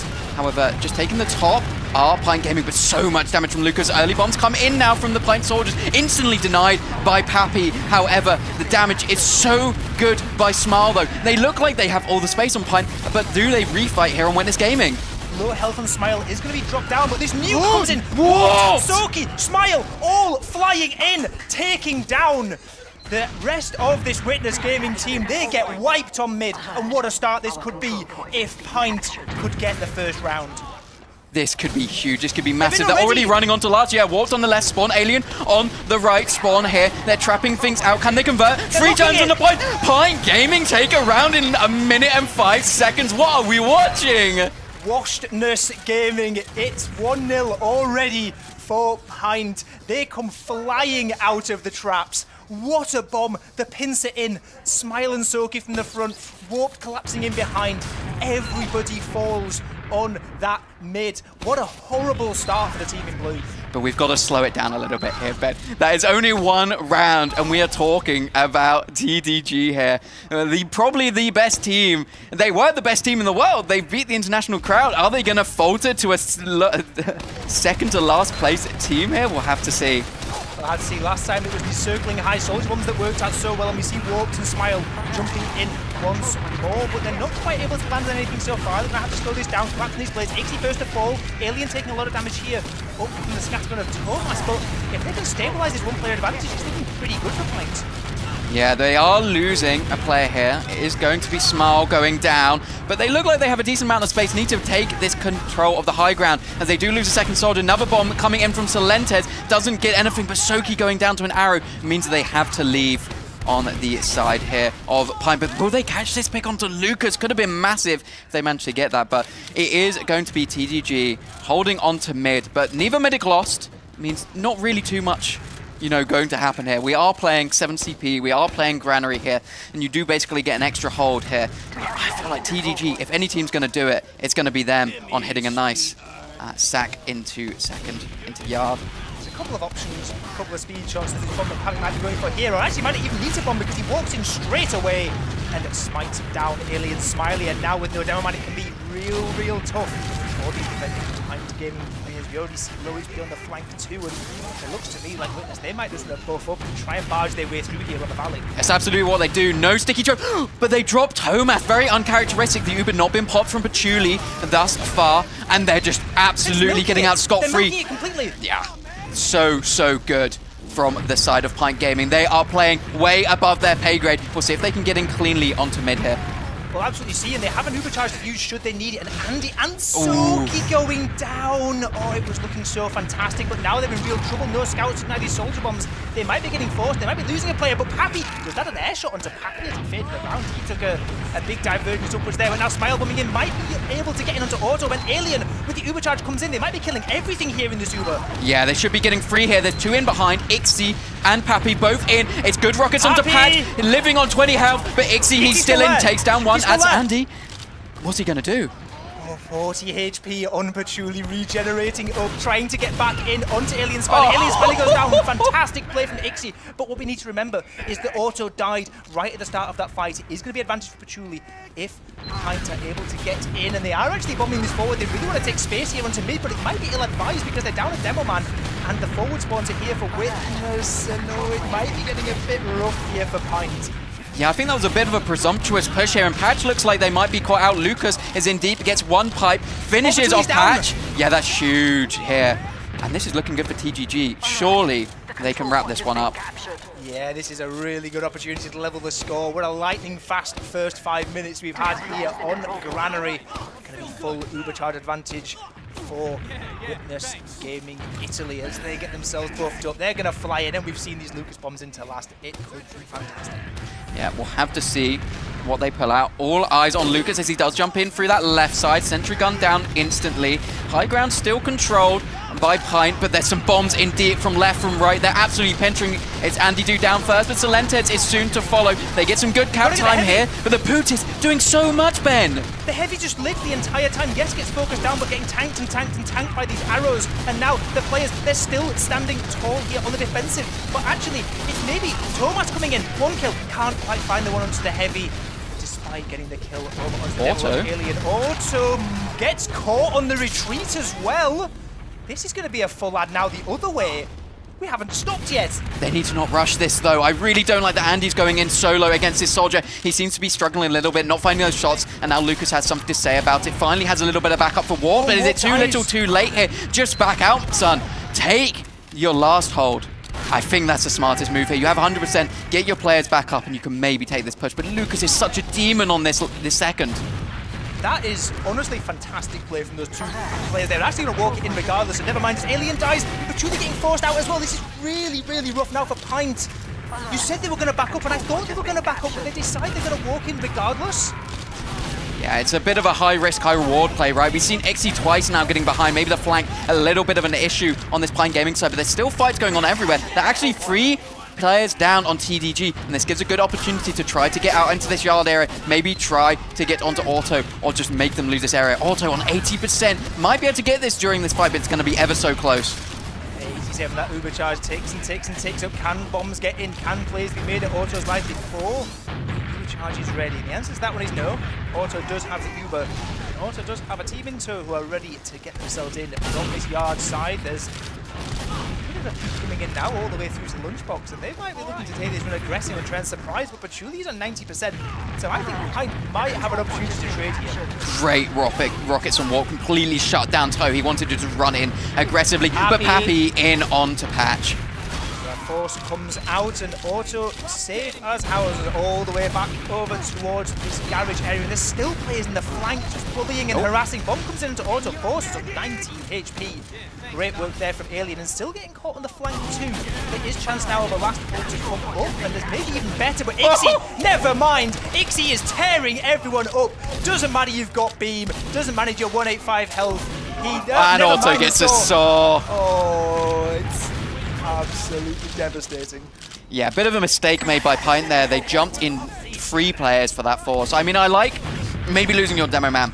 You can maybe get him back up on last and have some sort of an opportunity, but you lose Warps coming in behind as well, and you basically just hand them over that round. You can't just expect to get out completely free there. And yeah, TDG do a good job of just feeding off the scraps there and getting a solid round. And that's more of the team we were expecting. But Pint have had some real moments of glory. I think if they can keep playing fast here, they have a really good opportunity of keeping this close. They absolutely are. We've seen some fantastic work so far. These mid-fights have been absolutely fine. This moment here for Ixie is, well, that's that wins you rounds if you're able to walk in a pocket scout like that. The sword didn't really matter much in the end, but we go from the mid-fight. We have players arriving, spamming away, spamming across, and we'll see if Pint go for these aggressive high bombs. It looks like they are. Yeah, it seems to be tried and tested so far, getting a lot of spam up by Smile. Even gets an arrow, that's so good. They're just caught in the corner, but it's no picks thus far. That allows TDG get a little bit more healthy, get a little bit more space here, but they do not stop the pressure here on the side. Oh! And there's a nice bomb in, but it's kind of cleaned up a little bit here on the side of Pint Gaming. They seem to have all the high control they could ever want, taking down Ixie as well. Surely you have to leave on the side of TDG here. Yeah, they have to back up. Lost all their scouts and Pappy as well. That Pappy sync bomb did look good, but at the end of the day, he only got 1 kill. It was a lot of damage, but it was damage that was just quickly arrowed up by Patchouli. Oh, Silence is getting spotted out here. It is going to be a late death, so maybe there is a chance to use that timing, try and sack in, try and get some space, try and get this movement in towards yard, because this can be a tough part of the map to push into if you let things really slow down. Yeah, it really can. I mean, a lot of the time you will just have your demo man watching right hand side, so the only opportunity is for soldiers to come in. Andy is on sniper, so they're looking for a distraction from him. Doesn't hit his initial shot here and does get taken down by Lucas. I think that will be all she wrote for that initial push, but it was good pressure. They were taking a lot of eyes there onto Choke, so a good decision. But now you know Thomas is just in. Patch is dodging everything. Patch, you don't do this. Disgusting from Patch, and the Uber's completely faded. They should be able to chase here on Pipe, but their health is too low. There's too many people absolutely everywhere, but that was kind of an aura farm. Yeah, and there's also Andy in it as well, trying to fight these players behind, losing out to Thomas though, as they try and back up out of this. And honestly, as the dust is starting to settle, this wasn't actually too bad from Italian Witness Gaming, but they are actually getting a couple of their players cleaned up, and we genuinely just have not slowed down this game. This has been a wild, wild ride here on Granary for the first 10 minutes. There's 20 more still to play. Anyone's game as it flips into the blue. Yeah, absolute roller coaster so far. Ubers are even, but they don't have on each team. This could be an opportunity to try to get something going. We genuinely see that Witness a lot of the time, when Ubers are not in play, can do a lot better. Solentis trying to go for a bomb in. Unfortunately fails it. Old man took a season or two off the game. Has forgotten how to jump. Unlucky. Yeah, not quite able to make it in, but you're a bit limited trying to get into round second. There's only a couple of bombs you can realistically get off, and with so many spam classes, there's a lot of them down. It can be one of the tougher points to breach into. This time they've really hit their artichoke though, as still getting spammed around and jumped down. Happy's in though. Yeah, this surely is. Lucas down though, they can push. Yeah, Lucas down is huge. That means absolutely no traps as you come in here. Another soldier going out. This should just be lights closed if they play this correctly. This scout so deep in as well. Caught out is Ixie. They're kind of crumbling TGG. I don't see this from them a lot. They tend to only lose one player on these sort of plays, but losing 3 is uncharacteristic here. Pint really giving it to them. Absolutely rattled, and they're getting spammed back out of the yard as well. Pint really wanted to take all the space they can and walk all the way forward. There's now on the left side yard. They're going to have to take a trade at some point. Never mind, it's not a trade because Thomas gets shut down. That's the second time this game that we've seen Auto drop Thomas here, and it's such a good Uber. Andy's so deep in, takes down Auto. Surely we'll be able to take down Lucas. No, he backs out. This is so smart here. As long as you manage to keep your demo man alive, this is massive. Ixie taken down. Andy is just him.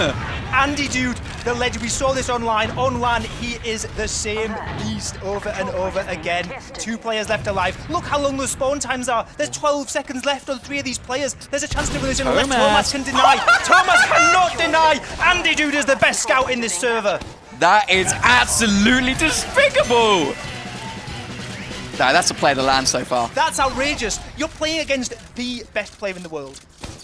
Thomas is a legend, and Andy Dude walks in. He's played 1 season of Prem, and Andy Dude is popping off an 8k to finish that round. But we've got to be said, there's 17 minutes left. They've got to hang on. They've got to keep this tempo up. They can't go Joko Piano. They've got to keep it Joko Forte here for Pint Gaming if they want to stay in this game.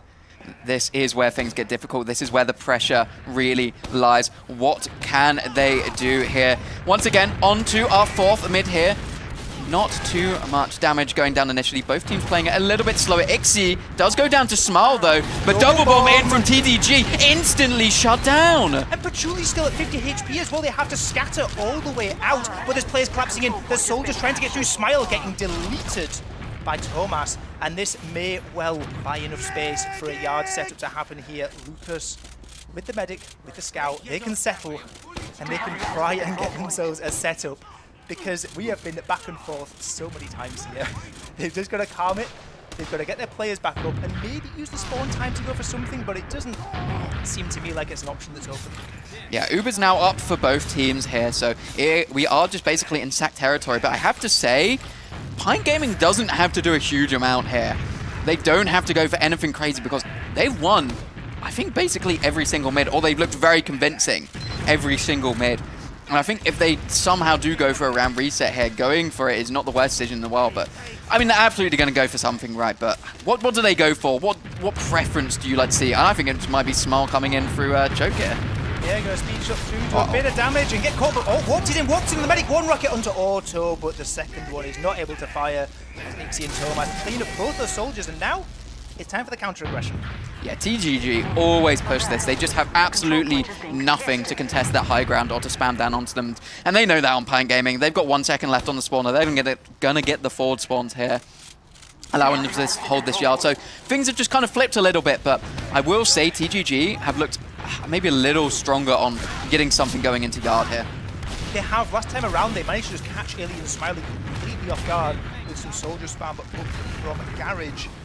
Well, it seems this time it's Lucas who's the one trying to spam in from this window, still maybe lining up a bomb, maybe trying to get him to the left-hand side, jumps through the sticky trap completely uncontested, and bombs through 1v1 in onto Warped, pops him into the sky, and does actually land a bit of damage in the splash, but isn't cleaned up by Soki. And Soki doesn't manage to get the cleanup, but now, okay, never mind, we're flip-flopping back and forth.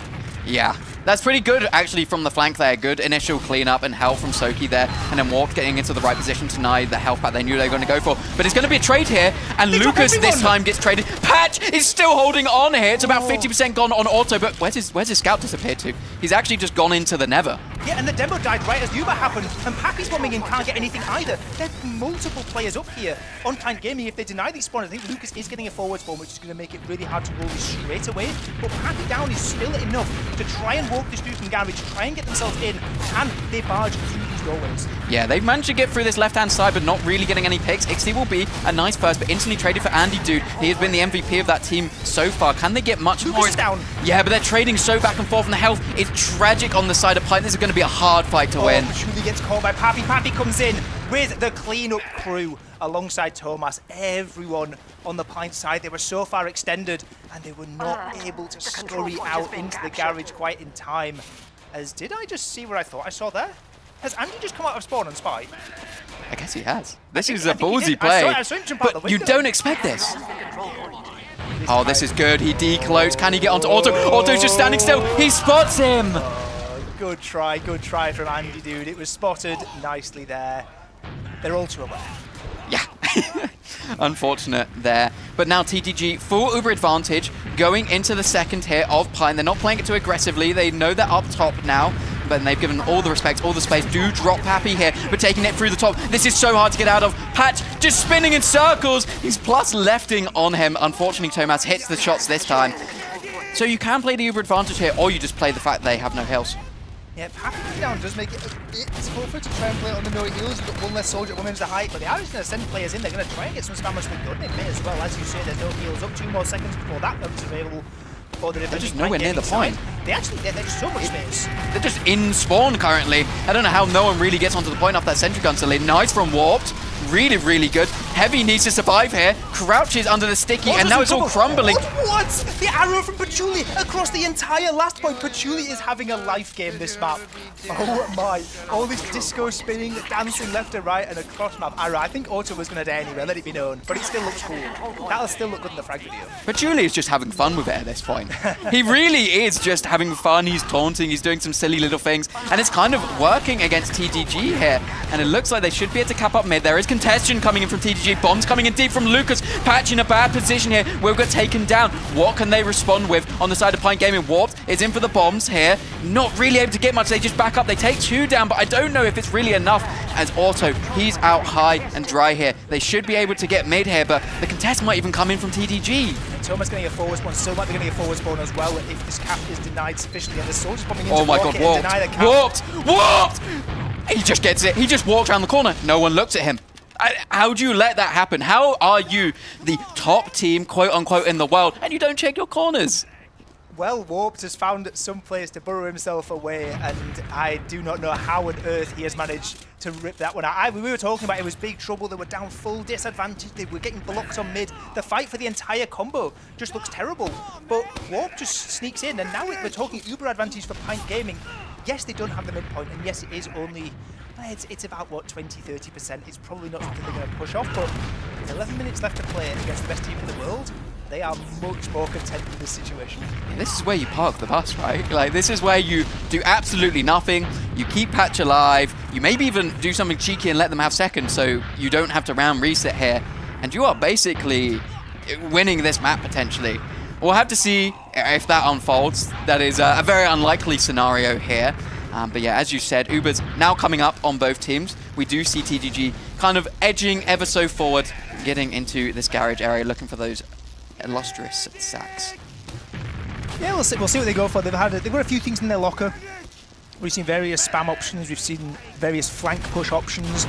We've seen various bombs in through choke, and it seems like the latter is on the cards so far for TTG as Pappy goes absolutely sky high, trying to land in, decides to fade around and get a kill into Smile, but the kill is not forthcoming as Warped is soldier to fall, as Pappy and Sil trade out in kind. Soki going to walk in, try and get his kill in onto Ixie, as everyone just backs up and heals away. Andy, though, actually walking in really aggro, gets a force out onto Auto, and Patchouli once again is holding his nerve. He's maybe letting a demo man die, but Alien Smiley doesn't even die either. Patchouli, does he have a right mouse button in these situations? I actually have no idea how those two players just live. Your Scout and Demo Man should just never live there. Like, that is disgusting here. And now, look, they're basically getting it for free. It's just a Scout up top, a couple of sticky traps to worry about. They're going to use on through here aggressively. Losing Alien, though, is huge. Yeah, Alien going down. Oh, no picks either. this is a back out. This is really, really dicey now because they're 40% down a demo man as well. Didn't cap mid. There's no chance of even getting a forward spawn early because they haven't capped that point, and now this is a real chance for Witness to try and get themselves on the board. Can they get through? They've got to get this clean. They've got to not drop too many players here getting into second. They can't do too much spam. They can't get slowed down too much because Patchouli is going to have an Uber charge eventually. Currently sitting at 30 yard, but they're barging in, and that kill onto Smile is going to open things up a lot. Yeah, Uber up now for the side of TGG. It's still going to be about 20%. If they go now, they can absolutely make it. We'll have to see what they do. They do use Uber on through onto last here, able to get that sentry gun down early. Some cap time early from Ixie. No one able to get on that point. No soldiers available to block it, and they will bring it back up to a 2-2. 9 minutes remaining. This is one of our closest games we've had so far. Absolutely, and I've got to say, like, that pressure in onto second, I was saying they need to worry about not losing players as they're trying to squeeze in and just do it fast enough. Catching that kill onto Smile is crucial. If they had one extra soldier who was able to bomb in onto that point at the very end, it could have been an entirely different situation. But now here we are, 2-2, 8 minutes and 30 seconds left to play. Still time for either of these teams to get all the available points in this round 4 group stage game, as Lucas once again faster on the rollout, doing a good amount of damage. Yeah, 5th and potentially final round. What do they have in their warehouse? It's a high bomb once again here, just circling round. Pine all over the point. Got to be careful of Solentes though. It's getting in over onto the demo man here. Early pick is out on Solentes, however. Cleaned up health. Again, tragic though on Pine Gaming. TTG been really good at cleaning up these kills during this game here, but it looks like they might be able to get up a bomb in. Massive damage there between Pappy and Lucas. We saw the speed that Pappy got flying in through Garage. Absolute nukes being dropped there over on these remaining players, and Alien is in a world of hurt here on Yard. I do not know how he's managed to evade those rolling pipes on the ground there as he escapes on 6 HP. It's going to be a last hold at full disadvantage again. This it's been a fun ride, but I think we might be seeing Testimonianos Dijoco getting themselves back in the lead. Let me off the ride. I don't like it anymore. I feel sick. We'll have to see what they do here. They're playing aggressive on the side of Pint Gaming, a little bit unconventional here, maybe just trying to deny as much time as possible. Uber is used out early, but it looks like Alien might be caught unless that serve absolutely saves him. It might possibly do, but Smile's going down during this. They've got all the space on this right-hand side on the same of Witness, and it looks like it's too little too late. It will be TDG/Witness Italia taking that 3rd round, and that was a much more convincing one. That looked more like the team we know. Absolutely, it was incredibly clean. Yeah, the mid-fight was a bit iffy in parts, but the collapse after the mid-fight was perfect. The coordination between Lucas and Pappy, and as we saw, the conversion into last, really great. Playing the space fantastically, and now for the first time in 24 minutes, Witness Gaming are ahead in their granary game. We see this time Alien not even bothering to go for the pack straight away, trying to avoid as much damage as possible as we wait for the soldiers, as I'm sure we're going to see they're going to be jumping in high. Yeah, high bombs coming out once again here. Warp's going high, not really able to get much health. Again, already a little bit low on the side of Pint Gaming. It's playing a bit of a rotate game, but it looks like big damage on Show. And yeah, this is what we're used to seeing here. Ixie walking in, cleaning up everything, and it's a full clean wipe. 6 versus 0. As Witness Italia, even they're walking onto last. They want to lock this out. Warp, the only spawner. Yeah, this is a little unfortunate, right? Like, I feel like they've just figured out the mids a bit. They know what Pint Gaming is going to go for, and they are just trying to counter it as much as possible. They're basically trying to do the exact same thing, get those bombs in at the right time, get as much damage as possible, and this is basically all she wrote. This is disgusting. Lucas just sitting at the spawn doors with Uber charge all over him. Invulnerability for days here. I mean, Pint Gaming, you just don't get out of this one, unfortunately. Completely locked out. They hadn't even started capping second when the Uber got bogged. There was no rush at all. They had all the coordination. And on a map like Granary as well, there's the pipe you can sit soldiers on as well. And you have the high ground advantage locking out these doorways. As Witness 4-2 up. They're in cruise control. With 5 minutes left, yes, Pint can technically get back into this one.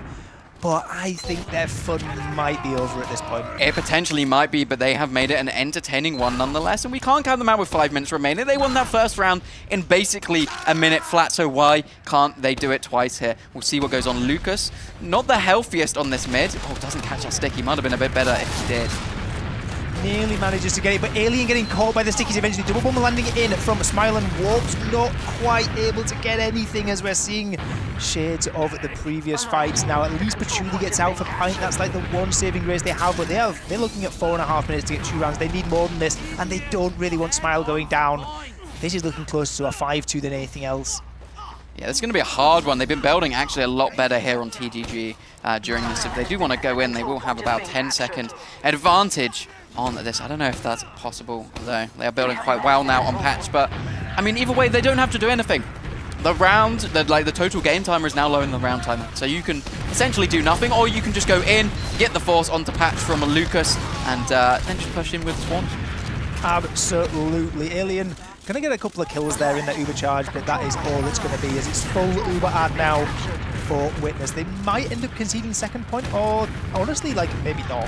At this point, the spam is still looking good from these soldiers, despite Lucas even going down. And look, they're in position. They're getting set up miles away from Uber charge. Patchouli. Soki getting caught is going to be one less off-class option on this last point as they use it. They're walking forward, and they want to end this here and now. And that is exactly what they're going to do. Just raining down absolute terror, RTDG. We weren't believers, Ben. And we were sorely told. I'm not gonna lie, I thought they were gonna win. Yeah. I really thought. I was a believer. I was a big believer. I was definitely on that vibe. I thought they were gonna make it, and especially after that first like 10 minutes or so performance, even after getting equalized done, they get that second round up. It's looking fantastic. So many great plays from all of the players. No, we obviously talked a lot about Andy, but everyone was stepping up to their peak performance. But that's the thing, you're playing a team this good. Yeah. Like, you need there comes a point where your game plan just doesn't work out, and you just sometimes lose it. But they played amazingly. I mean, Patch had some real highlights, Smile had some highlights as well, and I think overall they played so well. Pint, I think, have been the dark horse so far, have really kind of taken it to teams where we didn't think they would do. So, maybe a couple of demo reviews looking what went wrong in those later rounds, and I think Pint have a real chance of becoming a contender. Yeah, they've had a really good day one so far, and okay, yeah, they lose 5-2 here. Like, the scoreline does not tell the whole story in any way at all. They have had some fantastic peaks, and even the game we saw earlier, it was absolutely like, I don't know, they're a dead team at this point as well. Which yeah, is it's wild crazy. To think. They're a dead team coming into this event, and they're like the lack of pressure, I think, is just really lifting them. Yeah. They're all just stepping up. What do you think on the TGG side? What do you think they were struggling with early on in those first couple of rounds? Like, what were those mids doing to TGG? These high bombs were kind of getting unanswered, because what we saw actually a lot of the time is Smile was bombing up and he was landing on the lamp at the same time that Patchouli is ready to arrow instantly. Like, it's not like wait and call for an arrow. The arrow is already landing there instantly. It was all like, it was as if they'd run the entire mid on like set timers, like at 4:37 we bomb high, at 4:32 we arrow that. It's like they're playing the entire thing like clockwork. And it's a fantastic plan, but I think TGG sort of figured that out, at least on the mid fights later on. They were able to, like, Smile wasn't getting nearly as much done on these lamp plays. And they were just playing a lot slower on Witness. They were just absorbing the pressure, maybe catching a couple of kills, and then re-collapsing in the post-fight. Yeah, we apparently have some logs to look on. I didn't know the Bloodsail Buccaneers won that game, but, interesting from them. But, I mean, you look at the logs, and you just instantly, my eyes are attracted to Thomas. He just went crazy on that second half. Absolutely, yeah. And we saw a couple of awkward moments earlier on with a bit of beefing, but like later on, yeah, like we see it, it's been absolutely fantastic over from Thomas. Like we saw particularly these like cleanup fights, taxiing in, cleaning up those low HP players, and just carrying the entire team forward with the momentum. It's what he's known for. It's what he's the best at. You know what I'm kind of surprised about? Thomas dying 13 times. Isn't it weird to actually see that man over 10 deaths? I feel like he was actually getting diffed every now and again, which was scary to see. DM-wise, yeah, he was like, he was in trouble, particularly in like some of these like fights where he's not permanently on beam as well. Like he was getting caught. Yeah. Oh my God, Lucas, 408 damage. That, yeah. I was looking at Smile. I was like, oh, Smile had a good game, 300 damage, respectable. It's like a slower game. And I look at Lucas and I'm like, makes a little more sense Do we now. keep or do we deduct the damage done in the spawn door at the end? I mean, it's still part of the game, right? It is. But I think he might have done it anyway. But absolutely fantastic stuff there from Witness or from Testimonianza di Gioco. But we actually, speaking of them, speaking of the new Italian Witness Gaming, they are actually here over on Spire. So take us away, Turbo Tabs. I think we have some Italian players to talk to. Welcome back to the couch and welcome, Lucas. How many times have I told you to get your stickies out of here? I don't have to keep...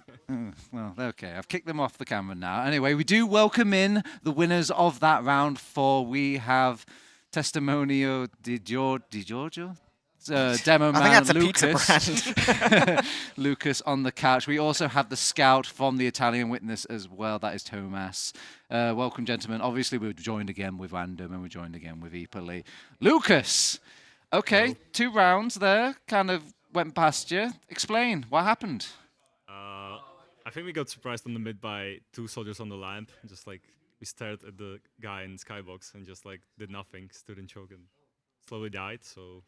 Twice? Yeah, I think it happened twice. Like, I think it happened twice.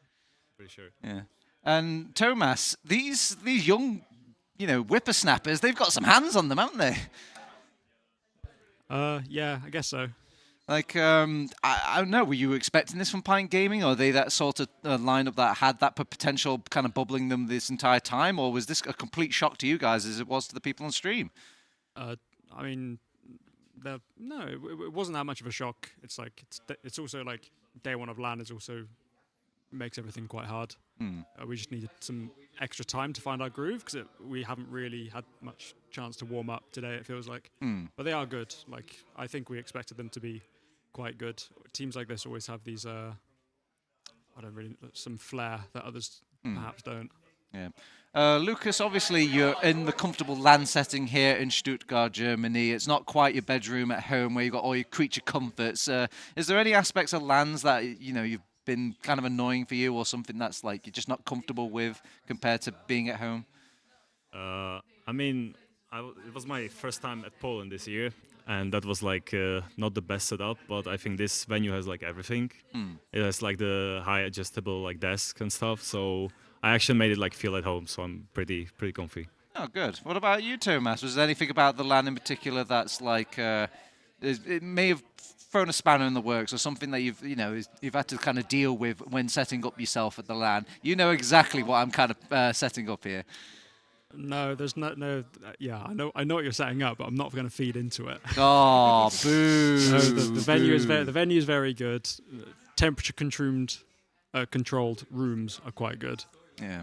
And you have standing desks. I mean, you can't really ask for more. Oh, well, I can't get the humble man, but Wandem, obviously you think very highly of what the previous artist known as Witness, and so. Do you want to say anything nice about like their gameplay? Why you've got them on the couch here. Like, what did you see that you really liked from Witness in that Granary match? I really like the Witness mentality when it's an even Uber situation, but you know that the enemy is pushed into last, but they haven't had time to set up the gun. Witness are so willing to push super early when they're pushing into last. I think it won them a couple rounds here as well, where they don't give the enemy team time to set up a gun or set up any kind of defense. They just go in immediately, and I'm surprised that more teams in Europe aren't adopting this, because it just feels like a much better way to push when you know it's going to be an even Uber situation anyway. Just setting up that early push straight away is so impactful, and it really, I think, it lets Witness win a lot of rounds that other teams aren't going to go for necessarily. Yeah. Ipoli, I think of you as like my strong counter intellectually. So have you got anything smart to say here for... Well, I'm complimenting you. Yeah, I was going to say, either you're really putting yourself down, or... But anyway, have you got any sort of like questions you want to ask to the humble Lucas, to the humble Thomas here? Humble, okay, yeah. Okay, so one of the things which I think is obviously different about you guys is you have all played for like a million years, played loads together. I feel like this kind of game really wouldn't have put too much stress, right? Because part of what makes you the team is that you know that best of ones. Well, basically, my question is, are these games basically irrelevant to you? Because as far as you're concerned, the second it gets to knockouts, the second it gets to more than a best of one, like surely your strength is in how you adapt to things. Is that how you approach things? Like you're just kind of, you don't care about one-offs because you can adapt. Lucas, sounds like you're taking this one. What do you think? Point the microphone and tell me. Yeah, I mean, so the best of ones, like, no, like, in our minds, they mean nothing. This first day is completely meaningless. Yeah. It maybe has some sort of seeding effect later on, I think. Yeah, but it does. Yeah. Like, the way we see it, it's like the best of ones are just for LAN warm-up, and then LAN starts day 2. Like, yeah, these group games really are quite meaningless to us, I think. Do you think your ability to adapt, obviously, you know, complete changes, like once you kind of work out a team, it feels like you can make enough changes to kind of, you know, counter what they're doing on a round-to-round basis. Do you think that adaptability is what kind of puts you head and shoulders above people? I think maybe adaptability might be the wrong word, but I think that in a pure like game of sixes, it feels like we should win against every team. The only times we don't win is if like we get surprised by some variation of a gimmick, or you know, maybe we're not warmed up or something like this. I think like these early games just sort of get all that out the way, and it's like, okay, well now we've seen all your funny little things. We've been refreshed by how certain players like to play, and it's like, oh, okay, we can just go from there. I've got some question for the Witness boys. Obviously, you came. These are more questions in the general sense, not so much in your game you've played. But you came back from Denver. Obviously, came out about this World Champions and kind of like, you know, pardon my Dota analogy, the international of TF2. And I've seen before Olympians describe like getting this sort of depression, like when they've won. You know, they finally made that giant goal and they've done it, and now they're sitting there a little bit like, well, now what? Did you guys experience any of that at all? Did you experience any of that, Lucas, when you kind of achieved this goal? Yeah, I mean, we got back, and we should have taken a break, or at least because I hoped on a like straight up Premiership season with like Czech people, and after the season I was like drained out. Basically, before the LAN, I didn't want to even play, or, like before the season. So Papi gave me like ultimatum, like, yo, you need to tell us if you want to play or not, because I was like, I don't know, I don't want to play, I'm bored, stuff like that. So I was kind of in the depressing mood, I guess. Yeah. What about you, Thomas? Did you experience any of these sort of lows with surprisingly like the high of winning what is the biggest competition in TF2?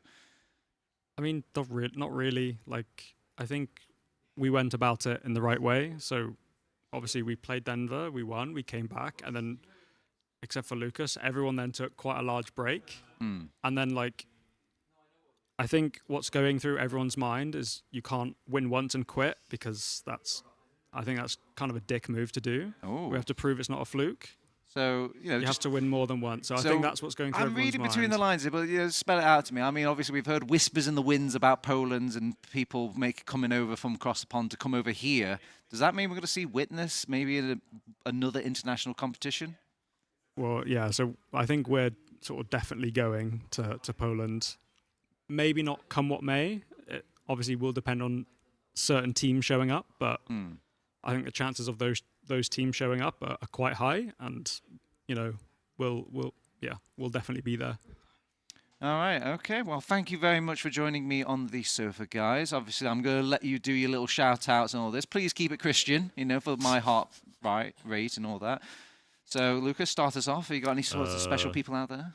I mean, obviously, like Domo, Mula, all the people that played on Witness, and shout out to my team, obviously. And I mean, this LAN, like this whole stuff looks pretty amazing. So shout out to all the staff and people.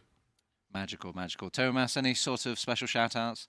I guess shout out to the Nunya group, and again the staff for putting this for this LAN together. It's definitely one of the most functional LANs I've been a part of so far. Now that is an accolade. Put that on a sticker right there. Functional. All right. Well, we better keep on functioning, guys. We need to go over to a break. We need to get swap out a couple more functions, and then maybe we'll function our way over to round 5 of our round robin. But until then, we'll see you later. any second now. Turbo tabs. That's fine. Check out the Golden Pan giveaway at Mannco.Store. They're giving away 3 Golden Pans completely for free.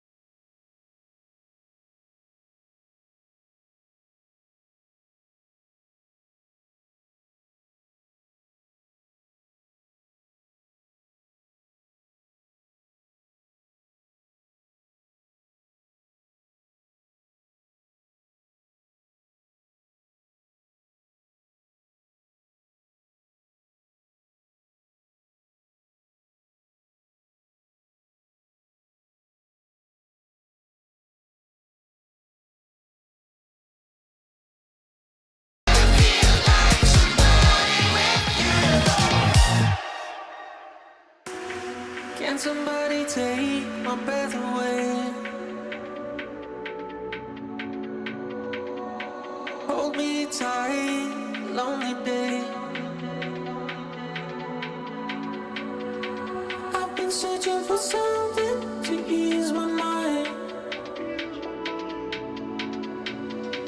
till you came along, never thought I'd find.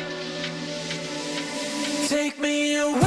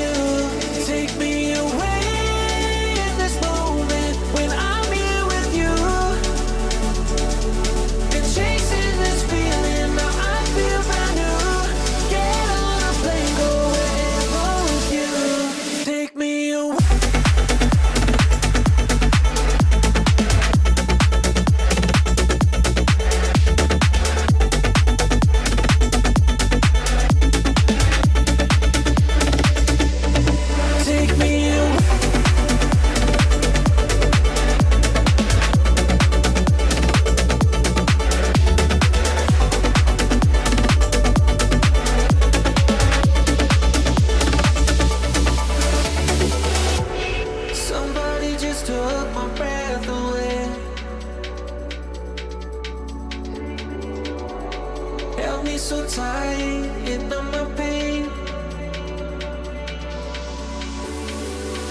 I was searching for something to ease my mind.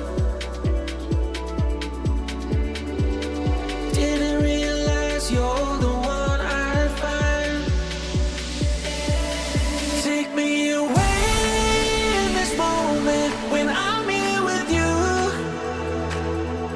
Been chasing this feeling, now I feel brand new. Get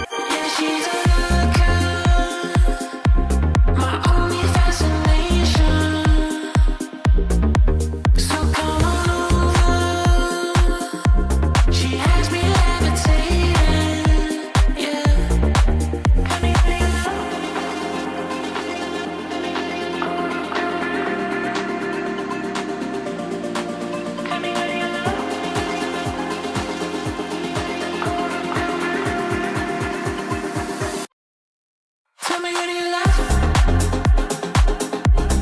Could it be me? Be your fantasy? Tell me, who do you love? Could it be me? Be your fantasy?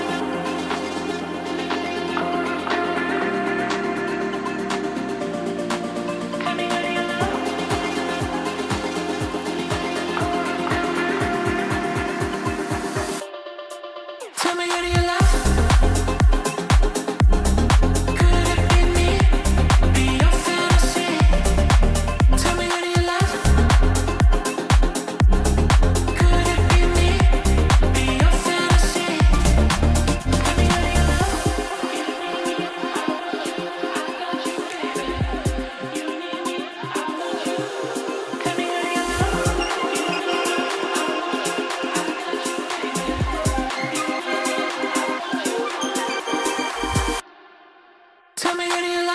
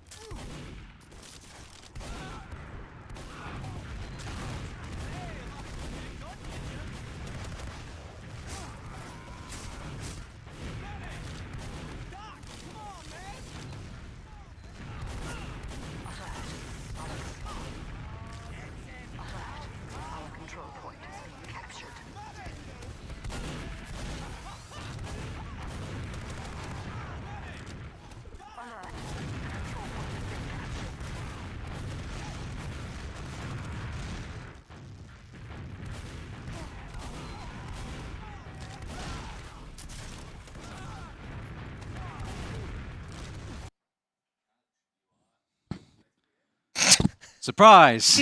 It's round 6. Welcome to UBERFEST 2025.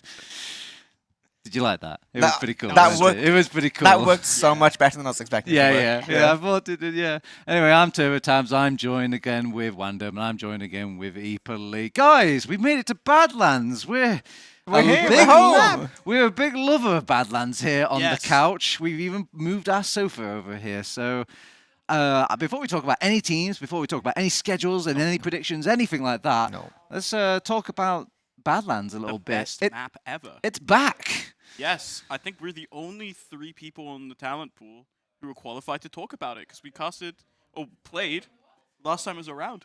Yeah. Literally a million years ago. Before Andy Dude was born. Don't. Stop it. Why? Stop doing. You know what? We need a jar. We need like a jar for him to every single time he mentions this. It's like I'm a fairy in Ocarina of Time. Your references are out of control. Eepily, Badlands. Yes. So we can apparently we can say shithouse on stream. I thought this whole time I thought it was shithouse. Well, right. I thought it was a shit cottage, but you know, it's to each their own. I thought it was quite spacious in there. But anyway, Badlands is back. Why is this map been gone from the map pool for such a long time, Eepily?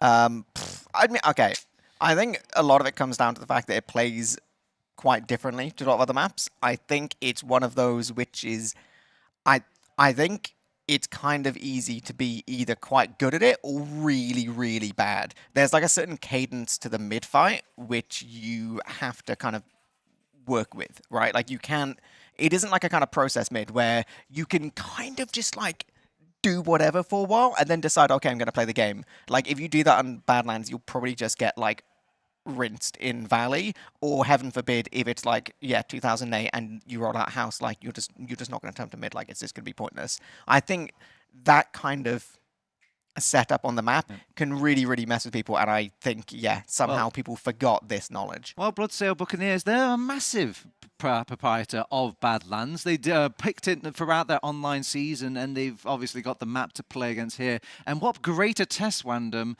than the Italian Stallions. Pronounce it again. Testimonias di Giorgio. It's. I would give myself a 70% there. You're getting an N in the last word. You just keep making it up every time. You're not reading the vowel. Like Epelen, it's fine. It's Epelen. Well, it's fine. Pronunciation is one of my strong suits, but don't worry. We'll send it over to some experts of pronunciation. We'll send it over to the casters, who should be ready and awaiting. I'm sure they're not putting their headphones right on now. Right, guys? You're ready? Ben's ready always. Right? There. It's all good. It's all good. Don't worry about us. We're professionals, Ben. Absolutely. I'm so professional. I got a lesson in how to pronounce the new Witness Gaming team name. Go ahead. So I'm going to embarrass myself in front of a lot of people, potentially. I heard from the Italian himself. It's Testimonianza di Gioco. There we go. That's what we're going for from now on, I think. And how many iterations of the name are we just going to say anyway? Oh, loads. I don't know. We'll go for anything. Anything that's got like a T at the start and the last word ends in a G. I don't know. We'll just go for whatever. I agree. But Ben, I feel like we've been transported back in time. I feel like the year is 1970. I feel like F2 has just been born. And the concept of time on computers is for some reason chosen to be this year. And we're going to Pro-Lands here. We are going to be seeing TDG versus the Bloodsail Buccaneers. And the man you're looking at right now, he's talked some big words. Mac has been saying he's got this map. He's an old soul at heart. He believes that his team can win on this map against, our number one seed thus far. How do you feel about that? I think it's possible. I do definitely think it's possible. The one reason I'm maybe not thinking that is because we saw previously Mac try the double sticky bomb across mid, but this time we can see what he's going to roll out for. This is a bit awkward. Did he time out or something? Auto crashed. He just timed out. Never mind. False start, everyone. False start. We have a crash before the mid fight. Did we see a demo man fail a rollout? That's about all the analysis I can say about that. Yeah, but I was going to say, when we last saw Mac play Pro-Lands in season, he rolled out with a double sticky bomb with the booties on. Interesting. Where do you roll out to even do that? He rolled Valley and then landed enemy Valley. And do you want to guess what happened? He instantly died. How could you possibly have known that he It's almost like when you roll out into the entire team, it's pretty hard to get anything valuable.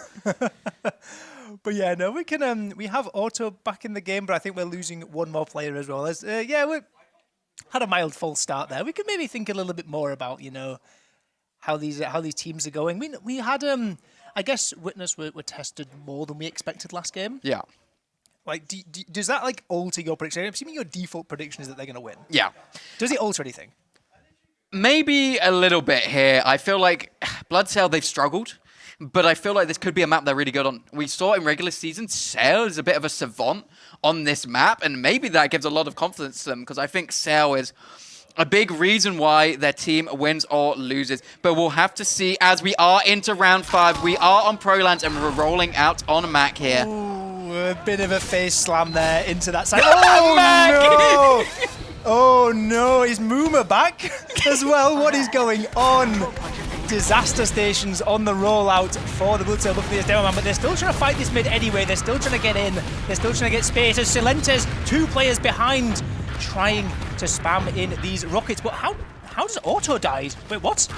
Yeah, I didn't really catch that during all that, but that's a very valuable pick. Happy's in here onto Eon. There's also going to be a Tomas. He's surely not going to miss his shots this time around.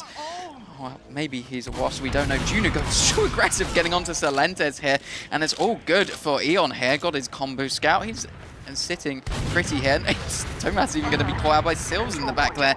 Nice heads up play by him to catch him out, but really good start from the Bloodsail Buccaneers, keeping your medic alive, getting second for free, going to make their way up to Spire and already looking to lobby, I would expect.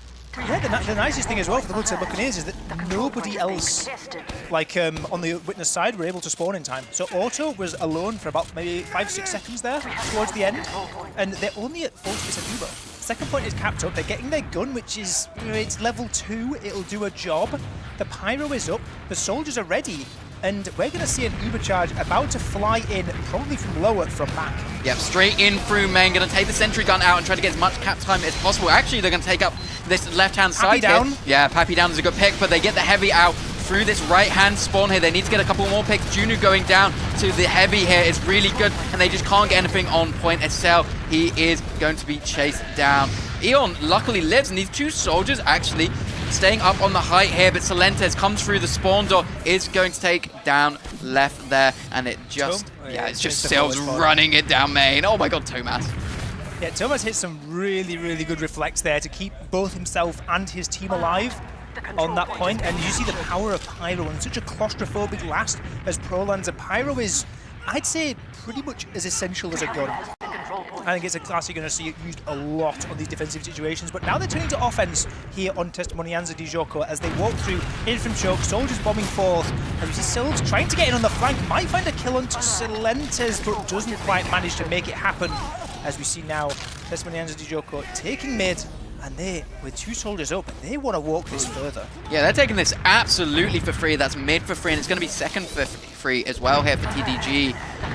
Now Ubers, they have evened up, so we are basically flip-flopping around. We'll see what they can do onto last. Once again, we do see that Pyro setup. I think this map is just the best map for Pyro in the entire game. I remember playing this years ago, and you just couldn't get past the Pyro. It's just so disgusting on this high ground. Absolutely, and it's so good for blocking the gun as well. We see a soldier getting underneath, actually getting completely away from the Pyro, and bombs back up and around, dancing left and right. Sail lost completely, trying to catch these players, but all through projectile is going to sack in for that one. Pappy still and Lucas all falling. As we see just the scouts and the medic trying to escape out. How far do they retreat, and how far do the Buccaneers try to push forward? It doesn't look like too far at all to me, because they are literally we're sat looking at a Pyro and an NG literally just sat on a gun. They're not bothered. They want to chill. They want the round reset. I think if Silves doesn't die there, you maybe try to take an opportunity, but it's so wide open on this map. There's so many opportunities to get flanked, so many hiding places that you just don't want to risk it. And I think it is such a strong last hold to try to capture and hold down that I think it's probably the smart decision. So that's exactly what they do, and they, as you were saying, they just kept this Pyro and NG either way. But it's a nice sticky trap from Mac, very well thought out. It's going to slow down the side of TGG. Gives a bit more time to Yap. There's a fight going on in secret. Pappy does win that against Left here, so maybe there's a little opportunity, but I think Silves should be pretty ready for anyone trying to flank on through. Yeah, I think Silves is potentially running a banner of some kind. Just because you're playing this high ground here in front of the spawn, you can constantly resub. You're at very limited risk. A lot of the time we see their resupply binding straight away, and you can just play this high ground and spam. You're not jumping around too much, but they do have to eventually start locking out these doors, because Pappy's getting a lot of space here, and never mind, gets cleaned up with the power of the resupply. Yeah, he is running the banner here. It will be the buff banner, so mini crits may be coming online. Did some decent damage against Pappy. They're going to be building things up slowly, but surely it could be really powerful if they decide to go for a trade here and you just manage to have mini crits in the post-Uber here. We'll see if that's how it goes, or if they manage to get a successful sack through on TGG. Just trying to spam out the sentry gun to no avail at the moment is ridiculously hard. Lexi's come and seen what Sil did and said, well, it's my time to come up on the sniper class. As Mixie picks up the rifle. We've seen some wild shots from Mixie in the past. Maybe it could work. There's a couple of angles to choose from. Being quite claustrophobic, you are a bit limited. But there's definite options from lower. Lower is definitely the place to be for sniper, and it might be a place to find a soldier pick. But look, soldiers dancing around. The second one is stood behind a pillar, strategically placed to be outside of the sniper sight line. Yeah, he's actually playing that so well. Really giving respect to the sniper here, but Ixie's still looking for this angle, looking for someone going a little too aggressive, but he's taken down so low so many times. How many times do you try this play before you just go for a hero shot? 2 minutes remaining on the clock. We usually see about a minute they'll go for a trade, right? Because the fights can go for a bit longer. I feel like there's basically a minute for this sniper to do something, and they are playing it so regimented on the Bloodsail Buccaneers against this sniper so far.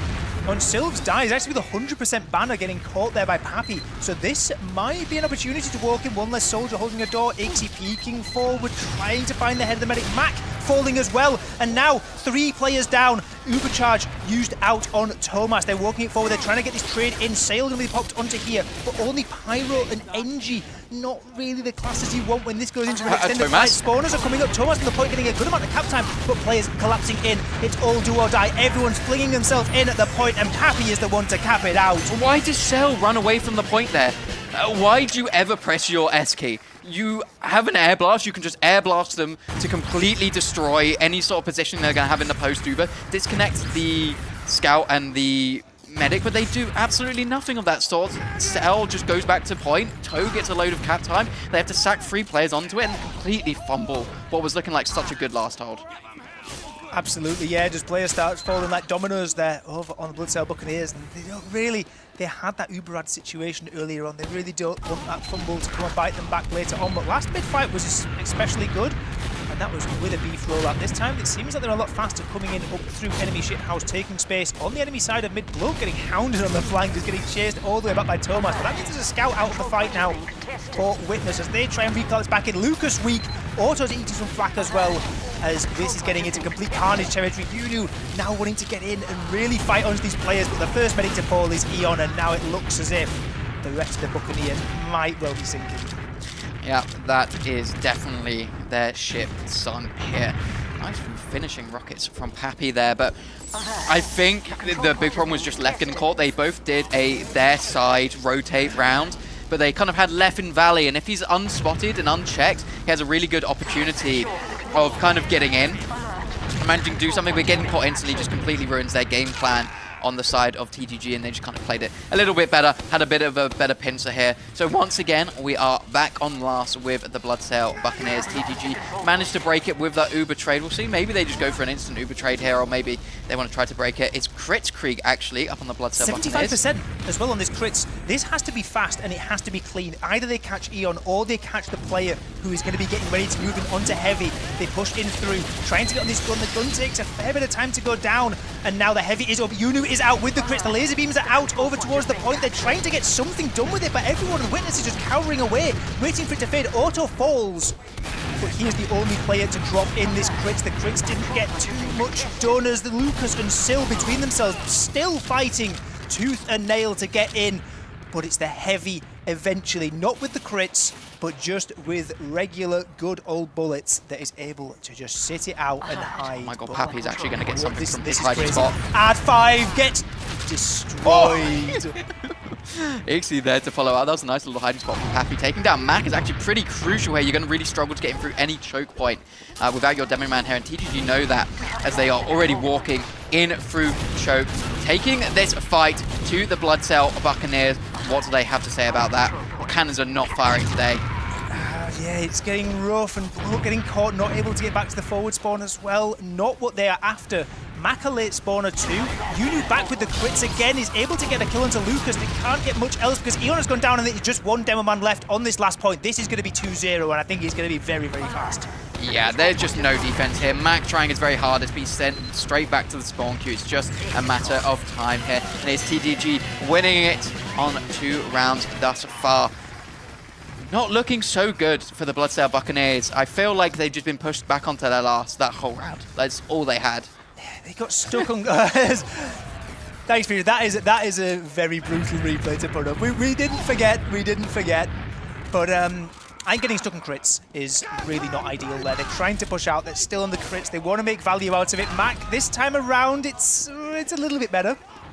Maybe not quite perfect, not as fast as Lucas, but at least we've made it there this time. It's serviceable. It's serviceable. But we are onto our 3rd mid here. Looks like it's about the same. Silentez unspotted behind. Now he is, but he does good damage. Surely there's just a follow-up bomb coming here. I'd be screaming for my team to get in. It's Lucas going in deep. The health is diabolical on the side of the Bloodsail Buccaneers. They have to back out. They need to get Eon out now. Why are you so aggressive? You've lost your entire team. Please leave. Cell's going in. How are they still fighting? They believe in Bloke in the backlines, but this is just scary. Somehow they've managed to come back in.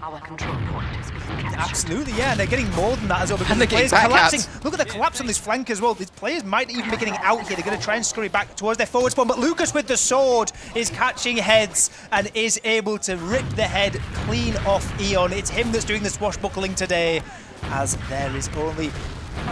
there's actually only 3 players left alive. They're going to have to try and play this ad, and it might not even be that much ad because they've used Inter last and they're in a weird 3v4 kind of situation here. They're trying to back-cap. They get the back-cap. They get it in time. Oh, it's carnage. Right. Okay, let's take a second to see what happened. Okay, so TDG capped mid, back-capped as the Bloodsail Buccaneers decided to refight mid with 3 players down, somehow defend last from an Uber coming in from TDG, and have a player in behind? What is this round, Ben?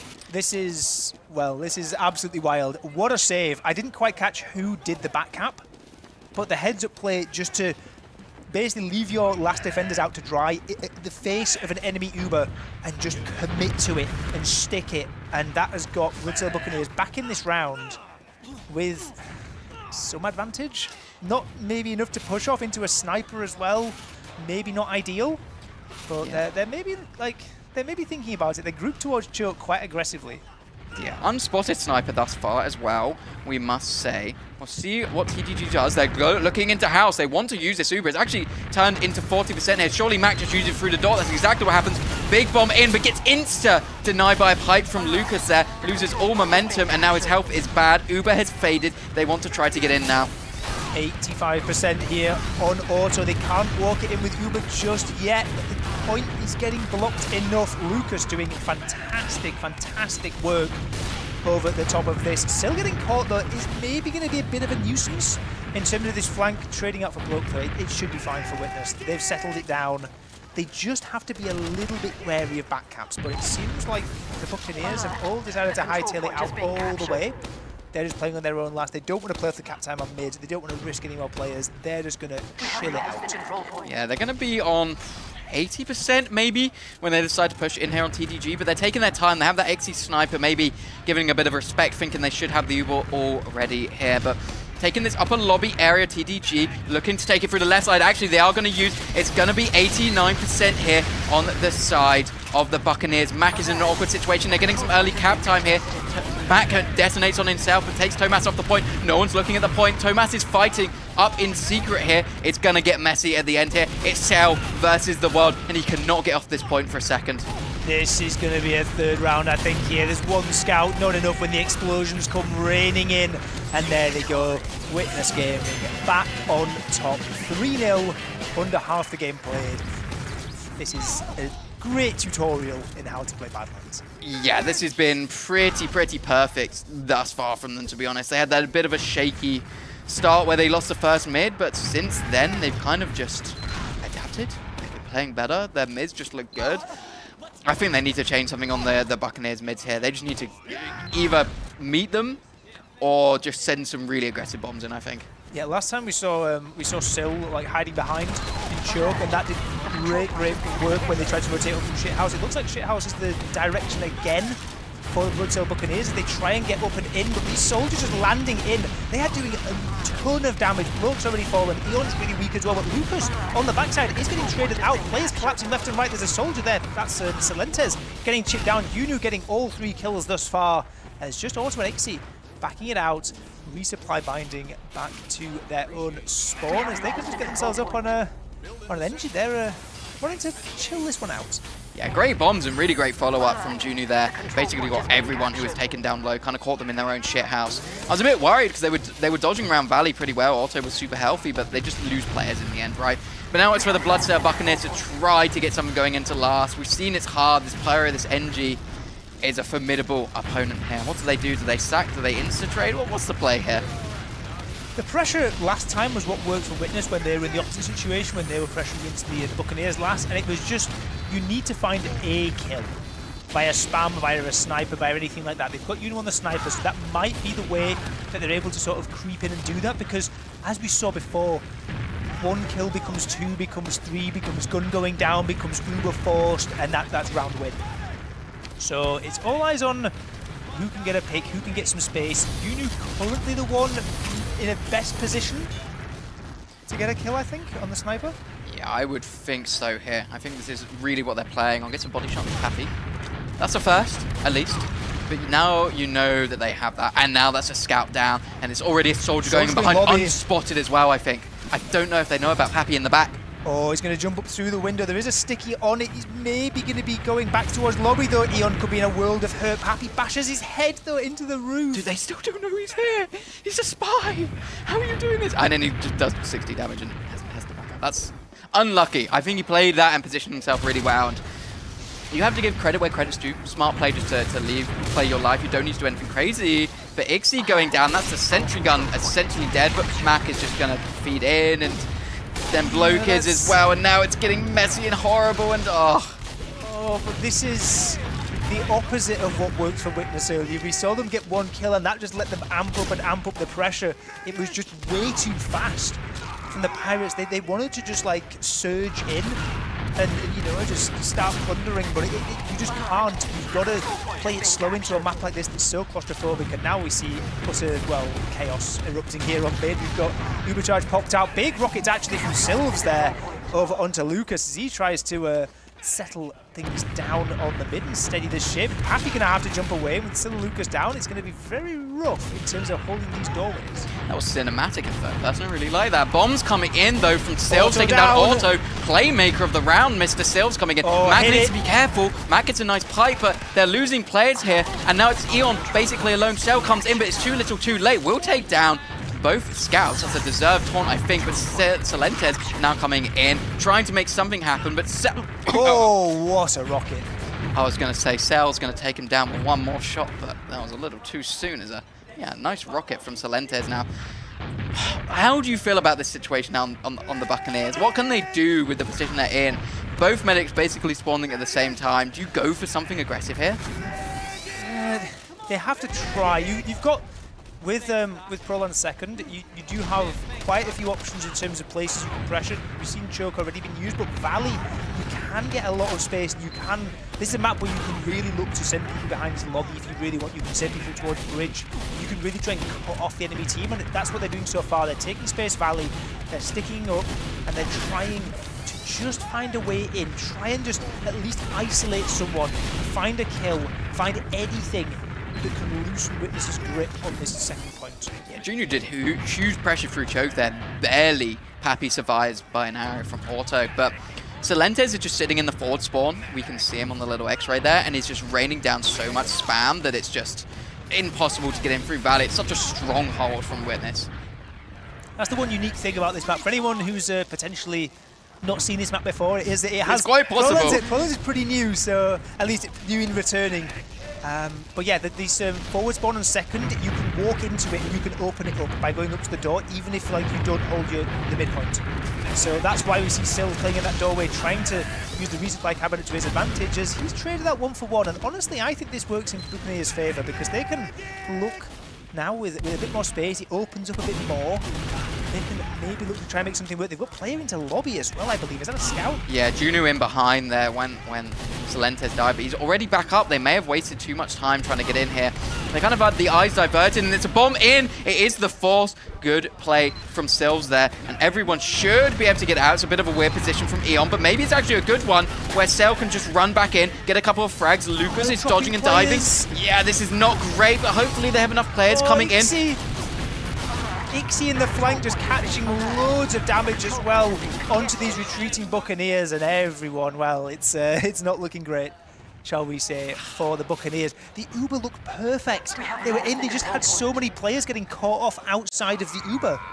Yeah, I mean, it's such a good position there from the Buccaneers. You can't really ask for much better. But yeah, it's fumbled. Ixie comes in, gets a free K, destroys your whole flank. What can you do? Sometimes the Italian Stallion just does that. Yeah, we know he's one of the best scouts in the world for a reason. And it's those clean-up plays, even in the face of an enemy Uber, able to get around, taking virtually no damage on his own, able to clean up and win the fight. So now, it's back to Witness on enemy last, with big Uber ad and a big push coming in from this left-hand side. We've seen them winning these situations before. Can they do it again? Gun down already, cap time already. A little bit from Thomas. Has to be careful of those sticks above, as now he just reroutes things around, tries to get back in. There's not really an Uber charge to worry about yet from Eon. He's only at 75%. Cap time can start coming through. 3 players have fallen. The heavy is down, and the point has flipped. It's 4-0. Yeah, absolute destruction that round. The push is just so clinical. It really feels like they know exactly how to play that last point. They take the Uber in, they get the gun, and a lot of the time teams will struggle because you can play from the respawn quite effectively onto the point. But Thomas, he just keeps clipping the point, making MacDet stickies, making a soldier commit, and then the soldier just come in from up top while they're distracted and just manage very, very well to take that round. We are fixing our game. Technical difficulties for a second here, but how, Ben, are we feeling so far about how this game is going? Expected? Disappointed? How are your emotions thus far? The first mid was the peak in terms of Buccaneers, and I think it's been a bit of a slippery slope since then. I think they were in the game for a bit around that. They had that time, they were holding their last for a while, it looked pretty solid, but I felt just as soon as they went around down, it was, they became a bit more desperate. And I think Witness, they're just so controlled. They're locking in. As obviously, it takes time to come in and settle to your setup again. And still, like, first land back with the team in quite a while as well. I think Witness just getting stronger and stronger ever so slowly. And yeah, the rest of this game has been, I'd say, fairly dominant. Yeah, I mean, we saw the Buccaneers take the last mid. I was confident. I was like, oh, you're looking good. You might be able to get something, send a couple of sacks in. But they just do what I feel a lot of the teams do against Witness and just get super eager and think you can do what you could do against some lower prem teams. And, oh, you get a pick, we're going to flood in and take an advantage of that. But Witness just have such a good hold, such good positioning and play off each other so well that it's actually to a detriment a lot of the time. They're just going without the necessary information. But we will see, can TDG make a clean 5-0, or do the Bloodsail Buccaneers still have something in them? Do they have something to say? Here we go back after our technical difficulties. We are rolling out for potentially the last round of this game. 4-0. One more round would end it instantly. Mac hitting the nicest roll out of the game so far, I think, there. Proud of him. Really good stuff. Going to land a couple of stickies over at enemy house as the team group up towards the right side, but still again, once more in this same position we've seen many, many times over the years as they bomb in and collapse forward. Pappy and Sil instantly eviscerating Eon. What can you do against it, man? And Thomas is just hitting every shot, keeping his medic alive. It's just Sills in the background. We'll take down Thomas, but yeah, they've got his number now. There's not much this man can do, and he will just back swarm smartly. So once again, going to be full Uber advantage for the side of TDG here. Sil's been doing that play now for 10 years. He's got it down to absolute perfection. As we see a soldier fight on second, Pappy counter jumping away. That is not honourable in my books. Add 5 and counter jumping. You're going to see him on shotgun next. You're getting kicked off the MG server for that.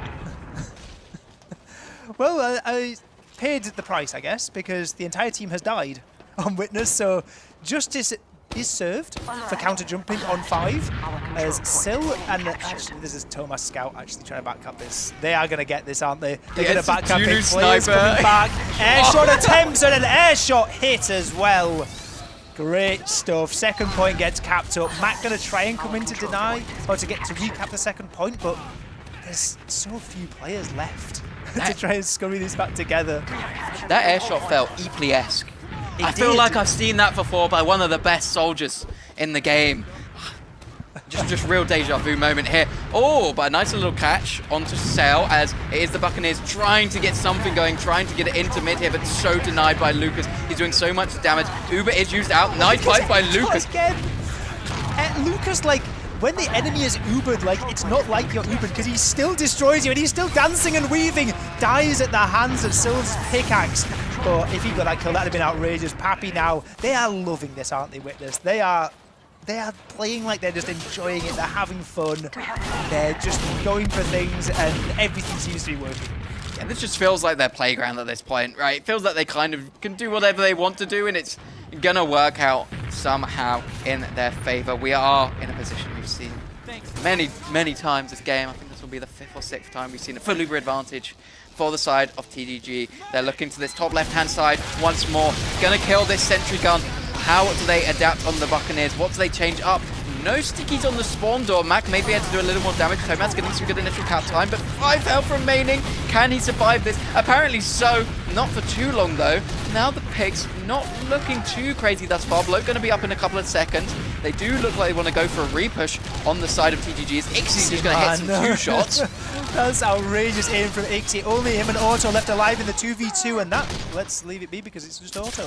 Ixie going in deep, getting a couple of good kills, but I don't know, at this point, there's 5 minutes left. There's basically not enough time to win this, and Auto is going to at least have even Ubers, maybe even a slight advantage depending on how quickly he can make his pocket scout. And maybe, I think they're like walking in. They actually want to fight this. This is very disrespectful to witness. Oh, Sylves! Well, he's enjoying it as well. Yeah, that's what you get for disrespecting it, right? Like, you can't just run in and do that. Yeah, we get the fuck out from Tomaz there. He knows he's been outplayed there. Lovely rockets here. Oh, but come on, Lucas. I swear he actually has like 80% accuracy on his pipes. It's just crazy.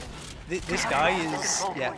I don't know, anyone who was saying that it was the lock and load that made him the best demo in Denver, it's just not true. He would have also been the best with the pipes as well. If you see him again just deleting everything in choke, he's at the same time, he's locking out the team in choke and still air-shotting people. Yeah, how do you do it? How is it possible? During all this, TGG, they had mid, then Mac sacked in onto second. And now Auto has Uber. Eon is about to get Uber, but... Is he? Are we sure? Yeah, he gets it just about. Close moment there for Eon. I wasn't so sure. It's 87%, and that's all well and good, but he wasn't beaming anyone.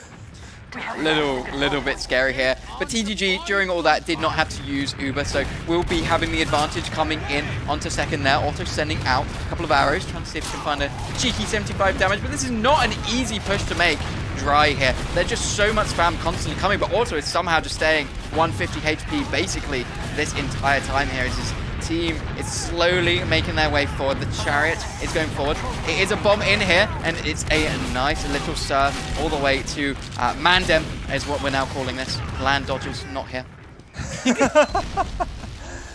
Yeah, well, he's dodged and weaved away, and Eon somehow manages to escape from this one, but it's again big disadvantage. We saw the last one fail, didn't quite get enough with their Uber. This time around, they're going to fly in. Sail's a late spawner, so there's going to be no gun, no pyro to deal with this. Just a heavy, but Sticky's on point from Mac. Are going to get the kill into Tomas. There is a world now where they can look to settle this down and hold it. Happy not quite able to find the last lick of damage there over to Sylves, as it's now getting, I think it might be over. I think the push, I think these soldiers have not been able to get enough done. Demo's down, yes. Ubercharge forced out finally from both these two teams, but how about the recollapse? There's a heavy on the ring as well.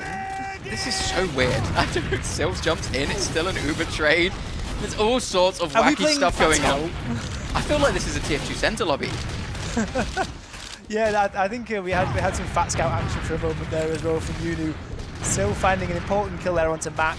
And the context of maybe getting into last and maybe helping out the team, but Lucas going down in tow means there's a chance of a push out, but there's players everywhere. There's players on flanks. There's someone trying to back cap as well. Like Toe and Eon have just been fighting for about 10 seconds in the lobby.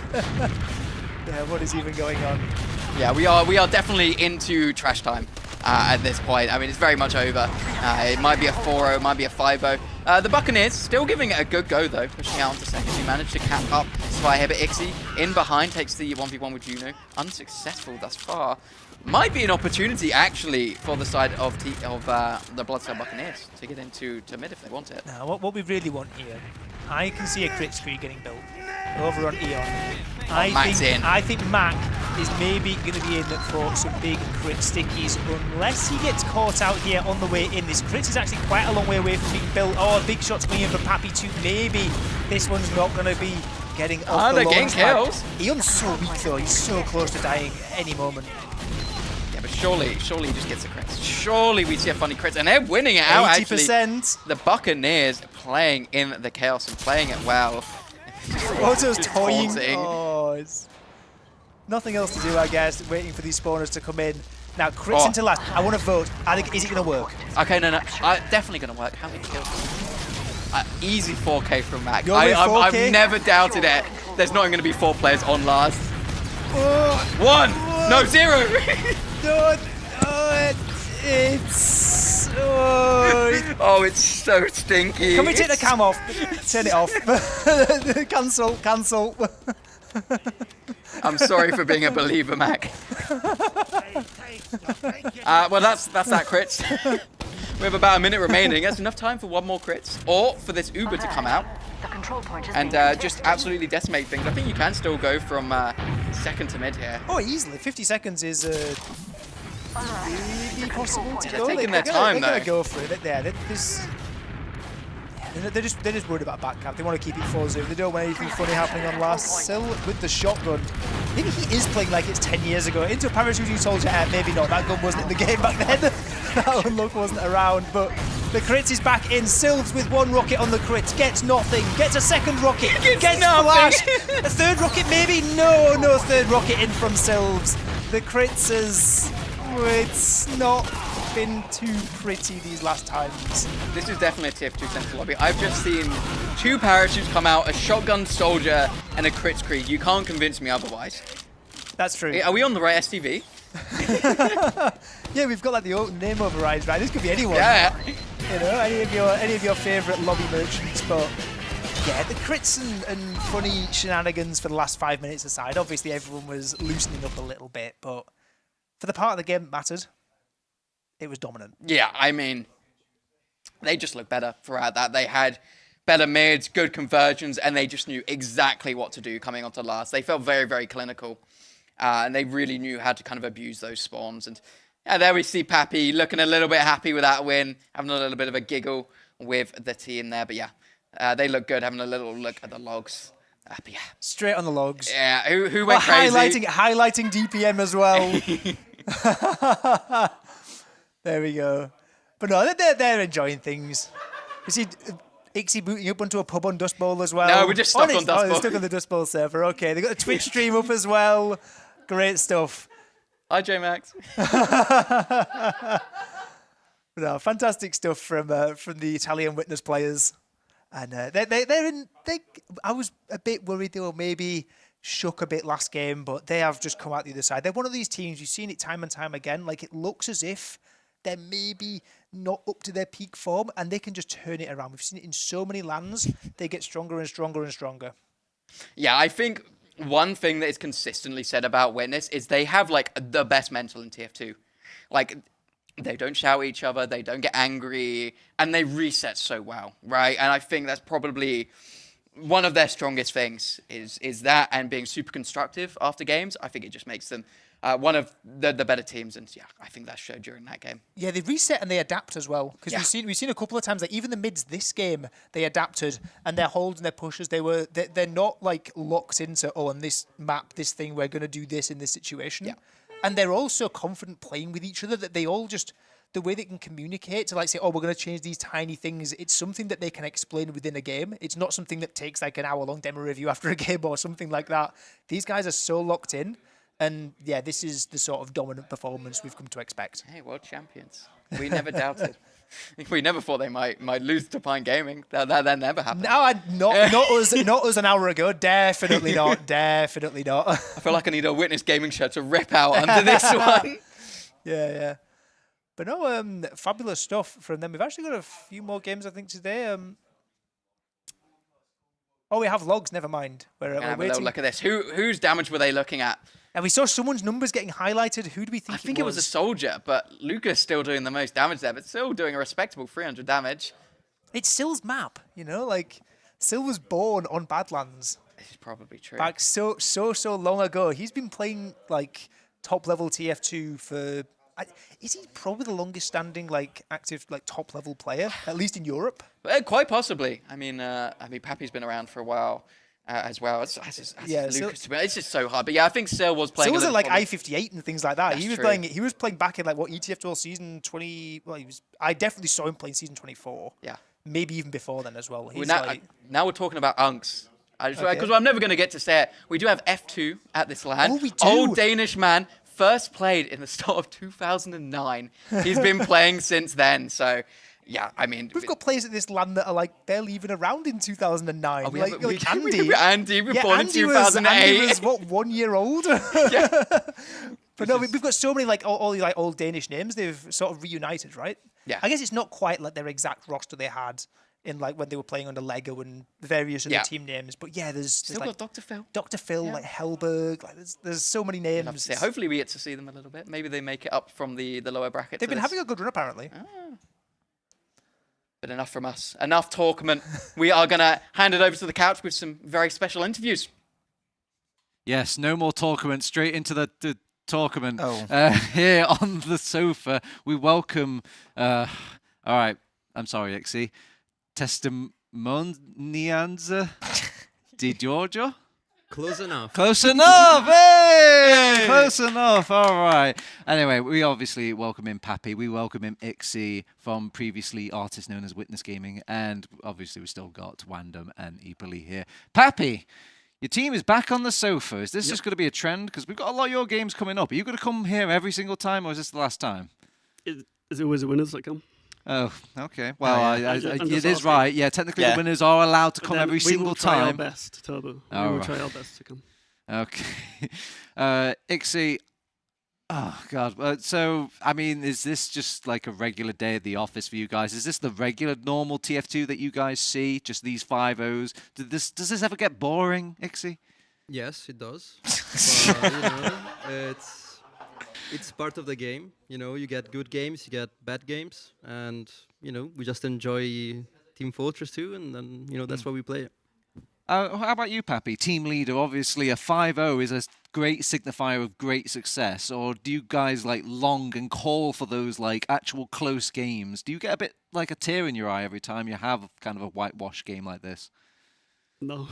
No, it's good every single time. He does not get bored of winning. Yes. If you win quick. If I could win 10-0, I would. If you win quick, then you get to do other things. Do other things with Oh, the time. I see. Basically, Like less watch time the in the Dota game, stream. more time at the bar. Is that what I'm saying? No, it's at my desk playing CS:GO. Okay, the real game, a real game. All right, Ixie, it's not just about the games as well. You've obviously had to soak in a little bit of the LAN atmosphere. What's this LAN like? You're quite a LAN veteran now. How's this LAN stacking up compared to the other LANs? I think overall this LAN has been pretty good. I think the venue is amazing. The setups are much better than other LANs I've been to. I remember my first LAN at I-63 was, well, let's just say a completely different experience on the setups. Yeah. So yeah, no complaints. I think the venue is great. German people are great. So yeah. Very good. Now, Pappy, is there anything from your day one that you guys have put under the microscope at all? Obviously, you've been winning a lot of your games, and there hasn't been much room for error. But do you have anything to scrutinize? Are you guys you cracking the whip at all to your teammates? Yeah, a lot. We're trying to test whether you should sit down in game or if you should stand up in game. So auto test it. The desks are adjustable. So Oh, really? Auto played stood up for one of our maps. And, Wait, which map? The one against Andy Dude. Oh, is that what that's... Well, no, I think he played well. So it was my fault. So those It was my first fault. 2 rounds, They was were my just fault. No. Auto running away from his keyboard or something. To be honest, Auto was kind of beasting. So, but yeah, no. Do we check anything day one? No. Okay, all right, fair enough.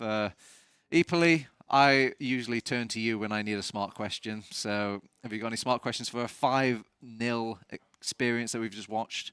See, I mean, my question is going to be, has anything happened today which makes you rejudge like the power level of any of the teams you've gone against? Like, if so, who are you thinking about differently? You want to take that, Marco, or me?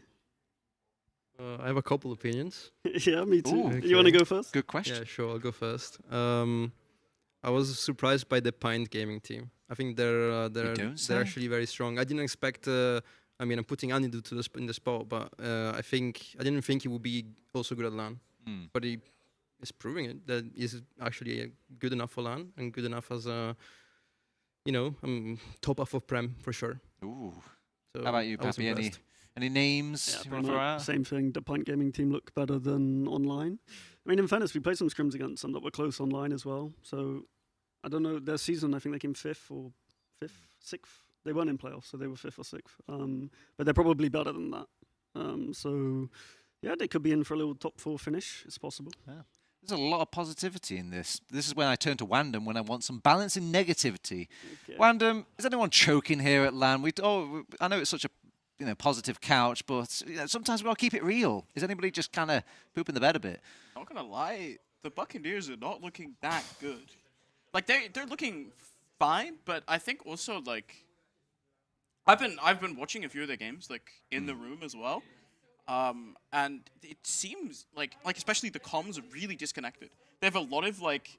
I think it's a typical thing of like you come to LAN and then suddenly people that aren't vocal online are now vocal in person, and people start having, like the games are more intense. Suddenly people you're not used to leading the team are trying to take hold of this, and it feels like there's a bit of conflict of leadership kind of, where they're sort of having discussions about plays that they're never used to making, and trying to do them at LAN and stuff like that, and they feel just like a bit disconnected. It's good to have these discussions on day one, and I think I think if you speak to them, they'll already have diagnosed this issue as well.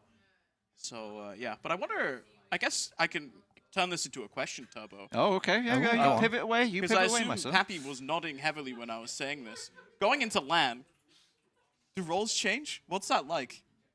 What do you mean, them changing the roles? Yeah, but just like in general, like, can you speak to the experience of coming to LAN and maybe people that you're not used to being super vocal? Online or vocal in person? I think there was definitely a period where I wasn't coming as much, and then I'd show up to LAN and I'd like start sending 1 million words a minute. I think Poland won. I remember Doma was like, "Pappy, this is great. Why don't you talk this much at home?" I was like, I don't know. I think stuff changes. Like the dynamic changes. You're all in the same room. People have different ideas. You can't. I don't know. Like the dynamic's different, right? Like you can't just like shut people down if they have a bad idea, like in person as much, or if someone has a great idea. Everything's a bit different. Yeah, I think for us, we try not to change too much. I don't know. What do you think, Marco? You think much changes? I think we don't change much. I think the atmosphere is kind of different. I mean, I think we have much more fun playing at LAN. So everyone's laughing a little bit, making jokes, just that sort of things. But I think for us, we've been pretty stable. I think maybe at the start, the first few LANs that we played, well, I know from myself, for example, that I was quite shy, so I didn't actually talk much. But now I feel more comfortable. So. Yeah, I think the first couple, like I69, Arcade. Yeah, exactly. Yeah, they were a little rough for us. We weren't playing too great. We picked it up after that. Obviously, you guys are the most experienced here at LAN. The kind of the high rollers of the tournament. If you had to kind of let all the fiends watching that are maybe here at the LAN, and maybe could do a couple of pointers or two. Is there any sort of reassuring words you could give them? Tips, maybe tips, tricks, hints, anything. Make it like a top 10 video, How to play soldier. Yeah. Rocket jump. Don't twaddle. There you go. Okay. Sorry, it's just because you guys keep coming back to this sofa like 7 times ago now. It feels like I'm running out of questions, but I don't know. What about you, Ixie? Is there any sort of like traps that these other LAN teams fall in that they really should avoid? Speaking generally, I think people get in their own head way too much at LAN. There's people that are like go to the online and then they just show up to LAN and they're just like not performing as well. And it's I think it's mostly a mental factor. Okay. I think if there was one tip, would probably be just play enough LANs so you stop having those doubts, and that's it. I like that. That means we have to keep having LANs, don't they? So everybody wins, and the only way we can have more LANs is if you visit Mannco. Mannco have been kindly sponsoring this event, so please use our affiliate link. Please go to the bar and buy as many drinks as you can. We're also doing merchandise as well. You're going to buy a shirt, right, Pappy? Oh, of course. Good. I have a question for Pappy. Yeah, hi. I donated to you guys like 3 years ago for like a T-shirt that you were gonna sign, and then you scribbled on it. It was a black T-shirt, and he scribbled on it with a dark red pen, made like a ketchup stain, and then was like, "I'm really sorry, I'll get you another one." And now it's been 3 years. What's up with that? Also, they said there was going to be like a Discord group or something for the no. fundraiser. I don't know if I should, but let's say there's some rules on Indiegogo about perks that are allowed and unallowed. Oh, yeah. And we had to change the name of a perk. But the Aussies had done it, and then it was fine, so we like changed it to like a different thing and said, "Oh, it's just this." Okay, fair enough. Speaking in very code. What about the ketchup sauce? The ketchup T-shirt is pretty bad. We can get you a new one. Maybe you can buy an UBERFEST T-shirt and sign it for him. Yeah? Would that suffice, you please? I think it's the hurt that got me, I'm not the sorry. lack of Well, the item. look, there's a fire axe. We got you right there. So if you Please feel don't like you use want to that. take matters into your own hands, while we look into those matters, we'll send it over to a break, and we'll hopefully have Witness Gaming. Oh, sorry, Testimonia Nians Di Giorgio for future games. Hopefully in these upcoming rounds. We'll see you then. Ciao. Ciao. Oh my god, we're not breaking. Oh, we're not going to a break. Whoopsie doodle. We're just going to the invite standings. Excuse me. Sorry, my bad. When I see a different graphic other than my face, I think we just need to leave. But so yeah, this is the progress you've been making so far, Pappy. You've got top of the table. Dirty Maggots are following you behind. Yippee. Pint Gaming though, upsetting things, obviously coming third. Does this seem all kind of regular, normal here, expected sort of results? Anybody can jump in. I'm trying to get my head around who's had buys already. Yeah. we had a buy. Anyone who's played 5 games hasn't had a buy. Well, I mean, everybody's kind of. It looks like halfway. Some people are playing mixers and we had a playing buy, games. but we've played the most games. How does that make sense? But Dirty Maggots have somehow gone second. They've only played 2. No, they played 3. Okay, they played. Dude, 3. they're owning. The That's games so sick. played. The games played column is wrong for Dirty Maggots, right? Okay, I'm gonna ignore. Don't look at games played. I'm gonna ignore You just that got to bit. count the wins, draws, and losses. Oh.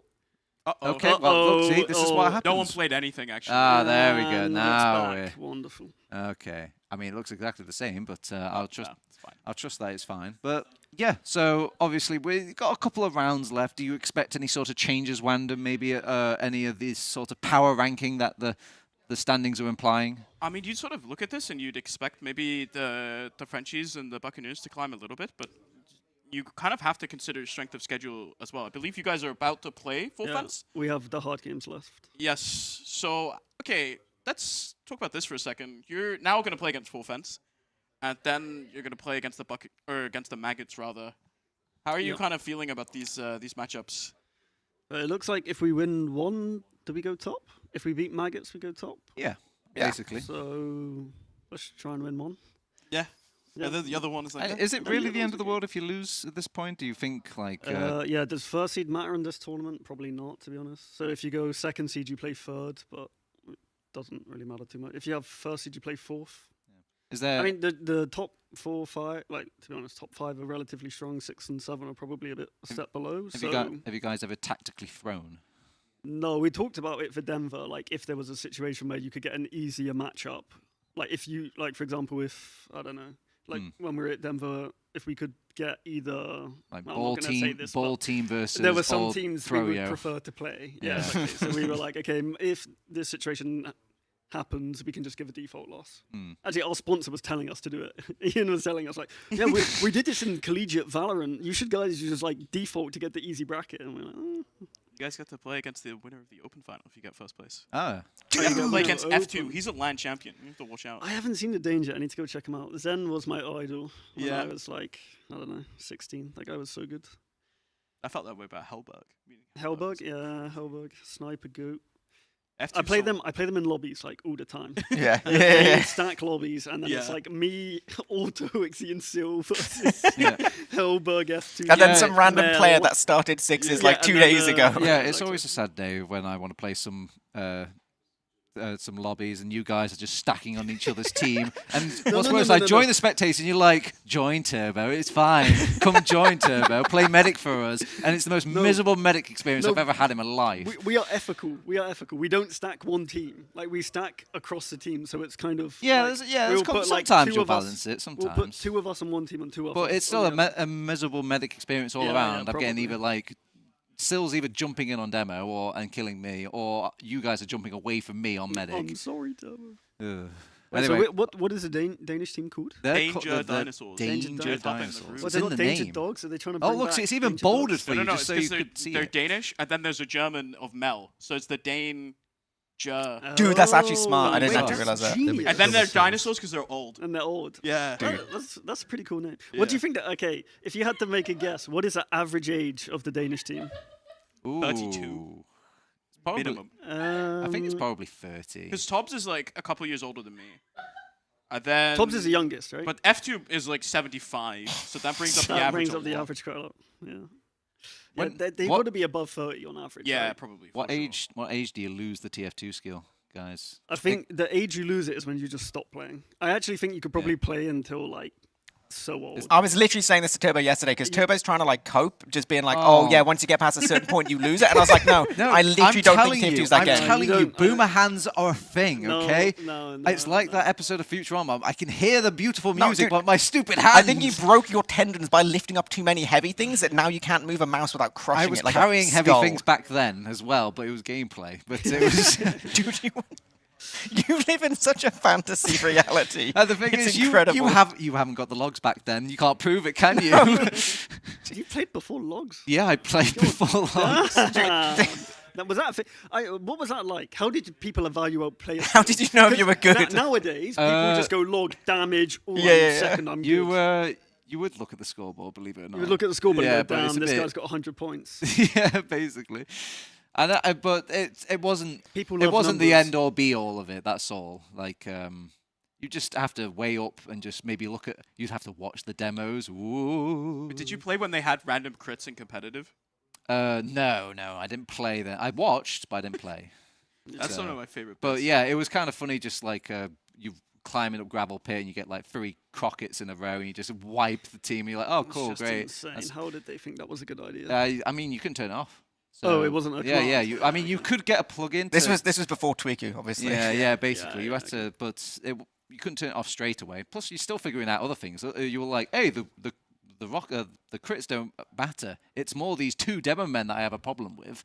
They had 2 demos, yeah, and the old stickies that did like 120. Oh yeah, 120 damage stickies. The lol stickies. The whole like damage spread thing where like you do okay. 2 pipes that do 97. Yeah, damage spread is weird. Guys, get your head out of the past and look to the future. Okay, let's look at some yeah. predictions.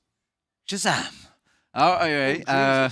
So these are the predictions for all the teams and what you guys think is going to end up here at the tournament. And we've got some cope. I'm not gonna lie, looking at this this table. But is there anything that's standing out to you, Eeply? Is there anything that you kind of spot here? I mean, I'm seeing a trend for first place. Did you guys?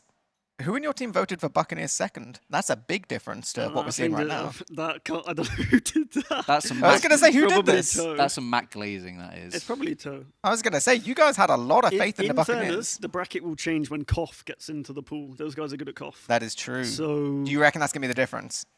the thing is, you can ban maps. So Yeah. people probably just ban Koff against them, and then they have problems. Are they good at both Koth maps, or are they? No, Because we've just seen their Viaduct. product. It's and- just product, I think. Yeah. Or I might be wrong. Are they good at Bagel? I don't think. I think just product. I think just product. Yeah. How do you feel about the Frenchies deciding that they're gonna lose to you in the final? Yeah, do you I think? love that. Do you like the realistic take, or do you like? Would you prefer them to have a more optimistic outlook? I don't know. Oh no! Well, what do you want me to say? well, I guess Like- we're just looking at you writing the Bible of like, oh yeah, if you want to be the best, you got to be confident. Yeah. I don't think you need to be confident to be the best. Oh, touche. Okay. don't Well, think That you was need at to be. Denver as well. You're like, nah, we'll lose. Soapy will probably beat us. At Denver, I think we were quietly confident. Like, after boot camp, we were all kind of like, "Oh God, we're gonna win this thing." Oh God, no. Well, it was like, we won so many maps at boot camp, and it was like, it was probably too much. It was like we won more maps at boot camp than we did in scrims before going in EU. So I was watching you guys play against Bull's LAN team, Lucas Lock and Load on Yeah, product. yeah, and it yeah. was It was a bit crazy. disgusting. yeah, Do you miss funny unlock. Do you miss having the cheat code? I mean, like, we played with the cheat code and they didn't use the cheat code. So it was Yeah. quite nice for me because I didn't have the lock and load flying at me. But all of the other I teams feel did. like there was a lot of it. Well, maybe not cheat codes, but just annoying things, like things that went under because obviously lock and load was taken off of it. Like they had that pyro unlock that knocks you back. The pyro, the detonator. the pyro one's actually yeah. worse than Yeah. the lock I and load. saw the pyro like one, when the you pyro guys. one explodes all of Gully Wash point stickies. Yeah. Yeah. All Yeah. of them. So Flo would play pyro on last and just shoot the Yeah. point, and then all their stickies would go. Yeah, and it's also like it's kind of like a soft rocket where you but with fire. So you just shoot a door, and Yeah. anybody that's rough there is like, oh, they're on fire. They need to go back for a health pack now, but they're on the flank as well. So Yeah. you just, they can't really push in yet. It looked like the easiest, like, Yeah. gully wash last I've seen. The pyro ones were really confusing why they allow them. I think that's why they have more pyro players. They have some players in NA that play like full-time pyro, which to be honest kind of makes sense. It's probably like almost viable, to be honest. Like 2 scouts and a pyro is probably pretty annoying to deal with. A question I have: if you think about all of the weapons in TF2, is there an unlock that you think maybe we should consider unbanning? Ixie's like, please don't ask me these questions. I don't want to talk about unlocks. No. No. I think the game is just good like this. I think, like, you know, at NA we also, like, on one weapon that you guys didn't talk about was the ball for Scout. The ball for Scout is just unnecessary for the game. It's just annoying. You just throw it around the map. You throw it a medic for 70 and their medic is dead or is half HP. And it's like, what's the point of playing the game if you can do that sort of thing? So, I don't know. In my opinion, our wild list at the moment in Europe is, as it is, it's fine. Well, how about this? We've had the little talks with Australians saying like, oh yeah, we'll come over if you change the rules a little bit. Would you like, okay, fine, we'll give up like some unlocks? Or you're like, no. No, not the unlocks. I don't know what they would want, but like I think the ban. To be honest, we should ban the base jumper as well. That one is absolutely ridiculous. I don't know what happened. We like didn't play a few seasons. We come back to base jumper. You play Metalworks last. You jump into the skybox and just hover there. I think like. Well, who thought this was a good idea? I think what happens is you players find something that's like really poo to play with, and you're like, wow, this is really bad. You go to the admins, we should get rid of this, and the admins are like, no. And you guys are like, okay then, and then you play with it. You try to really maximize it to its like shittiness until the admins are like, okay, I guess we'll get rid of it. Is that right? Am I right? I don't know. I feel like sometimes the admins get bored and just unban things, or like try and remove products or something like that. Removing product happens like once a year, where like you would check the ETF Store Discord and be like, hey, we're playing Clear Cut and Entropy, and then someone writes a cry essay and then it gets changed. All right. Well, that's enough crying, I think, on the couch, I think, for me. We're going to say goodbye now. So I'll offer the quickest shout-outs before we go, Pappy. Shout out to production. Excellent. Ixie, any quick shout-outs before we go? Yeah, shout out to my team. Excellent. All right, we're going to go. We'll see you here for more round coverage of the round robin here of the day 1 of UBERFEST 2025. We'll see you soon.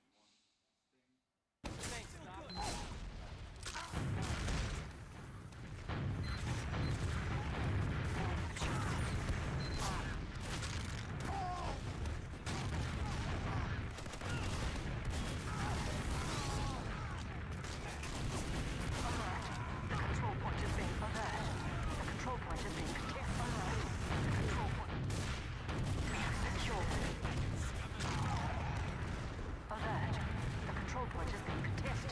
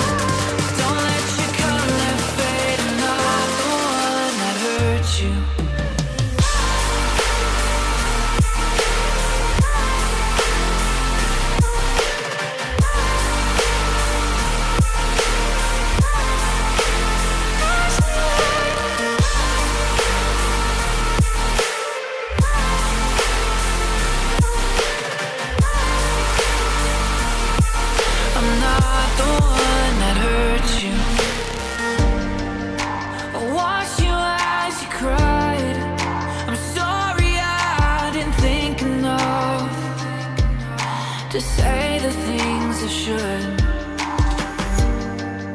But can you let me know all the ways to make it up? 'Cause I want this to be good.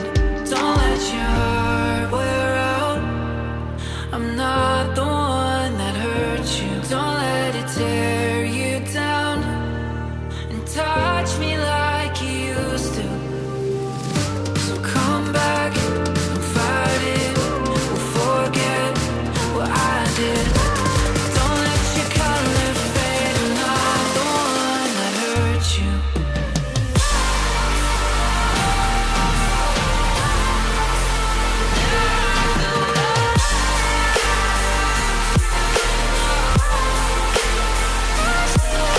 Trust me, I know that we got our problems, but baby, don't forget I'm not your past. I'm not the one that hurt you.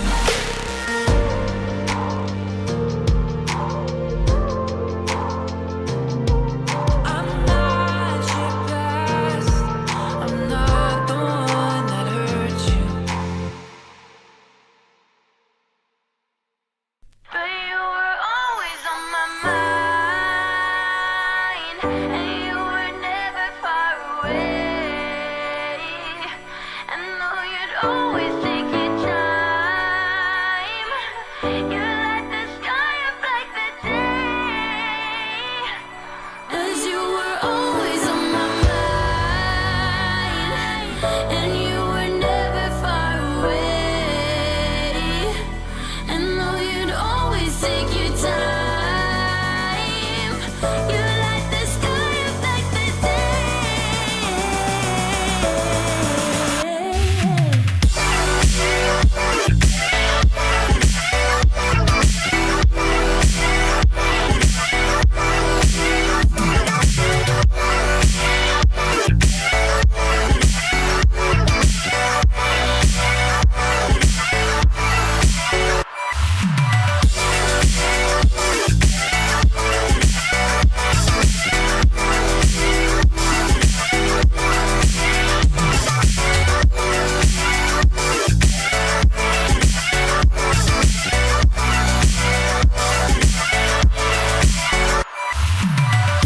I never decided what's best for you. I'm troubled by the way that I can get to you. You're tougher than me and get under my skin. I'm paralyzed by your eyes, by your eyes, by your eyes. And I think that I'm right, that I'm right, that I'm right. But you were always on my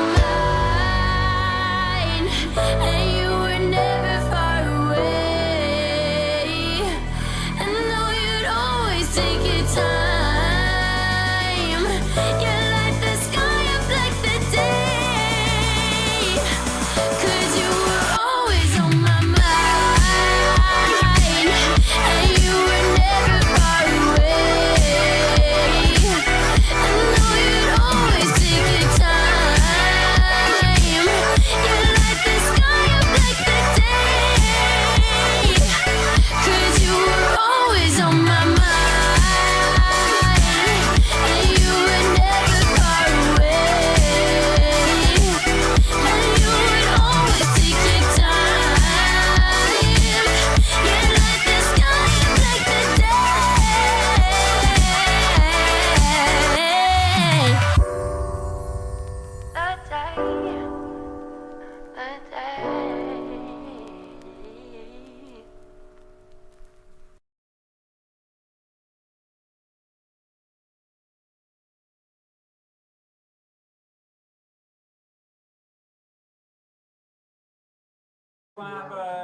Start an interview. Stu starts. Stu, you're the interviewer. Trevor, you're the interviewee. Ready, set, go. I want to, like, what do you want me to start? Do you have a... Questions like are you not curious about his life? Are you not curious what he's up to? What does he do? How does he do the things he does? So, how is it to be Turbo Tabs?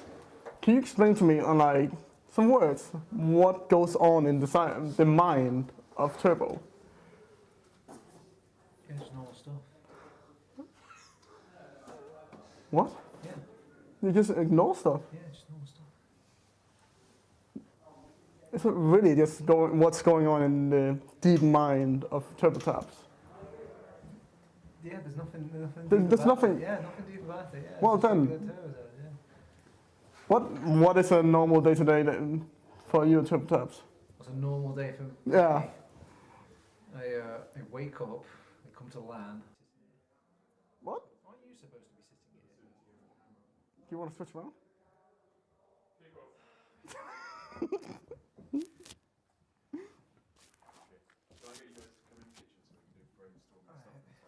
So. Oh, it's warm. Well, that's how it is when you're on a train for 8 hours. That's. We've been sat in here for 2 minutes. Why is it so warm? Oh. Alright. So, how was your travel down here to UBERFEST? Fine. No roadblocks, nothing bad happening. No roadblocks. No, the road was just there. No road. Work road. No, the road work. Yeah, road work. Did the work? Sorry. Okay.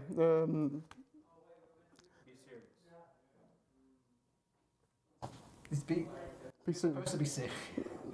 Okay, all right, we're serious. What is this? I don't I got no content. Oh no. Oh. What? You said you had no contact. Contact. Like. The light already returned to what it was. Okay. Okay, there we go. Now the light is here. Now we can finally start the interview. Redo, yeah. Action. Action. So, Turbo, you are an old, I don't say veteran gamer of ETF12 and TF2. You've been here for a long time. You've played many seasons and actually many tournaments. I mean, yeah, okay. Did you like playing, or do you like more like casting and being on the stage? I do like playing, but didn't work out, did it? So. Yeah, we can look back at our the season we just played together. Did we win a game? We technically did. We did get a default win, but like no. We didn't win a single game. No, we didn't. But whose fault was that? Well, you weren't there for some games. I had to sub in on. No. I was there for every game. What do you mean? Wait, so yeah, Squirrel. Oh yeah, Squirrel. I had to sub in on a lot, and not even on my main class. Like you played more than Squirrel. That's what. If anything, you were the main. That was what I got told actually. Every game. Hey, I was top scoring. I'll just to clarify, I was top scoring. baiting his team. Really baiting his team. Actually, I contest that. Bring up the logs. Let me check the logs. I just need 5 minutes of your time. Yeah. You tell me. You carry on. But the logs doesn't really like tell the. He's backpedaling. Like, what do you mean? Like, no, the logs doesn't tell the full story. Like, you said you were top of the scoreboard. Well, yeah, that's true. These logs would help you. Well, okay. In that case, yes, the logs does tell the full story of what I want to tell you. When did we last play? You play a lot of. Last week. You play a lot of lobbies. That explains a lot. Okay, hey, I play a lot of mixes lately. No, you don't play a lot. I just remembered. I remember queuing up for a lobby. You signed up for the lobby. You left in the middle of the lobby, and we had no demo man. And what's weird, we were playing 5 versus 6. We did better. Demo is not my main class, just to clarify. For the record, I'm a Sully main. But you're supposed to be top scoring. What? That's Let me find. How do you win games, Stu? teamwork. Not by a singular person. That's what we found out in this season. Sorry, I'm really struggling to find the logs. Yeah, if I look at Squirrel's logs, maybe. He doesn't play that much. I've been in a lot of. Oh no, because Squirrel wouldn't have been playing in the games that you've been playing. Yeah. No. We'll search the Sam's logs. Then we'll find the answer. Let's hopefully, finally, after the time we've been working on to find the answer. So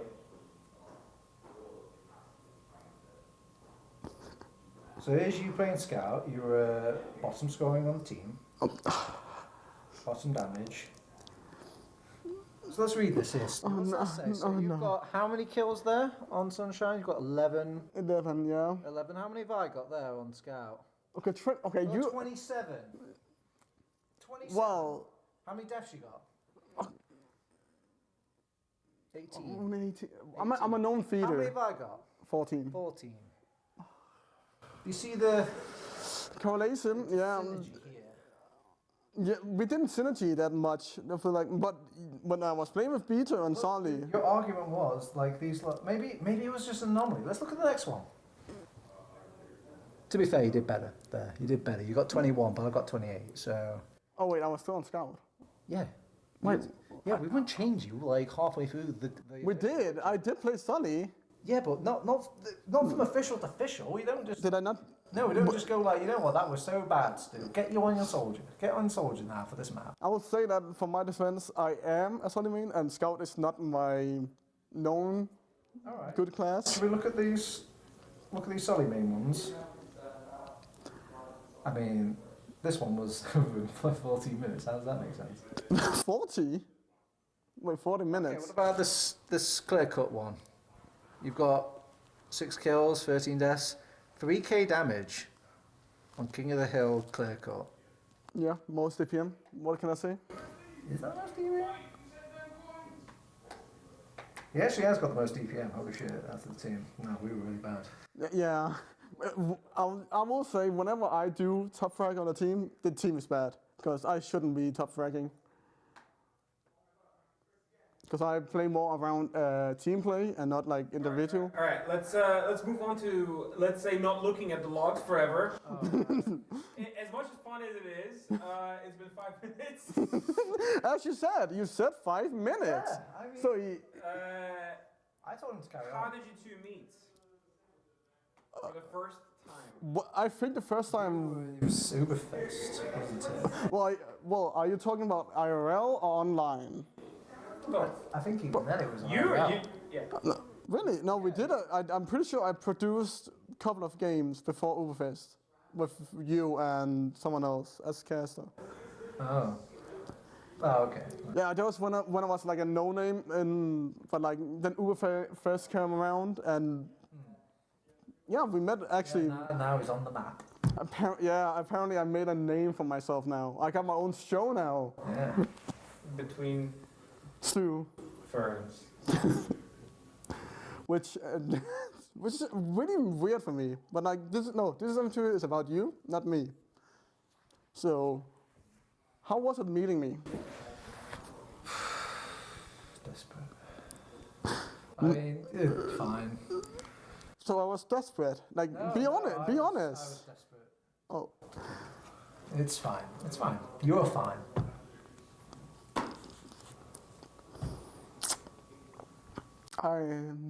Okay, other question, Turbo. What do you like the most about Stu?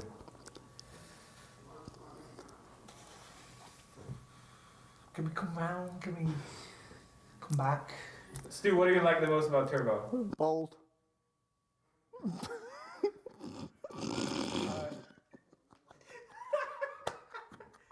I have my answer now. I have my answer. Nothing. You know what? Why don't you go, Bob? Maybe I'll like that.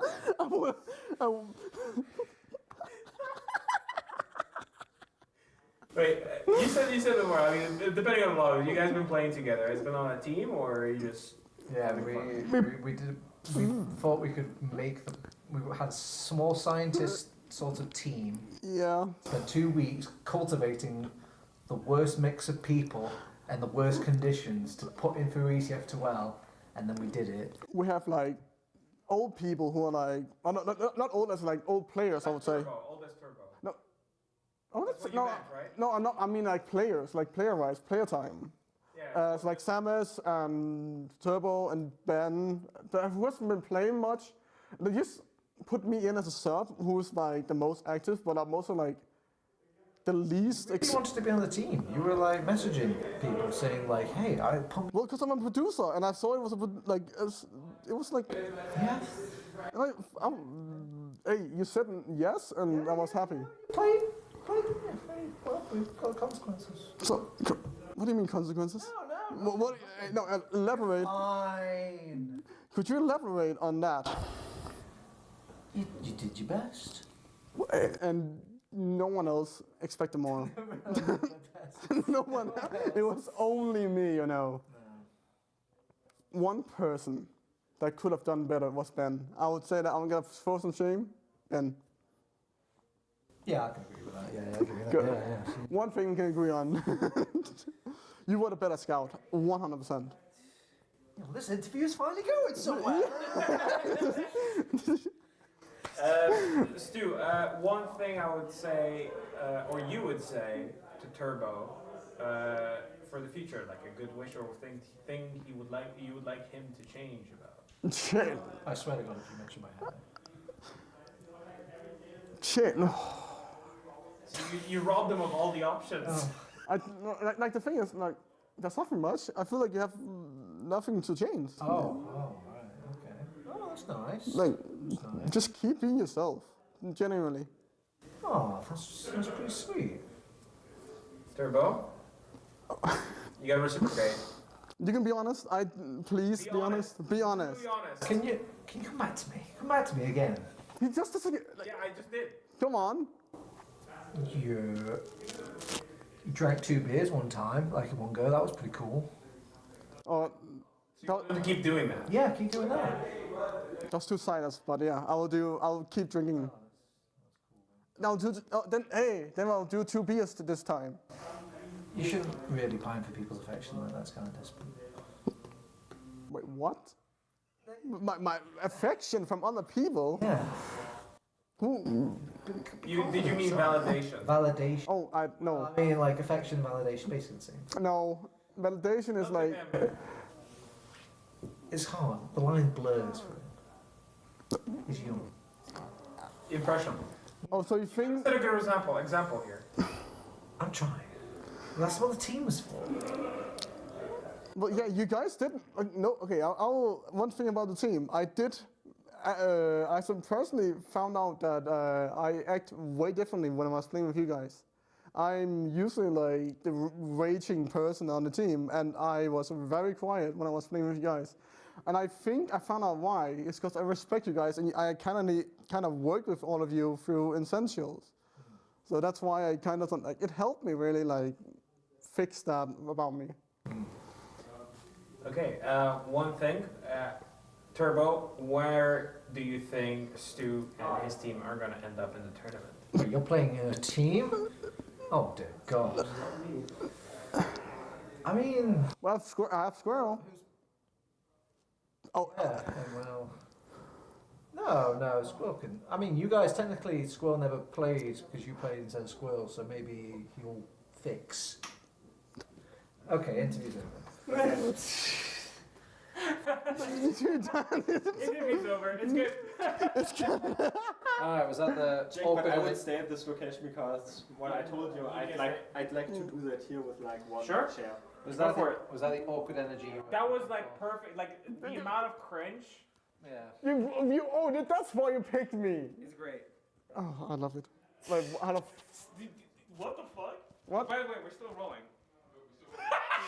We're rolling, man. We're rolling. No. Aggro, come back. It's all good. Let me take my drink from behind the fan. Jake is annoying. Just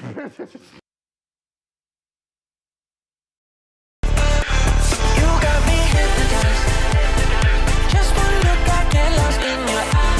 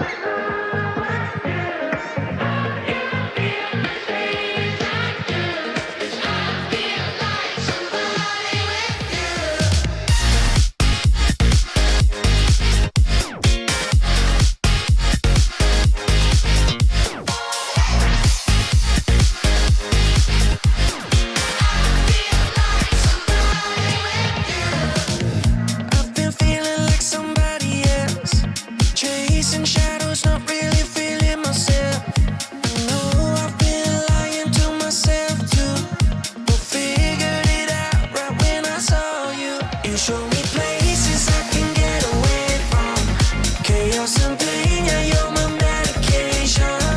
I don't need a doctor, need a vacation. Anywhere with you. I feel like somebody with you. We just met, but love overdue. Hope you feel the same as I do. 'Cause I feel like somebody with you.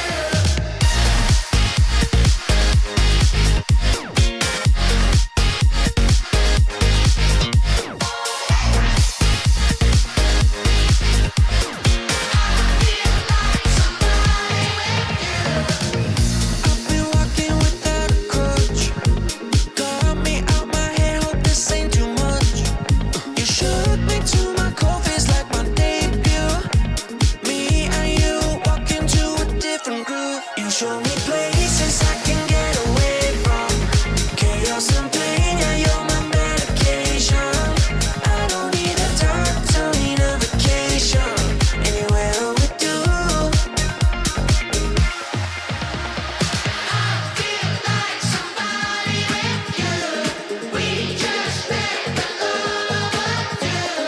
Hope you feel the same as I do. 'Cause I feel like somebody with you. I feel like somebody with you.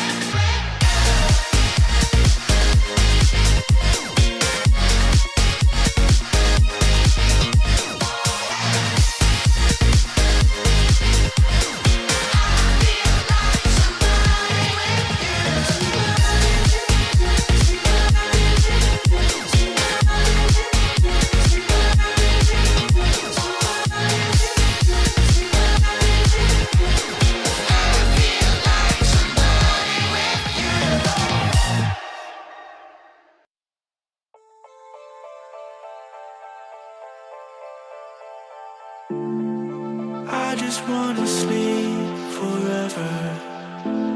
I wish you'd call.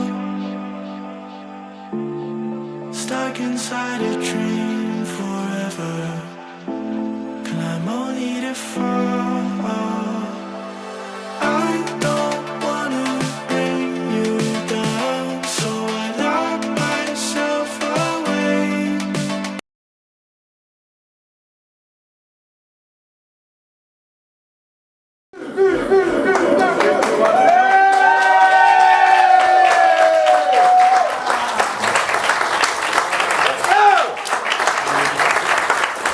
Ladies and gentlemen, welcome to UBERFEST 2025! This is day one of me hearing myself multiple times. So we're gonna figure it out how this works. Are you guys excited? On the count of three, you yell your favorite team in the entire land at the same time. 1, 2, 3. I didn't understand anything. So welcome everybody. This is actually the first time we're going to walk around this entire venue and show you everything we have in store. And maybe have a couple of team reactions, people interviews, who knows what's going to bring us. But let's come with me, come on. What's up guys? You guys feeling good? You're my lucky guest. Oh no. What's up Raven? Nice to meet you buddy, how are you feeling? Great. Yeah, great. Anything else to say? What game was your favorite so far? I haven't seen too many games actually, but my favorite game was one where Stu's team played. All right. I've been watching him and he's been screaming everyone. And what do you have to say to Stu about his performance overall so far this LAN? Absolutely magnificent. Phenomenal. Absolutely magnificent, Stu. That's what you've been called. We're gonna keep walking around. There's a little bit of a thing here. Sorry, excuse me. We're gonna get this out of the way.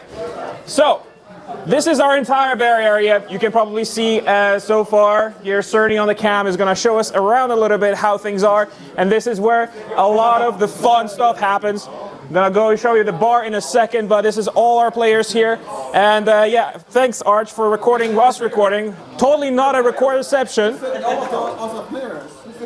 And these are two of our casters. Hello. Who are blending into the crowd. You would never know. Enjoying themselves a little bit of a bevy. What do you think about the bevies around here? I'm giving it a 6 out of 10. A 6 out of 10? 6 out of 10 for the beer. But a 10 out of 10 for UBERFEST 2025. Aww, what a politically correct answer. Couldn't make it more neutral. I'm not Swiss, I'm sorry. Okay. So, yeah, we're just gonna keep walking around. I don't know if you can make some room here. Thank you, sorry, excuse me. There you go. Sorry, excuse me. Different angle, a little bit dark here.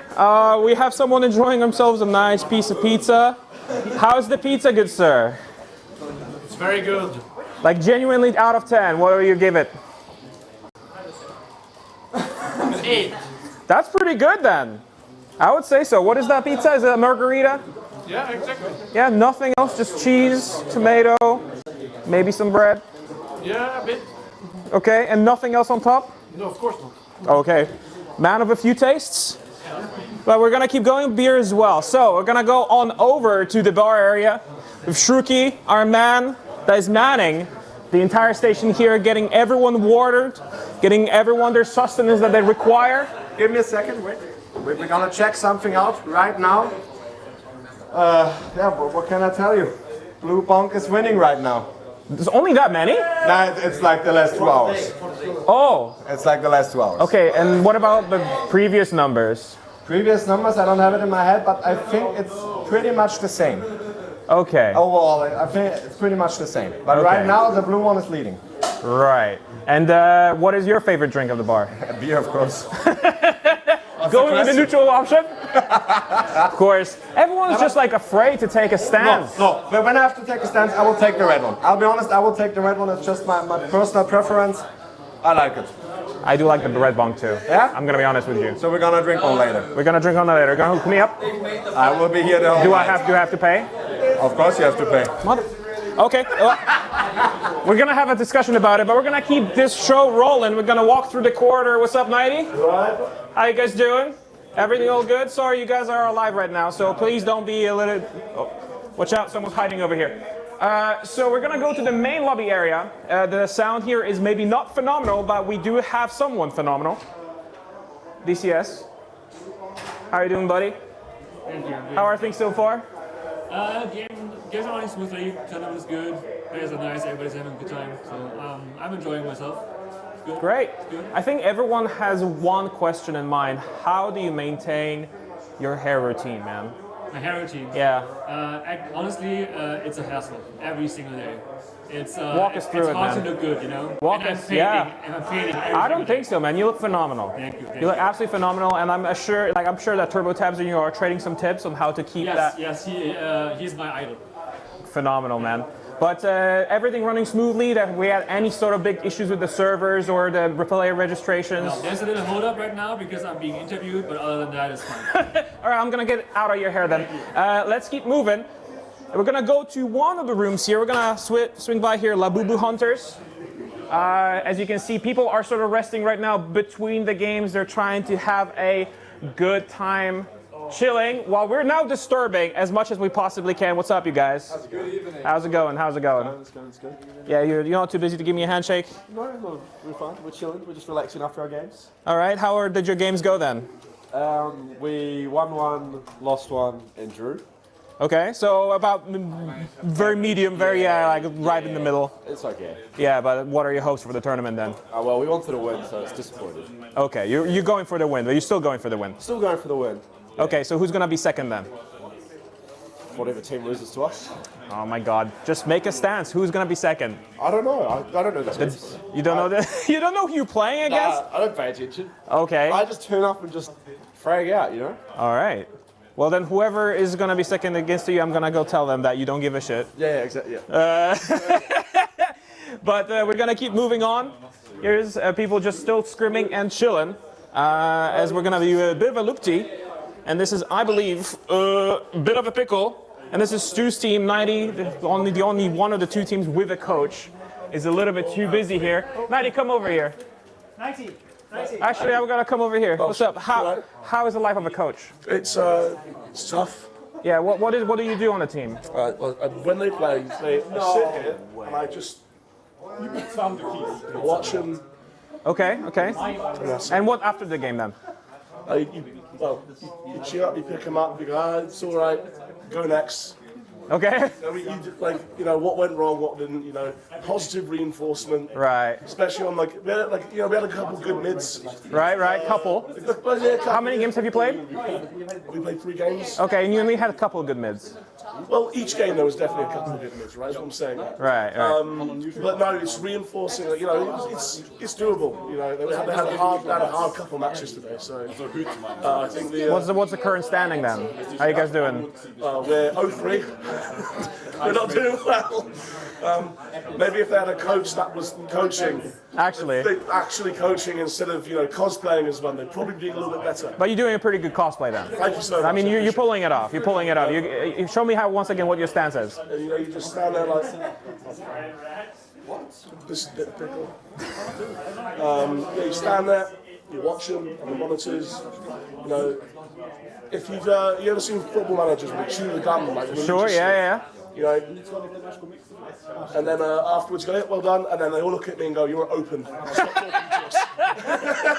Thanks, man. Thanks so much, man. You have a good Catch you later, guys. We're gonna keep going and keep going, as there's one more room that we gotta check out on the first floor. Of course, this is not the only part of it. We're gonna swing by the restaurant or our food place in a little second as well, but this is for fans.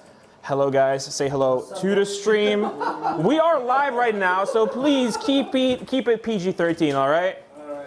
How are you guys doing? How's the mood? How are you resting up? Pretty good. You have a very nice room, by the way. What do you think? Without AC though. You have AC. No, we don't. So, but you have windows. Yeah, window, but no That's AC. basically the same thing. How are you guys getting ready for the next game then? Just chilling? Chilling. What is Not feeling very comfortable against the camera. No. Not really. No. Oh, really? Okay. Well, suck it up and tough it out. You know how it is. Suck it up, tough it out. Are you currently scrimming? I'm playing casual for the first time of my life, so I wouldn't say it's screaming right now. But How's it going then? not very good. I'm 2-2 in sniper. But who's your next opponent then? Witness. Ooh. The tough one. What are you thinking about doing against them? Beating them. Giving them the. Yeah, but no, you're not gonna say anything. Okay, but what do you think that I think Witness's mistake might be that you can exploit? Underestimate us. Oh really? Yeah. I think there's a lot of people who kind of like root for you. Is it? Yeah? You're a bit of an underdog on this. Like a lot of people have very positive feelings. Yeah. I'm one of them, very based and very biased. We appreciate it. But we will see. But we're gonna keep going. We have a tour, a little bit left to those with Mula. Sorry, say again. What? Say again. What was your name? Mula, yeah. Yeah, Mula. Yeah, that's Why are you trying to make me look bad on camera? Anyway, No. I look bad by myself. I don't need another person to make me look bad too. Love you, buddy. 1 or 2 minutes. Okay, so we are going to come with me. There is one bit of secret here behind the secret door number 1. And go back where we started. As we're getting back in here, what's up, you guys? So let's get the hell out of here. Sorry. Let's just keep going here. I'm going to show you one last thing before we get set off and give it back to the studio. But please watch out for the little stool over there. This place right here, just have a peek at what is in store. This is our local Italian place that is keeping us fed, keeping us happy, and keeping us, supplied for the games we've got. It's a phenomenal place, and anyone that has not heard of Dabba Jazzo, definitely give them a shot, as they have been an absolute outstanding food provider. The food and pizza here are phenomenal, and the burgers are great too. So giving him a shout out. Just I'm gonna give a shout out to Mannco for sponsoring us and letting us eat some good food. But just gonna see, the light is a bit blinding. Should we wrap it up then? We're gonna throw it back to the studio. Thank you so much, and see you guys in a little bit. Welcome back to the couch here at UBERFEST 2025. I'm Turbo Times. I'm joined with two new faces here on the couch. I've got Domato and Dave. Guys, welcome to the most skipped part of the YouTube VOD. It's a pleasure to have you here. We're in round 6 of our 7-round bender of a round robin here in this tournament. Domato. Yes. You've been casting. Has that been a fun, pleasurable experience this LAN so far? I mean, definitely. I'm always appreciating that. I'm sorry, a bit off take. There we go. Okay. Well, also hello and welcome. From me, no, it has been definitely a pleasurable experience, you know. And you always have to do the prep talk. I was a little bit off taken. I thought once again you were having those pop quiz tests about the rosters, and I wouldn't be able to tell you that Alien's Workshop is comprised of Sneaky Omega, Kosuki Phoenix, Yimpo, and Wild Piggy. But I'm glad I dodged that. Yeah, I'm glad, you know, we never asked that question. We don't want to put you under any unnecessary danger. Dave, you've been put in a very peculiar situation now, because now we've heard about Ellen's Workshop. We've also got the opposing team, Aragosta, is going to be the other team that they're going to be facing up against. I don't suppose you could recite Aragosta off by heart in the manner of 5 seconds? No. Okay. Question answered. All right. But I think, don't worry, I think production might have you covered here. They might not. We'll see if they bless us with any sort of wonderful graphics. Oh, well, what do you know? They've got those wonderful graphics right there. Now, Dave, can you recite me Aragosta? Well, we have Vanu and Juxter on the scouts. We have Maki and Sia on the soldiers. We have Davey on the demo, and we have Maurice on the medic. He goes by another name online, but we probably won't mention that name is escaping me now. But and he's also going under a different nationality, I would say. I mean, I've been German since birth, and I have never seen this nationality linked to this player. But well, what else has also been escaping them is so many wins. Yes. Look at the loss record of that team. Ay, ay, ay, I mean, they are conjoined, by the way, in that fate. It's very easy to remember the victory of both of those teams, because both of these teams have 0. Well, so fortunately though, Dave, that means we are going to be walking away with a winner today. Now, you know, historically, usually the team that's in the Prem season usually comes out stronger in this. But when you look at Alan's Workshop, do you think like this team has potential at all? It's definitely a strong team and a lot of strong players. I mean, most of them have either top Div 1 or Prem experience, and they also have a lot of experience playing offline together. They've been to previous lands. I think they went to Poland as well this year. So they're kind of used to playing together, and I think they're up to they're going to at least match a similar level to Aragosta. So you know, even if they haven't played Prem this season, I don't think they're too big a disadvantage, and you know, both the teams look basically evenly matched based on the fact that they've lost most of their games so far. Yeah, I want to talk about a thing we don't talk about too much in the game of TF2, and that's about pressure. Obviously, Aragosta, usually all the pressure's off them, Domato, because they're the kind of David in all the Goliath matchups, and my God, in this story, David gets murdered into a pulp like 7 million times, but this time they're Goliath in this situation. Do all teams like react to pressure the same way? Is it quite an easy game to kind of shrug off that sort of pressure, or does it actually get into the heads of some of these teams? I mean, it's a very different scenario for each of those teams. It's also a core foundation part. How do you build your teams? Is it a LAN team? Is it a season team? How much actual experience do you have playing together with each other, and then sort of coping out the mechanisms once you are sort of on the back foot? I wouldn't even put them that much on a low pedestal, I'd say, on Aragosta. I mean, we saw the graphic there. I mean, Pint Gaming, they pushed Pint Gaming almost to the breaking part there, and in opposed to what Aragosta did to Forfans, 4-2 for Aragosta. I would book that at least as a pretty decent shot. I don't want to dodge your questions. I just want to talk about Alan's Workshop a little bit, but maybe we can, you know, strap that in. Oh, that's okay. We've got Dave for that. Dave, obviously, Alan's Workshop coming into this with no pressure compared to Aragosta's thing. Is it something freeing about that in TF2? Is it nice to like go into like a matchup that you're suspected to lose, so you don't really feel at fault or anything like that? Is that a powerful thing in TF2? I think it can be, as long as you have the right mindset. I mean, it can be kind of unfun at times, I find, where you have certain players who have that already defeated mindset on your team that can really kind of drag the team down. Whereas, you know, if as long as you're able to keep positivity about it, and as long as you're able to just work through that, and, you know, these players, they still have their pride, they still have their ego. Yeah. So, you know, even if they have been losing a lot today, and even if, you know, Aragosta have lost a lot online recently as well, they're still going to feel this is the team we can beat, so we're going to give it 100%.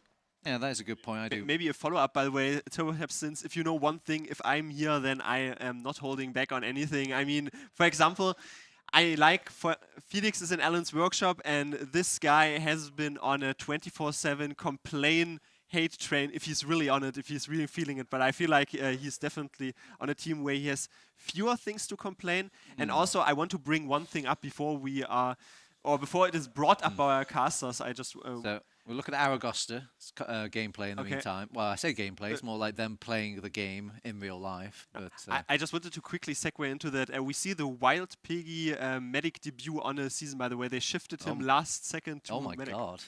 The scout skills transfer onto medic? Sneaky says he feels comfortable, and he Piggy is a goat on every class. Yeah, he's really good on every class, trust me. All right, okay. I trust him. I trust all of you have to say, but do I trust my casters? Are my casters going to lead me some trusted, wise wisdoms in our game coming forward? It should be Wandom and Eepily on the caster desk. Nothing we could ever say could ever possibly hope to match up with the wisdom of the analysis desk, but I think Eepily will have to give it our best shot.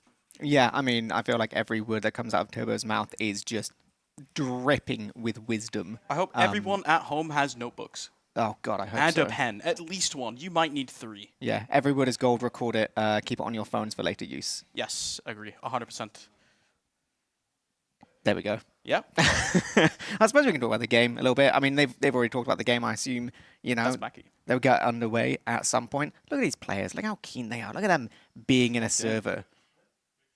Oh my god. They're rolling out soon here, Eepily, once again. Oh my god, we're going live. We are going live. This is round 6. We have a 90-second STV delay. So you guys are going to watch the rollout on their screens, then we're going to go back and we're going to watch the rollout again in a second. God, but I'm looking forward to that. I expect this map, Eepily, to be quite close, as we do look a mid-fight happening on our screen from Sia's POV. This is really nice. There we go. The zoom-in's going to come in. Oh my god, he's doing a lot of damage to them. Now I need everyone in chat to close your eyes and forget what you saw as we transition forwards eventually to the actual game. Oh my god, seamlessly. Absolutely seamlessly. It's all good. It's all good, man. You know, I feel like we can just, we can, you know when you relive the best moments of your life at the end? Yes. You know when it's the end and you can feel the cold embrace? I know, very, very, very well. Yeah. I'm on my you get deathbed. that and you get all the highlights of your life. It's going to be exclusively UBERFEST 2025. That's what happens when you turn 25. It's like you get a little sneak peek of what it's like to die. I wouldn't know. I'm nowhere. I'm nowhere near, buddy. Wow. No, this is really nice because we also have the SCV on our screen. So we can actually follow up and see when we're actually going live. The pregame is still happening on our side. But you can see actually spectators are pulling in here. I think this is kind of one of the matches where yes, both teams are at the bottom of the table, but that means this matchup will be very close. I'm actually really keen to see what happens for Alan's Workshop because they were not playing Prem this season, but every single time we go to LAN, they are so much better than we expect. Yeah. But it's a big challenge. Aragosta played Prem for the last 2 seasons, and I think they've kind of showed signs of life. I think they have some very impressive players. But here we are, going on to middle here for round number 6 of UBERFEST 2025. It's Impo arriving early, and early damage onto Maurice here. Oh yeah, that is so annoying as the medic. You can play so much for the back, you're trying to get a health back, you're trying to do something, no one's going too aggressive. That's a nice follow-up from Kasuki. Maki wants to get the equalize, and does manage it pretty well. Scrappy fight all over point, not a lot of HP, but ultimately, Aragosta coming away with a dub. Yes, the projectile class is really shining there for both sides. Huge rockets from Maki coming in with a late bomb and a kill onto Wild Piggy. Then the pipes just from Impo, last second, finds 2. And leaves Juxta in a very woke position here. Back in onto middle. 50 HP, sitting around enemy big door. But that is a big Ubered scout player. Surrounded, dead. Yeah, no, optimistic, but at the same time, sometimes, you know, just dragging people back gives you a little bit of a time to breathe, your team to spawn, you know, maybe. Ultimately, both medics did go down. Uber's going to be effectively equal, so there is a slight opportunity. I mean, Alan's Workshop does seem to want to try and bust in here. A lot of space being taken by Barney. That's a really good frag. You can see them dragging people all the way back towards point with the way that Gullywash mid does cap. So, you know, basically the exact same speed. That is actually an important thing to drag players back. But now, you do see, oh my god, Barney's just keeping on going. This demo's so weak as well. They're going all the way.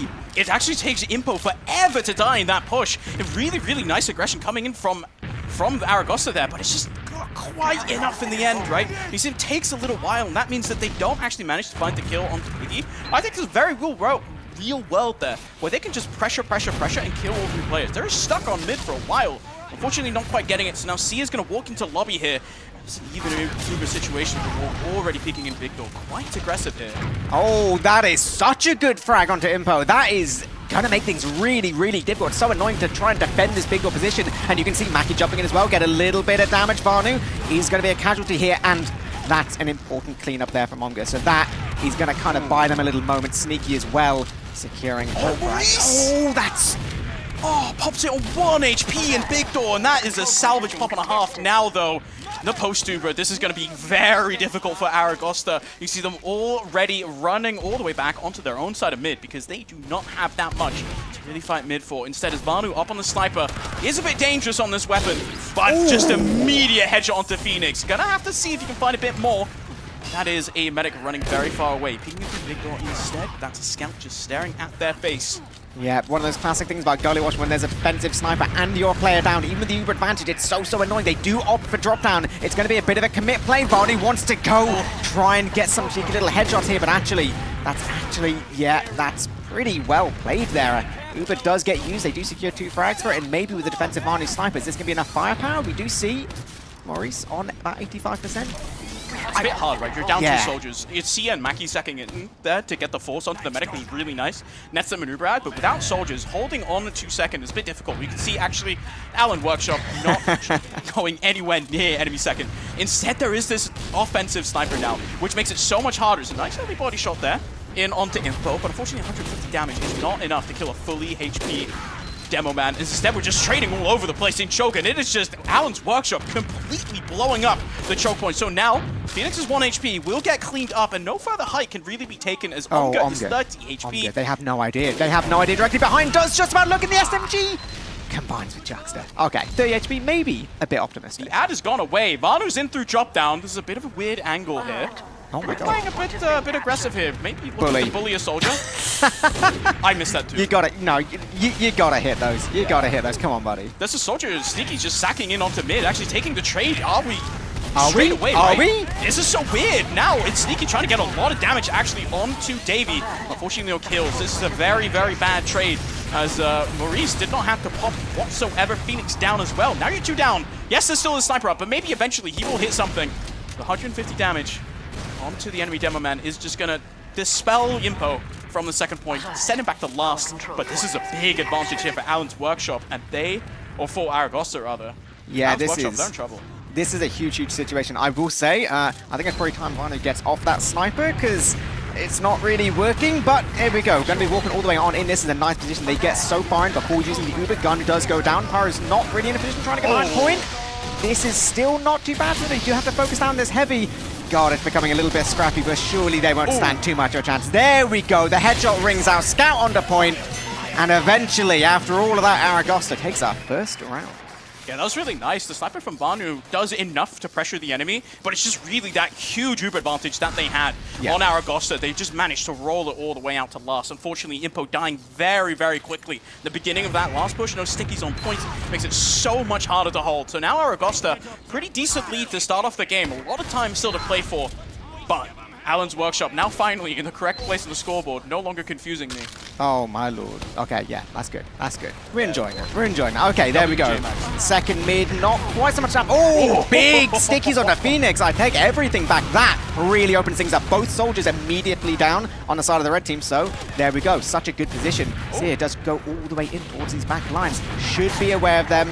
Nice little direct though. Even not securing frags, being able to force the players all the way back onto last. They're physically on on last. They're not contesting any part of second. There's opportunities to just keep going on in. Impo dying there is pretty unforgivable. Oh my god, it's a soldier launching forward, but there's a lot of people dying here in the Uber. Neither team has yet. And this Aragosta aggression is immediate. Already Mannco onto the point. One soldier bombing forward, but he cannot hold on. Instead, they pop the Uber, but do not get to the point in time. It is another round for Aragosta. That is insane. Having Impo die there, like straight up, just getting caught out position, like towards floor. I don't know how it happens. When you lose your demo and then Mackie takes that literal perfect position towards point, it was so much damage. It was so much cap time. Like, that was basically like the round-winning play, but that's a big mistake for Alan's Workshop. I love the pressure coming in from Aragosta there, realizing if there's no Uber in the enemy team, you can just push. Yeah. And they get that kill into Impo as well. Caught out a couple times now, costing his team gravely. He's back on mid, early damage to the enemy side. It looks like Aragosta forced to play a bit passively. Soldiers trading in below.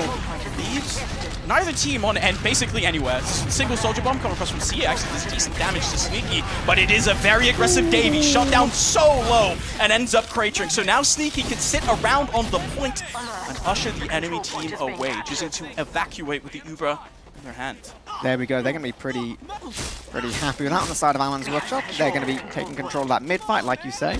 Ubers are going to be in the hands of both teams pretty soon, but there is a little bit of a player advantage. You've got a big prod. We do see Sneaky getting just a little bit aggressive, not quite able to go through it.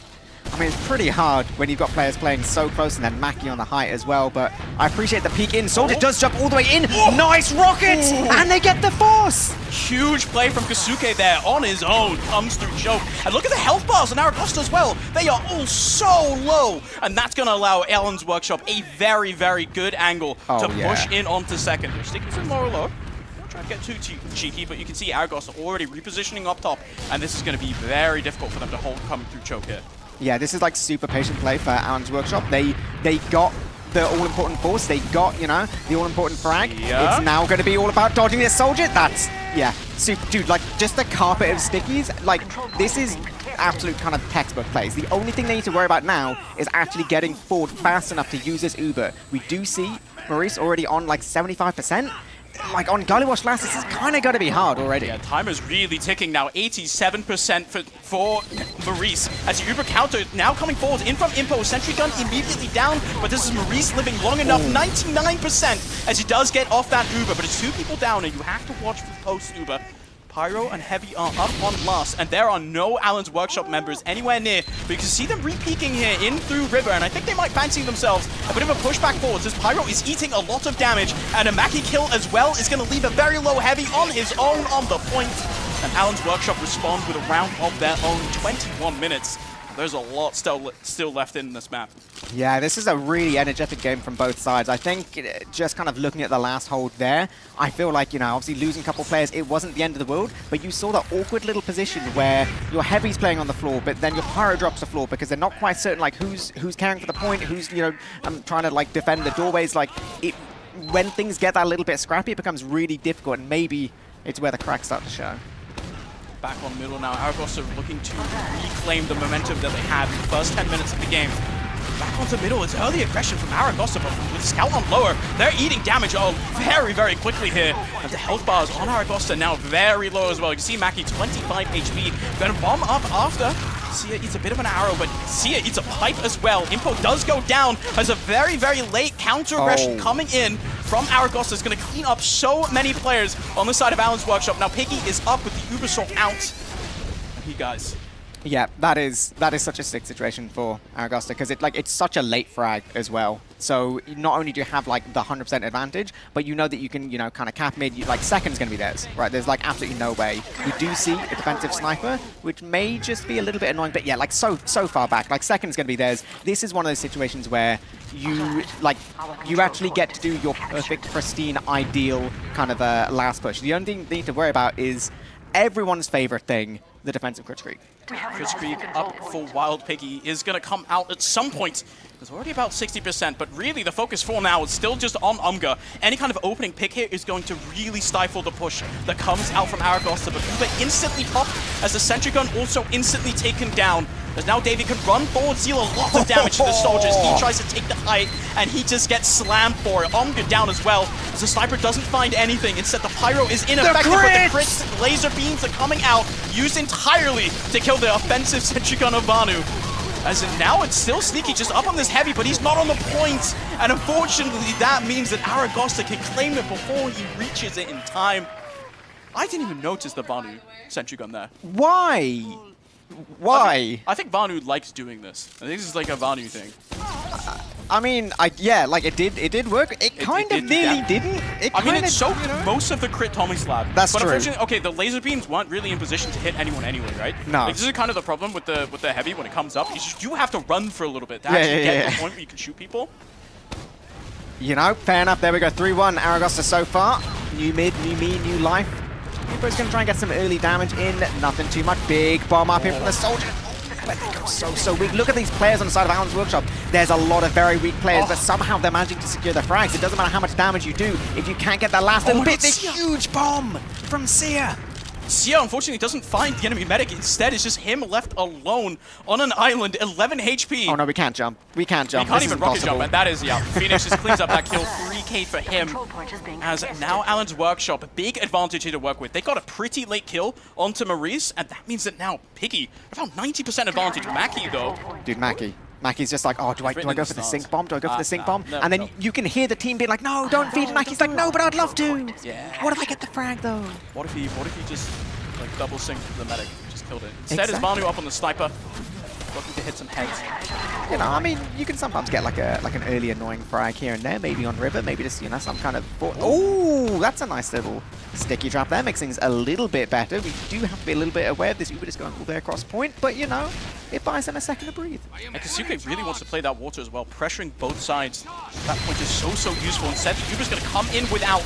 As Alan's Workshop electing to take the Uber without, but without those rockets, it's so much harder to kill the gun. But it is a Davey caught out on the point. The Scouts and Phoenix are doing so much work together. The Pyro of Vanu has to hold on its own, as Heavy is up as well, and I think it just might be enough to clean up, but you have to watch this halftime. It is so scary to let any Scout near this point. So Sneaky's going to try to get a bit forward, but unfortunately can't quite live up to the name. So he's going to back out instead.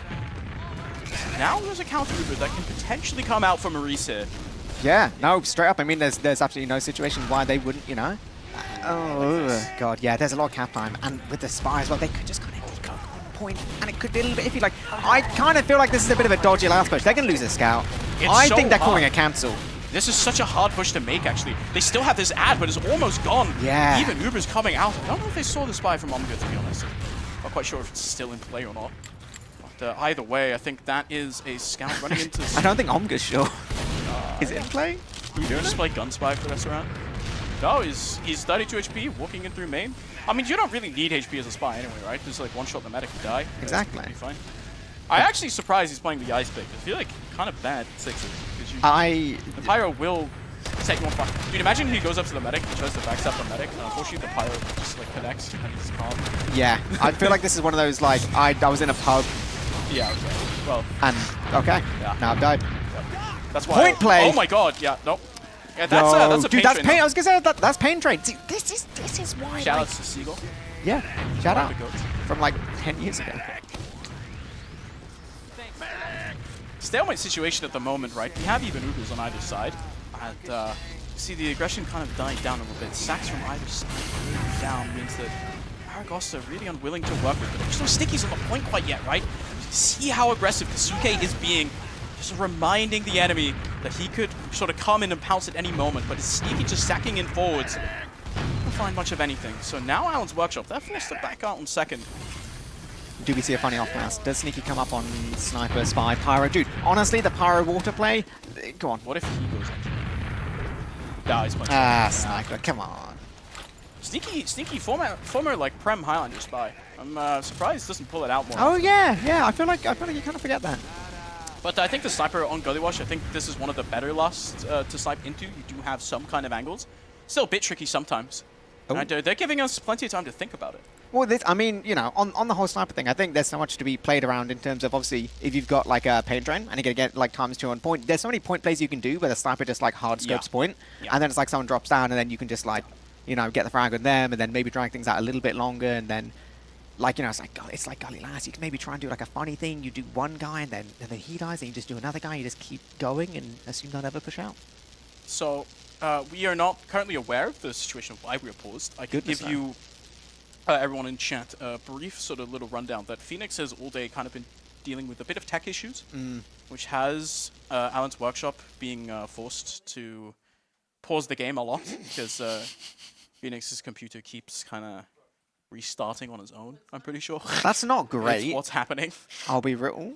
So, but it does say... I think those are live, though. Let's just ignore the spoilers. Yeah, guys, can you believe 90 seconds into the future, we are still paused? That's kind of wild. I love these player badges. Oh, there we go. Unpaused, as Sticky's just coming out onto the sentry gun. Like there, but now it's Phoenix straight in onto the point. Let's get cleaned up by Mackie here. It's a very low sniper who is just going to burn to death. I mean, you know, you love to see it sometimes. We don't want to stop fighting at any point, apparently, you know? Everyone's just going in at all times. We do look like we want to take a minute on the side of Alan's Workshop. That's okay. Take a breather. There's always opportunities to go in. I mean, let's be real. On the defending side, they're not moving anywhere anytime soon. They've got like 1 minute 20 left to go, and they just have all the defensive off classes. They're not going to play the game. Come on. This is where Alan's Workshop really needs to start figuring out some kind of a pressure coming in onto the inside. Keep pressuring from every angle. Try to catch someone on Aragasta off guard to set up a successful, advantageous last push. Because at the moment, both teams have Uber. It's a lot of damage, though, onto the enemy, and that is a huge pipe there from Impo. Now, gun falling as Phoenix shoots that down. Just Omga trying to pressure at this point and force these soldiers to look everywhere all at once. It's Phoenix bombing in onto the enemy medic and finds the dispenser kill, but Chuckster falls to the rockets from Kasuke, and that just allows Sneaky to run straight onto the point. No one is up. It's 12 HP sentry gun as Alan's Workshop take another round. They are crawling their way back. 13 minutes left. They have time. Oh no, absolutely. Like that's like such a classic kind of pressure moment where, you know, you're sending one guy for one thing and then you're sending another guy for another thing, and then actually, like, as soon as they're so focused on a soldier, I think it all comes down to just how long that soldier lived. And then it's like, it doesn't matter that you're standing inside the dispenser, everyone then peeks and they just pile the damage on. And really, like, yeah, like the second that soldier lives longer than like a second or two, it's kind of over. It's either going to be a force or a drop. Back onto middle now as Impo once again looks to take another mid-fight victory. It would be so good for Alan's Workshop to crawl their way back ASAP. Get this middle victory, and it's an early kill onto Kasuke as well. Sia does manage to find that kill. Phoenix dying as well to the sickness of Davey, so they can just keep running across here. Aragosta now looking to wrap as well. Wild Piggy does not have friends to usher him out quite yet. Is another kill onto Impo. No Demo Man down. There's a scout on top trying to find the world. Omega unfortunately just left to run out alone. This is scary here for Alan's Workshop. A lot of pressure can come in here. Yeah, absolutely. This is a pretty good position. Aragosta, you know, they have managed to lose a couple rounds here, but this is a pretty commanding position to be in. They're very much in the driver's seat here. They don't have to do anything too fast, but they're in the position to do exactly that. And with that frag towards Phoenix, and with the last hold not being fully set up just yet, maybe this is a time, if anything, to try and get some people in. You see Banu already playing Secret, trying to pressure the Heavy. Heavy can only shoot one guy at once. Doesn't have splash damage, but it's Sneaky finding a lot of damage as a three-man sack comes in. Does find Impo. A lot of cap time as well, but unfortunately, no one else really alive to capitalize off of it. Sia taken down. But Maurice safe and sound, but this is Aragosta completely giving up second to try and get an Uber Force that they didn't get, try to get a round cap, didn't achieve that either. So suddenly, Alan's Workshop have a bit more breathing room here. Yeah, we do see Sniper once again. You know, this team's relying a little bit on it. We're yet to see anything too crazy happen, but I mean, the pressure is always significant. You know, even if you're not going for crazy shots, the consistent pressure of having a sniper is just very annoying to play against. It will kind of, you know, change how the enemy team is going to be moving, and to a degree you can control that as well. So, first peek comes in, not quite connecting the shot. That would have been quite an important one to hit, but that's okay. The second that shot rings out, suddenly Alan's Workshop's going to be changing a little bit how things are going to roll. You can see Impo not going to be going for those deeper peaks, just going to be playing that little kind of diagonal line. Yeah, Banu fancying themselves a bit of a shot onto the control point here. That little sign, you can stand on it, get a bit of a different angle, but you can see the spam coming out from Alan's Workshop is so heavy. Oh, Banu now finding themselves a bit of a different angle here. No, are they not aware? Are they not aware? but you need someone else to open the shutters here. So the soldier comes in, and unfortunately the shot does not ring true. Gets a second one, but unfortunately Wild Piggy is just alive again, and now suddenly Aragosta in a very weird position. The Uber trade comes straight in onto the sniper, doesn't find it, but it is Maurice instantly forced to counterpop. 1 kill into Phoenix is a good start. Mackie has the bomb in to try and keep the enemy back. This is a lot of damage dealt. 2 players down already. So many players are hurt in Big Door, and suddenly the Allen's Workshop crunch comes in. Just Maurice left alive, has a Solemn Vow. Unfortunately ends up paying for it with his life. Just Mackie up. There is no way Mackie can find anything. What a play from Allen's Workshop there. Yeah, that was such a nuke in Big Door. That was just such one of, like, it could have gone so badly for them. I cannot overstate how badly it could have gone for them. I think there's significant choking on the side of Aragosta. I'm sorry, it's probably going to sound mean, but that's just straight up choking. This is like what happens on LAN, where suddenly, you know, you're in these games that kind of, you know, matter a little bit. Everyone's there in person, and you're like, not quite hitting those shots you should be getting. And now, they find themselves defending their own last. And they have a really big Uber disadvantage. This is kind of going to be hard. I can almost see this being like an equalizer. Yeah, this is really difficult now. Golden ticket for Allen's Workshop to crawl back into this game. Looking to send the Uber perhaps in just straight through River. Impo already getting healed up and getting ready. It's a scout sent in through water immediately, but there are 2 players ready to meet them. As the sentry gun is just going to get spammed down, but really lives forever. This Pyro does such a good job of keeping the gun alive, but it doesn't matter because no one stares at the point. Kasuke bombs in, finds 2, kills the demo, and suddenly it's 3-3. Oh my god. That is one of those last pushes of just like, what the hell went wrong? And I'll be honest, like, yeah. I don't want to say it, but I feel like if it's not working, don't force it, you know? Maybe stick to some cookie cutter classes. Like, it can work on other days, it's fine, but yeah, you know, when you find yourself throwing away good situations, it's just rough, man. Yeah, that sniper unfortunately just not quite working out for Manu, so back onto the scout for mid. There's early damage once again to both red soldiers here. Davey really does a great job of softening them up and sort of slowing down the sort of immediacy of the play. So it's Phoenix going to go for a very nice high bomb, take a lot of space, but Kasuke already taken down, traded off with a kill onto Mackie. No one else really there to follow up. The positioning so much more favorable here for Aragosta. So Soldier is going to bomb across, try to capitalize off of it, and Scouts get so aggressive. Kill into Impo, but the counter bomb from Phoenix is huge. Finds 3, and it's just Davey and Sia left alive with a very low Piggy, who's going to keep himself surrounded by his teammates. But those CPs and pipes from Davey are so scary.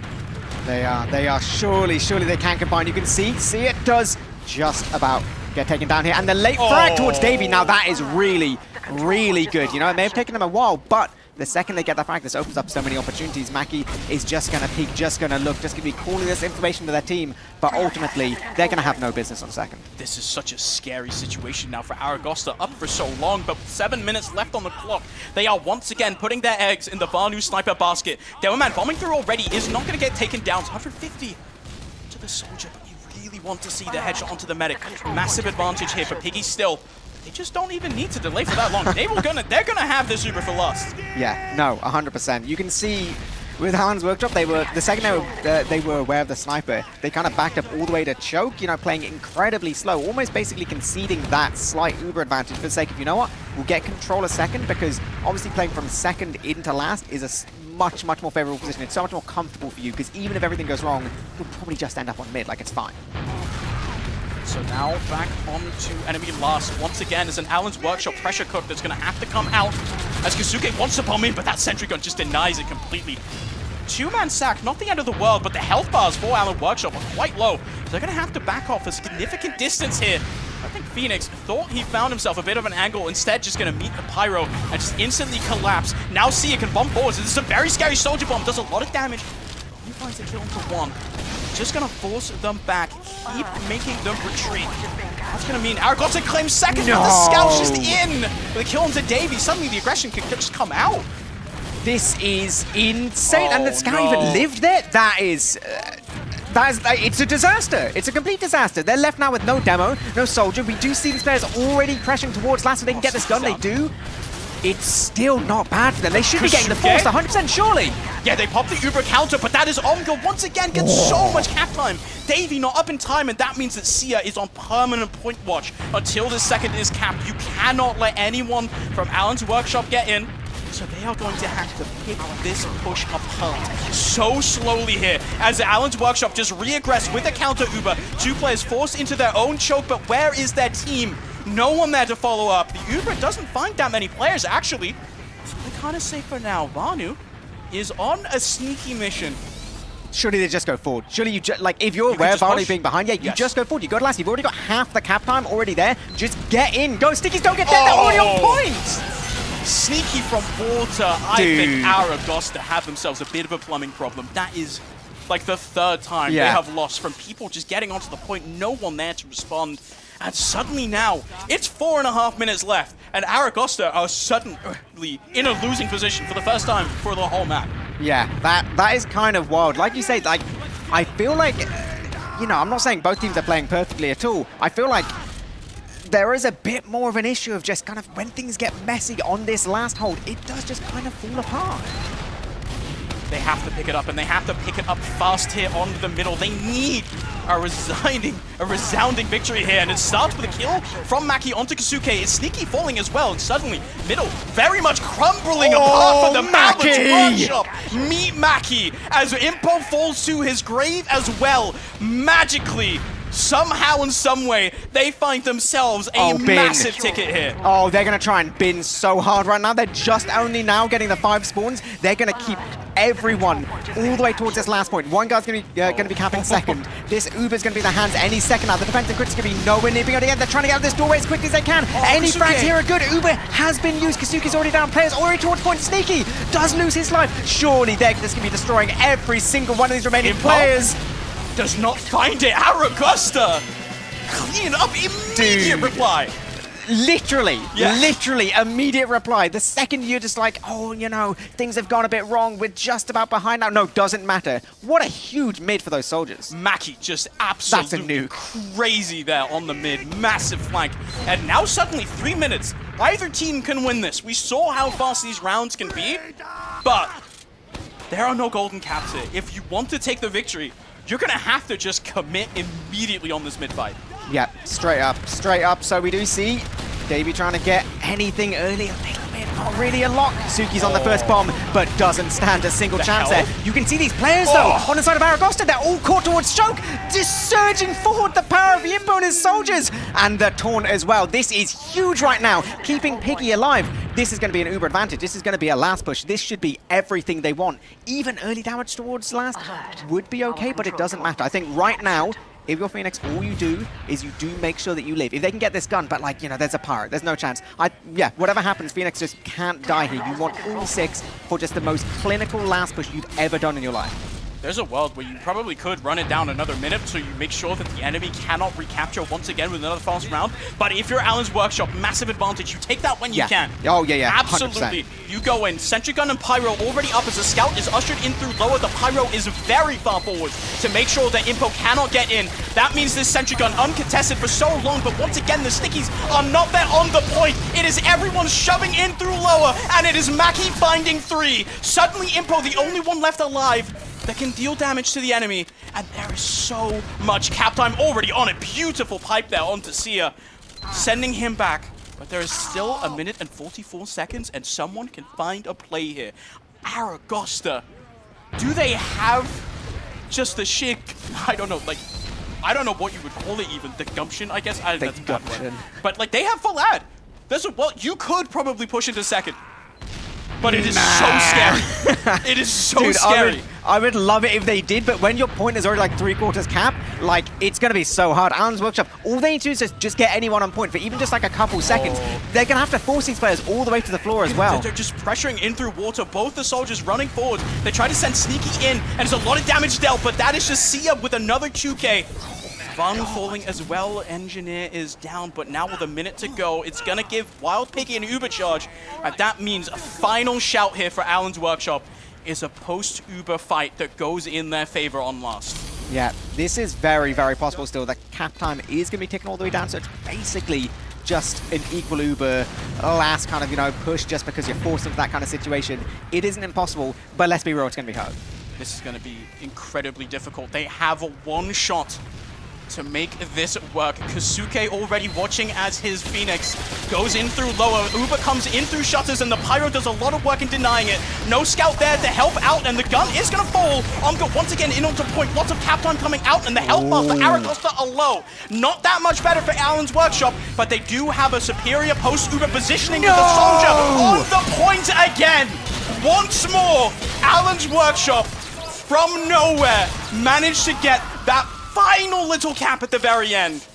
That was so huge from Impo. Like, literally, that entire last push came down to right at the end. You could see Impo just walking forward, right? Dragging all the attention of those defending players. Literally, everyone was focused on him, ignoring the fact there's 2 other players alive. They were in water. Like, that is such a complete just lapse of concentration. Like, really well played on the side of Impo just to, just go forward. It doesn't matter if he dies there. Like, anyone shooting at him isn't paying attention to anything else. But that is, oh, what a way to lose it right at the end.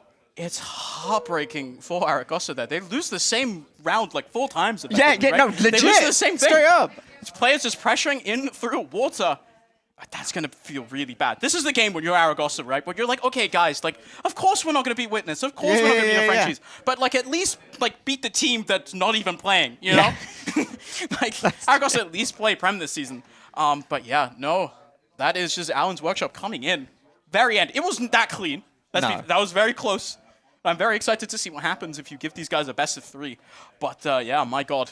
Really nice stuff. Yeah. Very close in the end. It feels like every one of those rounds were those rounds that happen on LAN, right? Like, everything becomes so much more difficult to coordinate those really just like those tiny little decisions moment to moment. Everything becomes so much harder at LAN because there's like other things going on. You're trying to, you're overthinking this and that. And suddenly you find yourself and you're just like, oh no, we've had 1 moment lapse of concentration. And like, also, just ignoring everything, shout out to the whole Pain Trend vibe, right? Yes. Like, literally, being able to play cap times so heavily does make a huge difference. I really agree. I'm looking at a desk that is very ready to break it down. We've got some players, victorious players on the desk as well. So we're going to throw it over to TurboTabs and a bunch of Alan's Workshop players. Alan's Workshop! Alan's Workshop, they did it! They did it! All right, welcome to the couch. Welcome to the victorious couch here. I'm not alone. I'm TurboTabs. I'm joined with Yimpo. Obviously, we've still got Domato here. We've got Sneaky here as well. And we've got the lovable Dave here on the couch. Guys, I mean, obviously, it's just to everybody else out there, it's a round 6 regular sort of game, but no, it's an upset here. It feels like a grand final sort of energy about it. Does it feel like that playing at Yimpo? Yeah, every time we play, it does feel like this because it's a lot of changing strats while we play every time. It's kind of hard, but we do get it. Sneaky, did that feel good? That feels good. That feel good? That was the first win I've had in ages. Oh, and doesn't it just taste that bit sweeter? It's even better when it's like, oh, we're losing, and then we're winning, and then we're maybe losing, and then we're winning again. 4-4, last 10 seconds. That's the stuff, you know. Domato. Roller coaster of emotions. We were talking about pressure at the start. Like, does the context of the game you've watched now change things at all? Change your answer at all? I mean, now I have to use my words wisely because I did not expect. I was actually in your room. I'm not even sure if you noticed this because you were so locked in.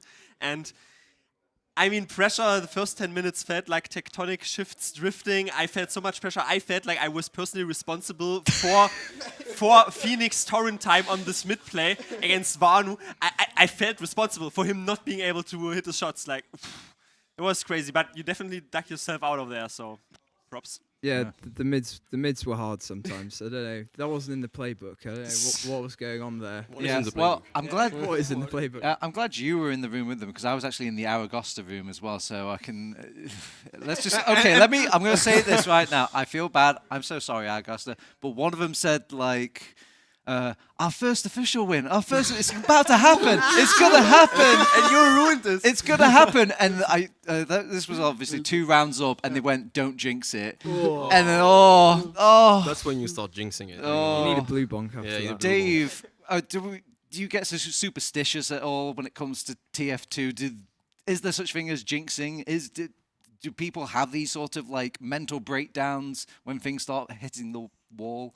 I think as soon as you're kind of bringing that to the comms, you're just killing everyone's momentum because as soon you go 2-0 up. Yeah. As soon as it comes back to 2-1, suddenly everyone is just your in heart panic stations. your heart's in your mouth, but I mean, what's the opposite like, Yimpo? Obviously, you guys were down, but then where did you find the energy? What was the turning point in that Gully Wash game? I don't think there was a turning point because we just kind of used to losing, so we're just 2-0, we don't care, we're just gonna keep gonna play, and it's still winnable, right? We expect to lose most of the time, so when we are 2 rounds down, it's not that different to normal. So you just keep playing, and then sometimes it works out. It works out today, and it feels great.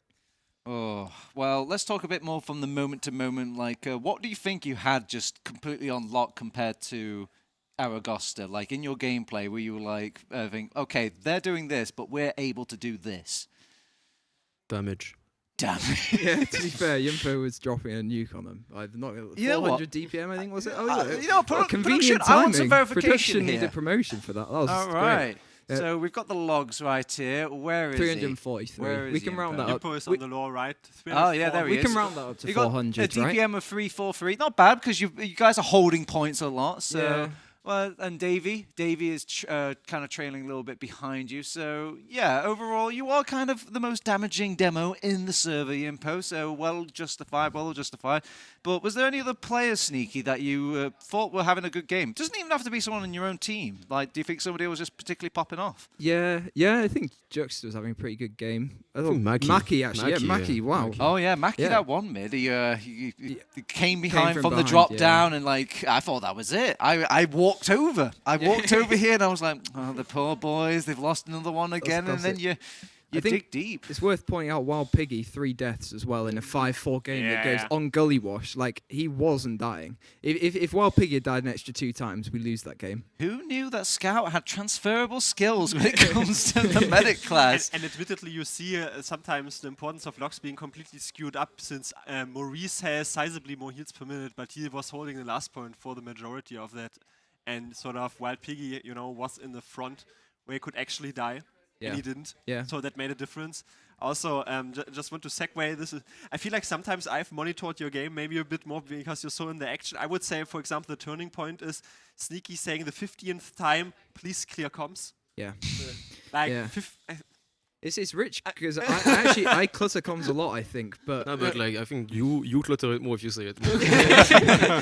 Yes. Guys, you're getting in the way of my comms. Yeah, that's pretty much what I'm saying. Yeah, stop talking and listen to what I'm saying. And to be fair, the most humble and silent people, if Kazuki and, for example, Omga would speak as much as, for example, Yimpo and Phoenix. Yeah, that'd be rough. Yeah. Well, I mean, this was just round 6, however, and you've still got another game to go. How the hell do you, come back down from, the top of the earth? Blue bongs. Blue bongs. Have you been drinking throughout all of this day as well? Or? We had a break. We had some nice Japanese food to break it up, but yeah. Okay, so not quite you weren't hitting the sake or anything like that? No. It was suggested, but I'm glad we didn't in hindsight. Oh, right. Who is your round 7 game? Enlighten me. Mac.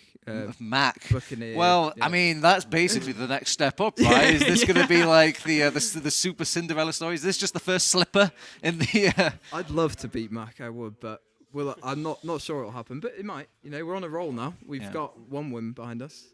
Yimpo, I'm just going to ask you this because I think this might be one of the rare moments that the players might agree with me. Did the map matter?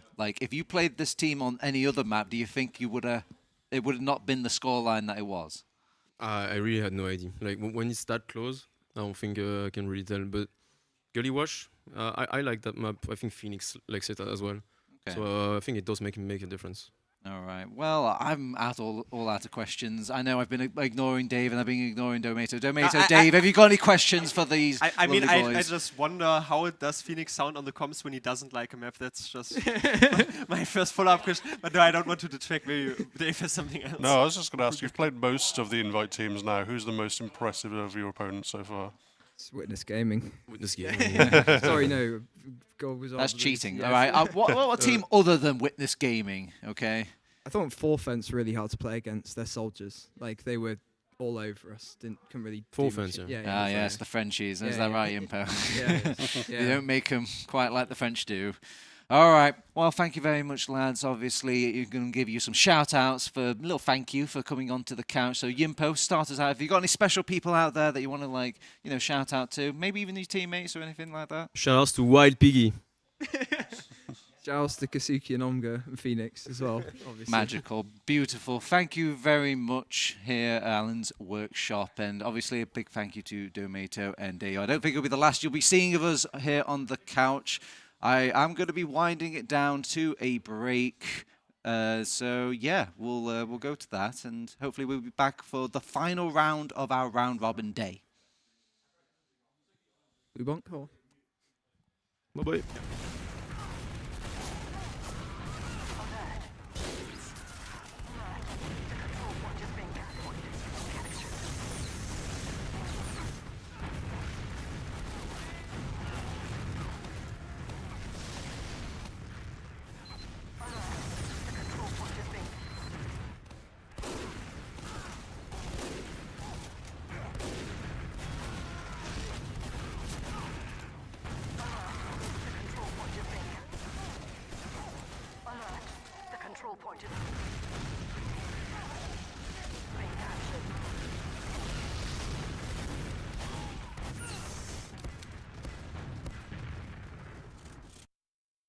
It's like maybe, let's say 2 a.m. by this point. I'm up, I'm watching TF2, I get the cast in an hour. But Witness are currently losing to, Froyo are losing to Witness Australia, and that's really funny. And I commission a beautiful, beautiful recording of Banny just yelling at his foot soldiers, and I think it's a beautiful video. And I wish equally that I could show it to you, but it's not on my phone right now. But I have it in my heart, and in my soul, and it's in everyone's heart, and it's in everyone's soul. But I really do think, like, guys, like, can we just never, ever, ever, ever, ever promise me this? Never play with the Banny rule set. Never give in to pressure. I hate it. Ben, you casted 2 hours of Metalworks with Turbo Tabs. And that was 2 hours of our lives that we're never getting back. No one likes it. Get rid of it. That bad at Denver. Like, they were just so washed. I think they were playing as if they thought that they still had the old players. But unfortunately, Banny is just not Jay. And so when you try to just take every 1v1, you're just going to lose against people with eyes and hands. I also think that Soapy's the only good player on G6. When you watch them play, Caps is just like low-key a worse Kunu, which is, if you're American, not a compliment. We all know this, obviously, because we're European. Kobe is worse at Soldier. He's just like KN, but like if KN was even dumber. And the only way G6 can push is when Soapy has literally the best bomb you've ever seen, which thankfully for G6, he does about every 2 minutes. So they were very successful at land, but I firmly believe that if Soapy Meister just was snapped up in the void, in a Thanos snap, other Marvel movies are available. Ignore the Infinity Gauntlet over there. That's why I thought of Thanos. Do you know that? That's like an Infinity Gauntlet. Probably. How's your tiramisu?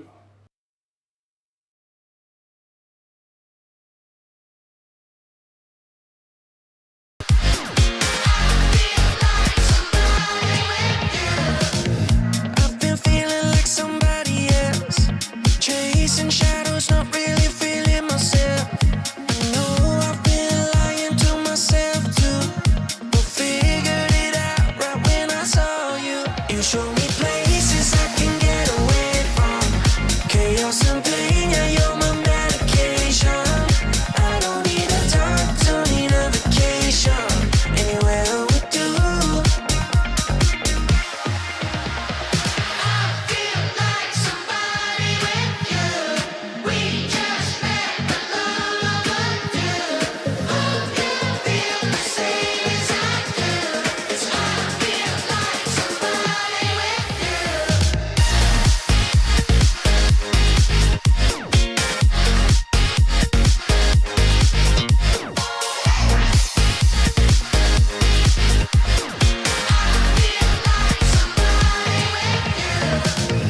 I've been walking without a crutch.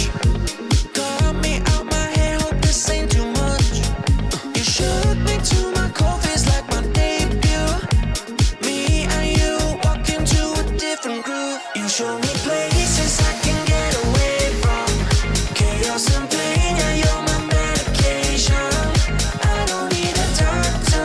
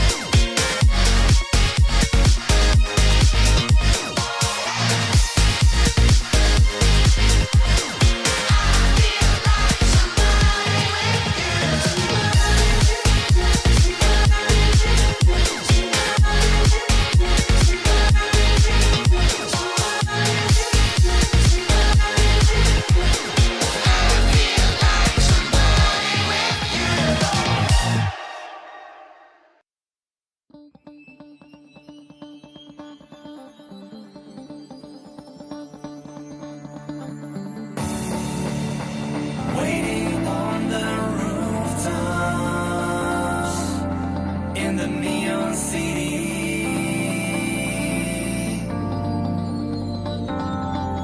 You see the electric storm in the traffic below, chaotic people anticipating.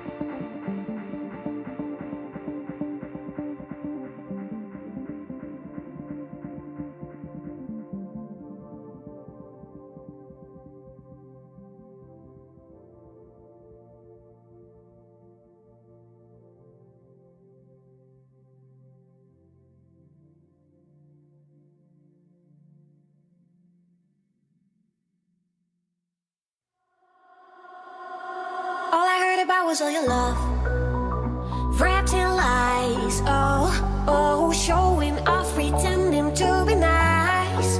All I heard about was all your love, but you crossed the line. Oh, but I got no heartache, heartbreak, grief about you now. No, I will keep dancing, I will keep dancing till the sun comes up and I'm running out of luck. I'm going out till dawn. I will keep dancing, I will keep dancing when the game's still on and I'm all the way in for more. Oh, I will keep on dancing,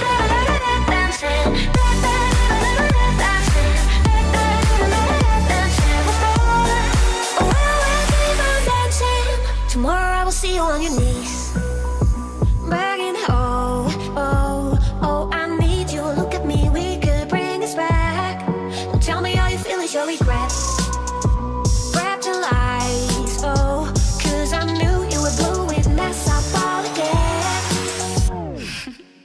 No, I will keep dancing, I will keep dancing till the sun comes up and I'm running out of luck. I'm going out till dawn. Keep dancing, I'll keep dancing when the game's still on and I'm all the way in for more. Oh, I will keep on dancing, dancing, dancing for more. Oh, I will keep on dancing,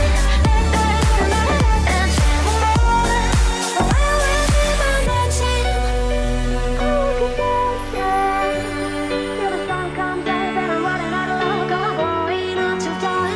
I will keep dancing, when the game's still on and I'm all the way in for more. I will keep on dancing, dancing, dancing for more. I will keep on dancing, dancing, dancing for more. I will keep on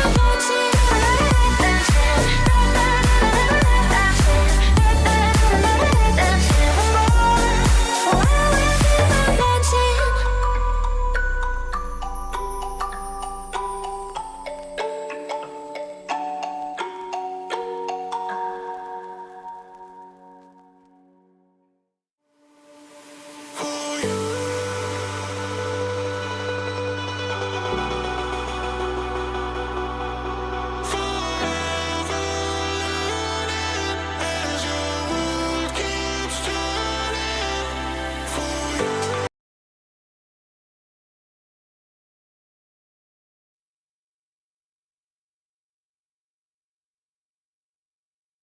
We're good? Everything's on? Everything's on. All right, I'm here with Davey from Aragosta. Guys, bit of a tough break. Let's be honest. Not a good showing so far. How are you feeling so far, man? I mean, first game was nice. We played the Frenchies. We felt it was close.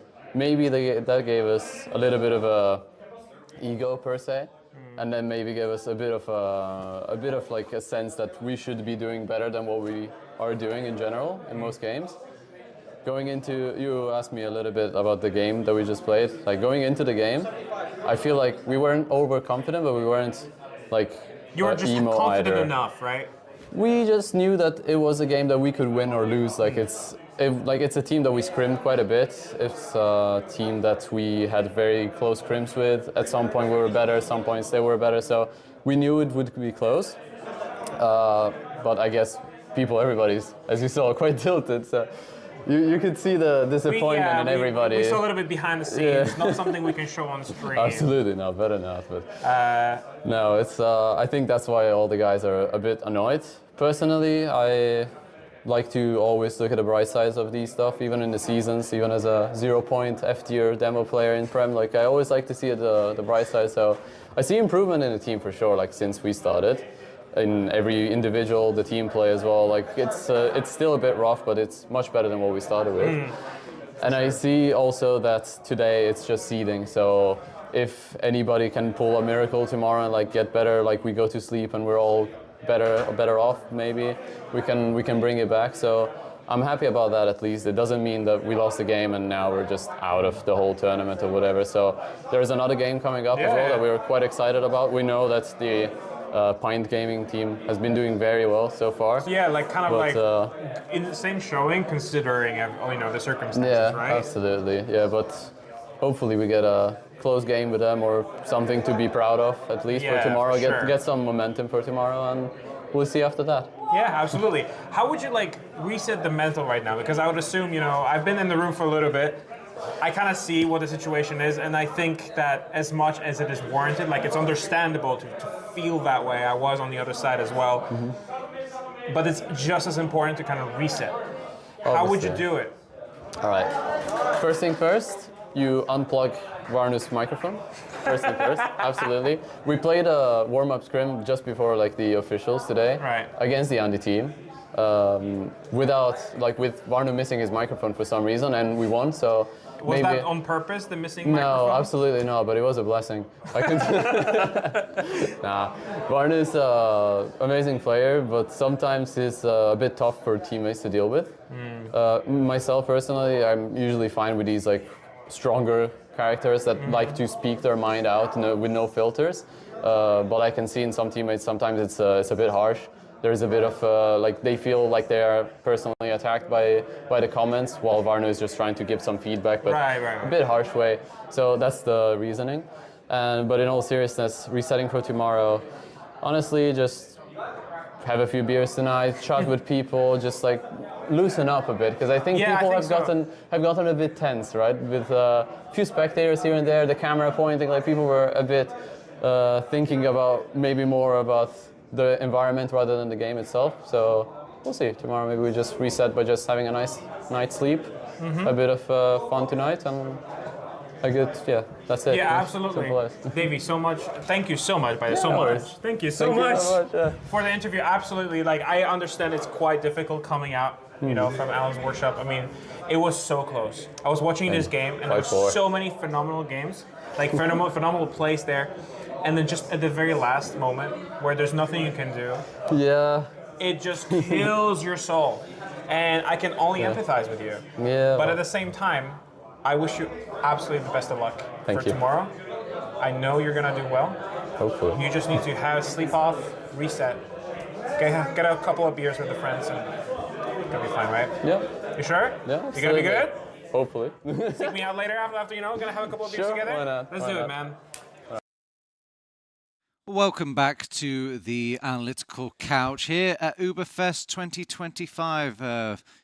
Obviously the LAN provided by Being Esports, sponsored by Mannco.Store, and obviously all the production done by Critscast. And guys, a lot's happened in this round 6 that just passed us. It wasn't just Alan's workshop taking the game over Augusta. There was also all the games going off. While all these games are going off and we're showing you on the stream, there are other games happening right now. And I do report that the next game we're going to cover, which is Dirty Maggots versus the most intimidating Italian name on the planet. Say out the name. We'll say it in a minute. But they had a really field day in that round 6. They actually were fighting off against the Bloodsail Buccaneers, and they beat that team in about 9 minutes on Gully Wash. And I was kind of curious. I was wondering, could we, maybe last longer? Do players need more time to get ready than they do to play a game of TF2? So I want to find out. And so, let's start out. We'll come back to that later. I want you to say the Italian name right now. All right. So, obviously, our game is going to be Dirty Maggots versus... can I have it on stream? Maybe I can, just to give me all the help I could. No, need. wait. Okay. All right, wait. Okay, I can say this name in Italian: Dirty Maggots. Can you switch back, please? I have a little to us. Can you switch back to us because I snuck something in Turbo and now I will reverse it. Maybe you can keep that in your mind. Yes. Okay. I snuck it in when nobody was looking. All right. If it's the Italians, who do you think is that? Thomas? Can you picture this wonderful person?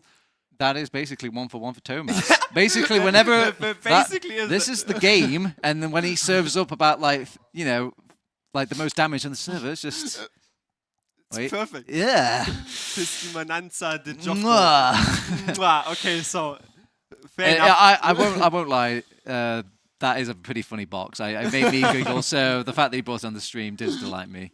But okay, Dave. Okay, bring up the teams again. Dirty Maggots. Talk to me about Dirty Maggots, and then I'll have a crack at this Italian name for the 70th time. So, I think the interesting kind of context of this game, I mean, obviously if they've just beaten Mac in like 9 minutes or whatever, that's pretty crazy. So they obviously have some momentum going. But I feel like we've seen Dirty Maggots come up against these Witness guys quite a few times recently. They played okay in the regular season, and then they played them twice in the playoffs. And to be honest, they're pretty demolished in both of those games. I mean, they barely got a round. I'm not even sure if they got a round over the course of those two games. No, tell me how you really feel, Dave.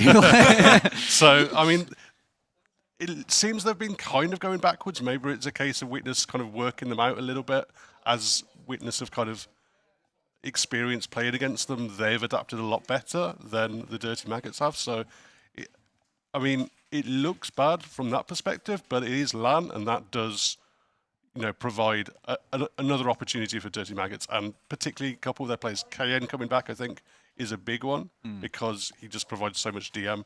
And obviously, when you've got that soldier on LAN that can hit all those rockets, that is a really, really big boon for your team.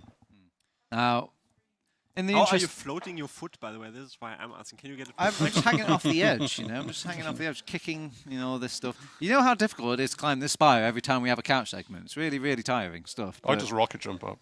Oh, right. Sorry. I'm a medic main, it seems. I've just put my Ubersaw on the side. Yeah. Anyway. I saw that. Immersion breaking aside, do you have any words about Dirty Maggots before I have a crack at this awful, awful Italian name? Dirty Maggots is the most informed team that is not called Witness. This is my prediction. Even though my prediction was Forfans on the second spot, Dirty Maggots on third, and then Bloodsail Buccaneers. I don't want to say getting exposed a little bit, but on the fourth spot when you go to our predictions, but it's truly a testament on who's on the second sort of option, on the second place. I had the prediction Forfans might crawl out once again because, honestly, one or two losses, maybe some excruciating ones at that, especially losing against Dirty Maggots, what we covered before, 3-0. Mula leaving with 1 minute still on the clock. Maybe garbage time, maybe tilt. I don't know. But for me personally, there you have your chance now. All right. So this is what was formerly known as Witness Gaming, or now known as Testimonian. Oh God, this is the worst one so far. Testimonianza di Giorgio. Testimonanza di Gioco. Yeah, they also misspelled their own name. But yeah, I mean, honestly, when you look at this, they lost 2 rounds essentially, only to Pine Gaming, where we had, our little That hearts. was hype. That was hype for like that 1.5 was very hype. minutes. And yeah, honestly, it's nice to see someone's kind of punching up a little bit. Witness, otherwise, it's looking like the most tidy game of or LAN. And I have that to they've say, played in a Bloodsail long time. Buccaneers, 4-0 only. Could have been 5-0. Yeah, take that. How dare you, Witness? Nobody beats me 5 times in a row, says Bloodsail Buccaneers. But yeah, obviously, we've said everything until we're blue in the face. This is a team full of absolute masterclasses on their classes. Yeah. At this point, you're really just going to have to think outside the box to kind of meet up against them. Now, sadly, we're playing the most in-the-box map out of the entire map pool. It's the one that everyone plays, scrims, pugs, mixes. It's process. You got to trust the process. Dave, have you got any punts for me as well? Get them out your system. No, I'll leave the punts to me. So. All right. But what can you say about process then, Domato, apart from a pun? Like I'm not so sure if I can say so. I want to really just deep dive a bit more into the structure of how I think Dirty Maggots is going to tackle this. I'm probably the hugest VoxTech fanboy on this entire venue here, honestly, and I think he's definitely not only capable of leading his team onwards, but you have sometimes a little bit underdog names. I mean, you have like Piggles, and I feel like they've been probably working together. Zem said to me, Piggles was the sole reason why he could only go to bed at 4:30, and I'm not sure if this is team building exercise, if this is tilt, but I feel like they have their synergy strapped together. Dave, I'm going to give you the easiest setup here for a prediction of the scoreline. What do you think is going to happen for Dirty Maggots versus, oh God, Testimonia Nyan Di Giorgio? I think this one's going to be a little bit closer, and I think it might be 5-3. Oh, all right. And with that, we've got time. I've got time on the clock. It's 6 minutes, apparently 6 minutes. So the teams can get ready quicker than Matt can lose on Gully Wash. Well, who would have guessed that? Would you have guessed that, casters over there? Yeah. Yeah. Yeah. I mean, I don't know. Like, I'm looking at my screen right now, and I do see one Witness player not in their seat. Yeah, no, I mean, I've kind of been transfixed at the idea that Thomas has 2 different kinds of mints. That is true. Oh, DCS is subbing Oh, it, apparently. yo, DCS is playing the game! Wow. Oh, my God. Oh, my God. Dude, let's go. He's going to slay. Yeah. Oh, there he is. Oh, okay. Never mind. Dude, massive downgrade. I mean, DCS also famously medic main. Yeah, that is true. That is true. I don't know why they even bother needing auto. Yeah, I don't know. DCS is... last time I played against DCS, I shot him like 4 times in one map. It was very nice. Oh. Very thankful to DCS in this medic gameplay because he provided me with a frag video. Ah, see, he's a giver. What a pillar Not of a the taker. community, you Yes, know? agreed. I think he's also spent the last 2 days standing mostly at the desk being just a great administrator. Yes, agreed. Please don't say anything. We are live now for the final round of the UBERFEST 2025 group stage here, and it is the Dirty Maggots trying for the final time to get some revenge here against Witness Gaming. They were not successful in the ETF2L season, but now on mid, it is Jordy with the first bomb. Yeah, big bomb comes in. No one actually really get too many frags on. Nice rockets there. He's just about going to manage to survive, and you can see first frag and second frag to the good of Dirty Maggots, and they have high ground. Foxy really trying to just deal with Thomas towards point. Thomas is so annoying if he gets that frag. That'd be so difficult. Yeah, Zams is down as well here for the Maggots. You have to be really careful. This is just Thomas in behind, and he is so scary here. A lot of damage can be created, so instead is Af going to be forced to run back with him. An easy 2-shot onto Thomas. However, the Uber is going to come forwards now. Jordy with a very nice force, and you can see the Maggots nowhere near midpoint. So I think Testimonia going to be able... I didn't say it fully correctly, that's fine. That's all good, that's all good. We are going to be going all the way back in here. They really don't want to give up the side of the actual midpoint on side of Dirty Maggots. They do lose Af. Uber is still in the hands. They are going to get forced. They managed to get one, but losing Ken instantly kind of really sucks right now. Maybe they get that frag, but it kind of doesn't matter. They need to actually make sure they don't get caught because Lucas is jumping all the way in. Pipes only. Surely he gets nothing, but he manages to float just a little bit away. That's basically perfect for TDG. They're going to have control of that mid-fight. They're going to have that little bit of Uber advantage. They have very nearly player advantage here.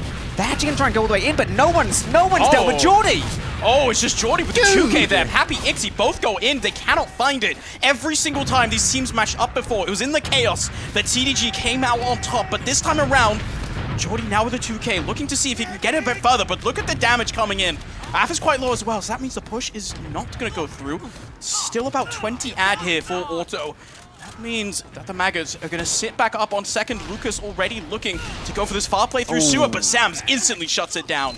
Yeah, I think that moment right there, kind of going from mid, trying to push forward onto second, it shows the importance of damage, because even with 2 players down, the amount of damage on that choke point was so significant that actually they didn't stand any chance of getting through. It was like such a crucial moment in terms of, you know, Dirty Maggots just not actually being able to capitalize off a big advantage of theirs. I love the tech here from Zams. Has the stickies out, does not want to dead them, so he pipe jumps out. Still getting a bit aggressive in choke here. He's just going to get cleaned up, and now with Jordy quite low, there's no immediate response, and that's going to allow Lucas time to set up stickies here in choke. Instead, it's just KN in through PC, and Thomas up on the sniper finds an easy headshot onto Zams. Suddenly, that is Witness aggression coming through. Yep, all the way completely unaware there, and you can see, oh my god, dude, Lucas has got, the pipe! What an easy 4-second to go all the way in, try and do whatever they can. They managed to get the frag towards Ixie, but it's not going to be enough, and now a much better Uber on the side of TDG. They're not really finding anything, though. I mean, without Ixie and having Thomas on sniper, there's kind of no one really to focus down the frags. They actually have to walk all the way out of choke. Yeah, they have to walk back here, and this is a bit scary. You're down a player with the sniper up. But Maggots can potentially push forward. Thomas is watching choke, and you can see him also positioning for a bomber, but very smartly now the Maggots repositioning across from IT, but they lose 2 on the flank. Lucas Pappy finding Af and Jordy, and suddenly this push is no longer successful. No, absolutely not. You can see what they're trying to do on IT. It's already a bit of a risk because of that doorway, but then literally it just seemed like Witness were just going to peek all the way towards choke, see what's going on. Managed to get those 2 frags. No! Salintez just wraps him up in a bow and sends him all the way, and Toe's headshot as well. They are just getting torn apart right now. This is such a good little spot, Pappy's frag. He's so healthy, he's so high, he's in such a good position all the way towards point, and they just get crushed. That is exactly why Witness are the best team in Europe at the moment. They had a disadvantaged position there, but somehow, someway, the individual outplays come through, finding 2 kills on second, and they just run it forwards. Headshots from Thomas as well to secure it. It's a really nice rocket from KN onto Sil, but that bomb in on the demo is so beautiful. But really, it is just everyone on Witness clicking now. Yeah, absolutely. You can see it doesn't matter what's happening with Witness, you cannot count them out ever. You always need to be aware of what's going on, and there we go. First round is going to be in their hands. Dirty Maggots trying to come back on this mid. Already though, Thomas onto the high ground is going to deny that soldier from really trying to bomb forwards. Jordy already taken down by Lucas and Pappy. So now it's Celentes on a singular high bomb and just completely shoves out the Maggots from mid. Pappy does get a bit too aggressive and he's going to fall. So no further immediate aggression from Witness, but you have to think that they might just be feeling themselves. Af getting a bit aggressive in choke. Not finding much of all. No, not just yet. It does look like we may have just a little moment. Oh my god, dude, Celentes was not giving up that frag at all. I don't think Voxy expected that at all. Yeah, that was really, really nice from Sil. Now suddenly this PC is blown wide open. So much more pressure on the Maggots, and this is where they really struggle a lot of the time versus Witness. Pappy can just come in through sewer, and so a lot of damage onto these soldiers. The health bars just not there for the Maggots. So much damage dealt by these soldier bombs that just barrage the opponent. Everyone shoved in through one as a force that comes out. Counterpop from Auto, because he is quite low, and it's KN taken down. No. But this is just a Tomas solo waiting to happen as a singular meat shot to send the enemy away. Doesn't find anything further, but this is 2 soldiers down, and they're just going to continue sending this in through lobby. They're in through 1 already. Voxy cannot find an immediate headshot. No, this is going to be incredibly difficult at this point. You can see Witness surging all the way forward towards point. Great damage from Lucas right now. They can afford to play just a little bit slow. You do see Auto gets caught at the heavy. That heavy from Voxy is absolutely massive. Cleaning up that medic means that suddenly now Witness are forced to take a very weird fight. They're actually cleaning up Voxy, and suddenly it's only KN left alive. He doesn't have the health bars, and it does not matter. Take away that medic because the heavy on his own is not enough. Dude, the Witness focus and like the Witness team, like they're so in sync. I swear 9% of other teams there would have been like, oh, you know, it's kind of, you know, scuffed. Maybe we'll try and send some kind of slack, try and do something, and you'd be a bit disjointed. But every single player on the side of Witness knew exactly what was going on there, and it's only by all moving in unison that you could possibly get those frags. It was perfect focus fire.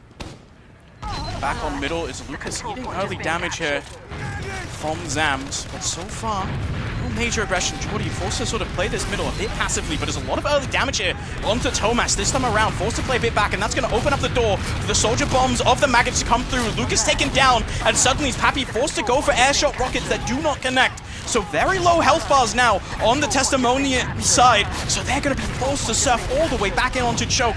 Slight over aggression though from Jordy is going to mean that suddenly there's only 3 up for the Maggots. They're taking a lot of damage, but a beautiful little type there from Zams. Going to take down Ixie and surge the rest of his team forwards.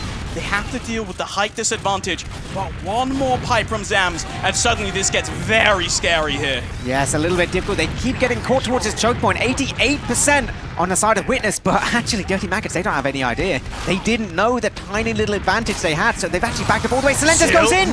Oh, that was a good first rocket. Somehow, though, stares in Team Fortress 2. Unfortunately, yeah, rocket not quite connecting, but instantly taken down as well. Did not have the chance. It only gets scary when he gets more than 1 rocket off. Yeah. And the Maggots really doing a good job there. Now just sending this Uber in through choke onto Af is going to force out the counter. Uber force a flash as well, and he's going to keep going around, trying to see if he can find any sort of pick, but unfortunately unable to find much anything besides his own grave. This is now a 1-pick advantage here for Witness. With Sil back alive, you have to watch out here for the Maggots. Yeah, I mean, we're seeing this from Witness quite a bit already in this game. You know, only 8 minutes has gone by, and they do like taking any opportunity to pressure through. Look how far they can get through choke, even, you know, managing to lose Celentes. Like, look, it's constant pressure all the time, and just what a nuke from Pappy! Yeah, Pappy with a massive bomb there to send the rest of the Maggots home. Just 1 soldier in KN left alive on second, gets taken down. And now it's just 2 off. App and Jordy have played together for so long, but they're going to really need to channel the chemistry here if they want to keep their team in the round. Instead, it's Jordy going in with the air shot onto Auto, not connecting, does not find the second rocket.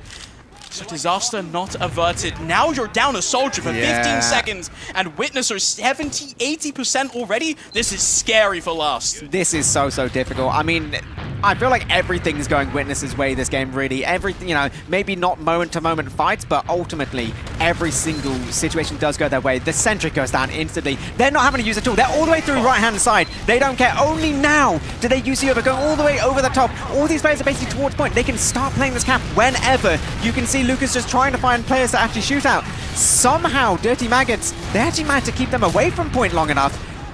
This is going to be so hard for them, though.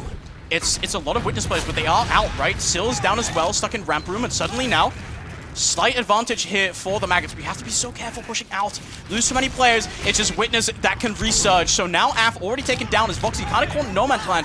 Team not really following up quite yet. Jordy so far forward, but eating so much damage. That is a soldier in rollout. Pappy is in on last, and the times 4 cap is just enough to keep Maggots in the round. Oh, but look how much damage the Maggots have taken! This is such a good situation. You can see the beam on Thomas, him and Lucas combining to do so much. Pappy even getting a frag towards the backline. Even a 4v4. Uber is now in the hands of Pigglesole. I believe Witness is aware. Yeah. Ooh. The coordinated spam once again.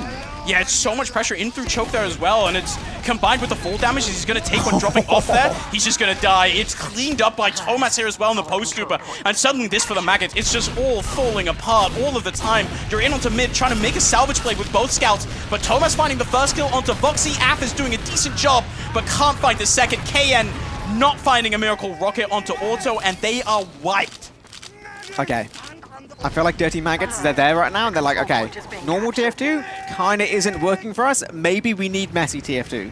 I respect it, you know, when you're just kind of getting outclassed, you need to do something different. But I feel like Witness doesn't mind a little bit of the messy either.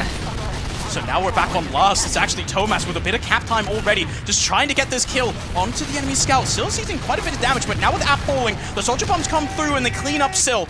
So the rest of Witness are going to back off into lobby here. To find anything further. This is still, however, this is 30-40 ad here for the side of the Italians. They are Italian. They are Italian, that is true. They're from Italy, the flag says so.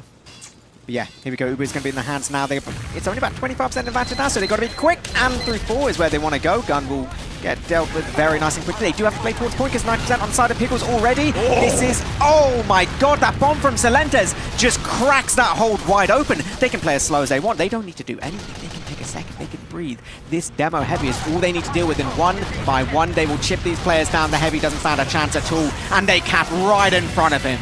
Yeah, unfortunately, the heavy just unable to get onto the point. 2 players left alive. That bomb from Sill is disgusting. Yeah. Just catching Piggles completely with his pants down. And unfortunately, then dropping the Uber so late means that you just cannot hold on to the mid-fight. Which also, by the way, these mids not been going well for the Maggots. Really looking for any kind of answers anywhere on the map. I don't think they've been on the Witness second yet. Yeah, no, I think that's pretty fair. Yeah, it is, it's a difficult one. Not quite, you know, a 9-minute game like we saw on the logs, but doesn't seem too far away right now. So let's see. Are Dirty Maggots going to go for anything a little bit different? KN not going for any deep bombs just yet. It does seem to be Witness very much on the side of the aggressors. They do take some pretty significant position as well, and they get the first and second frag. Dirty Maggots. Sill just finds the flank of a lifetime straight in onto the medic. Does a lot of damage, but Pappy there to follow his teammate up. And so now it's AF left alone on second versus 3. Cannot find anything. KN is a singular HP. One on the whole. Press 1 and press enter in chat, by the way, guys. That's really funny. I hope you like it when you guys do that. Honestly, like the biggest thing about Witness is the fact that whatever one person is doing on that team, all 6 people are aware of it. Because, you know, you have a deep bomb from one soldier, doesn't quite get it. Doesn't matter, because the second soldier already knows what's going on. He's already preempted it and got in the perfect position to follow up. Like, that is what makes this team different to so many others. That level of kind of being in sync. Defensive crits now up for Piggles, charging it up as fast as he can. The laser beams are going to have to save the Maggots on this one because it is a massive ad here. Once again, for the red side, Uber's just going to come straight in through 4 onto the gun. It's taken down already. Now, spam is going to be directed over towards that little hiding spot where the heavy is slowly going to come out. The crit's not quite up at all. There's a beautiful rocket there onto the enemy soldier. That means that KN gets taken down. What is this crit realistically going to be able to do? The laser beams are coming out. There's a lot of damage dealt, but no one is falling. Instead, all of Witness hiding behind fortified walls, and they cannot be pierced. So now the Heavy, once again, in no man's land. The rest of Witness surging forwards. Ixie, only casualty, as the scout of Thomas goes down as well, but unfortunately Zams, not enough on his own. The soldiers are up, and they are taken down one by one. It is just Jordy versus the world, and unfortunately, it is just too big for him. 4-0 for Witness. Oh my god, it is so over. Like, literally, I have never, in all of my time casting TF2, seen such a perfect situation of a crit heavy comes out, and every single Witness player just hides behind a wall, like, instantly. Like, there was no reaction time there. It was like they could see the countdown on screen. It's like they had our HUD, and they were like, okay, we wait. That's actually, oh god, that's crazy. That was insane from Witness, and so now up 4-0 already. Only 15 minutes have elapsed since we started the game, and Witness once again looking to stamp their authority in Europe here. Maggots really need to find an answer here on middle. It's an early bomb though from Pappy, straight in onto Zams, takes him down instantly. So Ixie is going to fall in return, but Thomas is doing an excellent job of keeping this opposing soldier away from his medic. Piggles taken down by Pappy in the flank as Lucas finds the kill onto Af. Taunting as well. So now Voxy is left in sewer by himself. Jordy 2 HP. Not quite the one of KN, but what can Voxy realistically do? So many members are surrounding him. It's a decent first little shot there onto Thomas, but unfortunately Pappy's rockets are too much, and this is the Maggots with just no answer. No, I mean, that is exactly how I would describe it. There is no answer to any of these Witness plays. And now, here we go, like you say. We're about halfway through the game, and this is a full Uber advantage here. The defensive crits, it didn't do anything last time. There's nothing to indicate it would necessarily do anything here, but it's their only chance. They've got to try and do something. And you can see, same as last time, they're taking the time to kind of see a little bit what's going on. They're making sure everyone's healed up, going through this right-hand side. Gun will go down instantly. Nothing it can do. They're taking a moment, breathing again. Maybe they can secure just a nice, easy frag. See what's happening. Start looking towards the point. This is not too bad for the Dirty Maggots so far. They get Pappy. This could open things up. Yes, Salenta's already down. Pappy literally just getting taken down now. And actually, that is a little bit of success here on the side of the Maggots. It's a bit scary, right? Jordy down as well, and that's Thomas just in. Dude. Instantly bosses on KN. And now all of the Maggots have to retreat to make sure that they deal with Thomas, as it is Ixie barreling in through one. Gets one shot off of Piggles, but not the other. But you still have to watch out. Is Lucas up on second, who is just getting killed by Boxy? No! Because Auto hits a beauty of an arrow, keeping his demo alive. And all of a sudden, this is a very scary situation on second. Jordy has to take so much space. But now you have to push with the crits. It has to come out onto Zams, and the soldier aggression comes forward. Takes the enemy demo down. Threat neutralized. Af on this crits can find nothing. And so suddenly, once again, this crits doesn't do anything at all. And we are at a very weird fight on mid. We really, really are. It's going to come down to individual fights, individual bits of pressure. The height is still mostly in the hands of Witness Gaming. Both scouts on the high ground now on the side of Dirty Maggots. Going to do what they can. If they can focus down any kind of frag, this would be great for them. But the problem is the spawners are going to be to the better for the side of Witness, and it's going to be very, very late aggression. And they just get picked apart.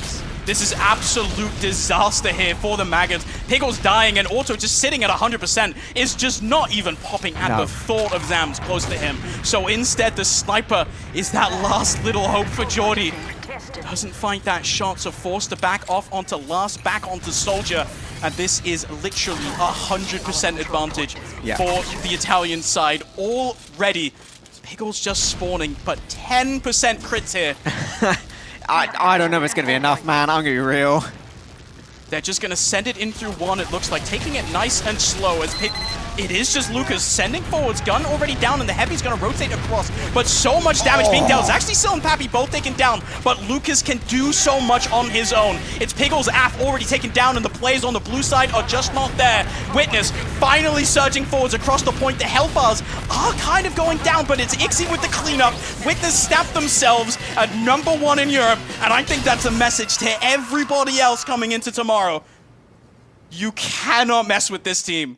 No, look at that, dude. They win the game and they're like, right, done. We are out of here. And what a dominating way to finish day one. My God, that is brutal. That really is just showing you Witness at their full strength. Exactly what it means to have a team full of 6 incredibly skilled players, but combining into one incredibly skilled team as well.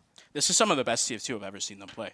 Like we've watched Witness for a long time, but it has been such a long time since I've seen them come. Like this looks better than they look so much better than they did at Denver. I'm not gonna lie. Yeah. Like the coordination with this team is just unbelievable.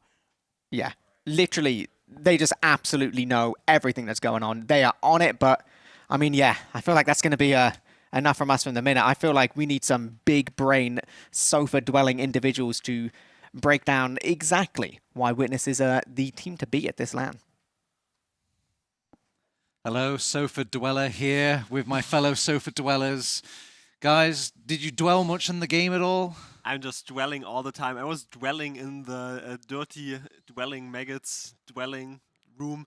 And I gotta say, I'm not even sure if I got exposed by putting so much trust in them. I don't want this to, you know, be complete disaster, just analysis, but no one can hold a candle to Witness who would have known. Yeah. Dave, where were you watching this game when you had the chance? Like, were you watching it from the sofa? Were you down with the players? Were you watching the crowd? I'm very much a sofa dweller. So yeah, I was just proper sofa dweller. Yeah. I was committed to the dwelling.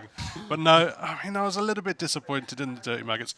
Maybe they were hiding strats. Maybe that's the copium. Maybe it's been a long play the whole time. The reason they got rinsed twice in playoffs for E2F2L is they've been hiding strats the whole time for tomorrow. Now, I know a lot of you watched that 5-0 game. Are they hiding it in the sofa? Yeah. Where are they hiding it? You watch a 5-0 game there, Domato, Yes, and you think to yourself, like, oh my God, does the gameplay show itself even more? I've got more testimonies because I went into the Witness, like, the testimony di Giorgio. The goals. Yeah, I went into their chamber to see how they play and all this stuff. And it is so much better than you think it is in there. For example, okay, obviously I went in there. At one point, Thomas had 5 dominations. Pappy was cracking jokes and like doing skits in the middle of the game and all this Do you stuff. have a favorite one? Yeah, I think he was like, he tried to do the edge book at the spot, and he's like, guys, who am I? And it's like, you're Andy! All this while they're busy mincing Dirty Maggots. Well, by the way, second seed, also, he did a speed shot that he was like, he showed, like, basically, I think he saw that I was watching it behind him. He clocked on, he's like, Turbo, watch this. He did this shot, which I've never seen before, with an interaction I've not seen in this map before. And, I have something to and then he turned around and he had a conversation with me, telling me how it worked and all that, in the middle of his game, first seed versus second at a LAN tournament. And all this. And yeah, they're just a perfect machine. I mean, the only thing that I can offer is Zems goes down 4, 5, or 6 consecutive times, and Piggles sighs at the end and says, guys, I think this is going to be hard. Yeah. I think they were 3-0 at that point. There was so much variety as well. Honestly, I came out of that and I learned a little more about TF2, and I've been watching this bloody game for 17 years. Dave, what are they mortal? What is... What more do they need to do at this point to kind of like, you know, I don't know, have any criticism of them? It is really difficult. They seem so versatile. They seem to always be able to come back even if they're put backs against the wall. We've seen them play a kind of methodical but aggressive style for the last year or so. That game was not that. I was just full tilt, just going hell to the leather, constant aggression, constant team fights, and they just had the superior team play, superior DM, and absolutely destroyed Dirty Maggots. Maybe we can look to Dirty Maggots. Hopefully tomorrow they'll bounce back and maybe be able to slow the game down a little bit and play a little bit more at a pace they can deal with. But at the moment, it looks like no one can keep up with Witness. Yeah. Usually this is the part where I kind of like give a nod to production to be like, hey, put up the logs. But I feel insulted if we look at the logs of this game. Like, what is there to tell? Like, it just... I'm not even sure they were really hotly contested past the midpoint. That is what I was going to bring up. I was visiting my memory, and I don't think they were ever on the second point of Witness Gaming at all. The Maggots. I wanted to compliment, hey, they're really good at holding last at some point. They're rotating through their panic room, you know, but it's the only location where they ever played, it felt like. Yeah. God, like, and that was just round 7. That was just a little preview. I have another thing, though. I want to point out Jordy has a really cool propeller beanie. That's something. You've got that going for you. Yes. Yes. Yeah. All right. Okay. And I was about to say, like, this guy, because he has a land buff, propels his team forward, but unfortunately, they just, got dug into the ground. He hit the propeller. That was the problem. More of a drill than anything. Truly. I mean, but honestly, I'm going to take this as my personal victory because I put Forfans on the second spot in my predictions, and Forfans only lost 4-1 against Witness. Yeah. You maybe just have to count the little victories here. Okay, Dave. We've seen now from every single round, everyone's played against Witness. We've had a little preview of like score lines and logs and all this.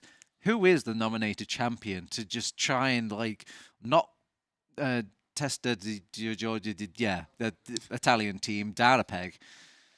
Honestly, Point. It has to be Point. They're the only ones that really knocked them kind of a little bit out of sorts. Everyone else has just been taking blow after blow after blow.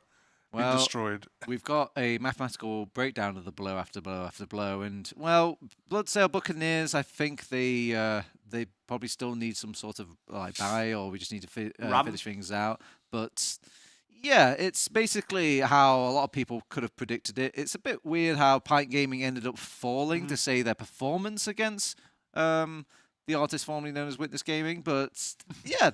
This just means like now the round robin is finished. This is the seeding for the upcoming part, which is the most serious part of the tournament. The double bracket. It's where, obviously things get actually decided. And if we start huffing the copium here, Domato, it means no more saving strats, no more like takey backsies, no more like flukes, no more like possible unforeseen technological spikes now. This is the real deal, right? I'm always going hardcore on the euphemisms, on the convalescent measures, on the wonderful, nice words. So what I wanted to say about the group stages, fixed and locked maps, you can't do anything about that, but at least everyone gets into the playoff stages. But yeah, I mean, at least double elimination, but still, once you're knocked down to the lower bracket, very difficult route. And we saw that in the season as well. Once you get knocked down, example, Forfans can't really make it out of that anymore. And I feel like this could definitely be the defining feature. It is Witness in the final. I can still see Forfans there. There's also one other thing.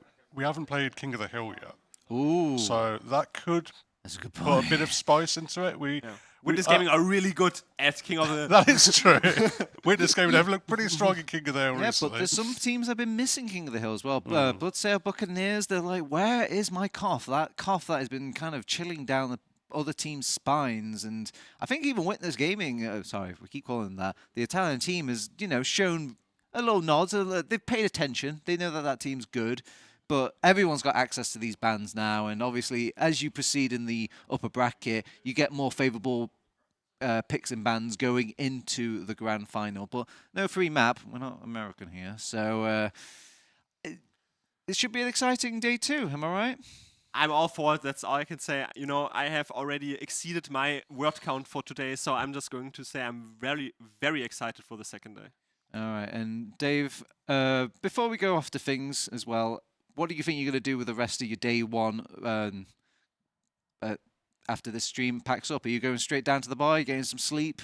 Oh, I'm definitely getting some sleep. I might stick around and say hello to a few more people that I haven't quite had the chance to yet, but yeah, pretty tired. Right on, because it means if you go straight to the bar, you're supporting the event right here, right now. So if you're watching, you're feeding on the stream, Pappy, every cider you get increases the chances for the other teams, but it also increases the likelihood that we're going to see more of these events in the future. You can see already people are ready to pop down now, then enjoy themselves. Look, he's already down there. Yeah. Look at him. He's working tirelessly. Arthur just looked as if you... Oh, wait, they're watching the stream. Okay, that's all right. The third eye. But that's not the only way you can also help out UBERFEST as well. We also got a nice affiliate link for Mannco.Store. They have all the skins you need for not just TF2, but there's like CS skins, there's Dota skins as well. And that I'm sure Aggro is spamming the link as we speak. But please do find that. And the biggest shout out as well, whereas we wrap up this day to obviously Being Esports, who have organised this wonderful event.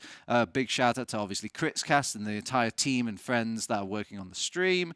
And a big shout out to, again, Mannco.Store for sponsoring the event. I've been ToeTabs. With me has been Domato on the couch, Dave on the couch as well. We're going to see you again tomorrow for even better games at TF2. See you then.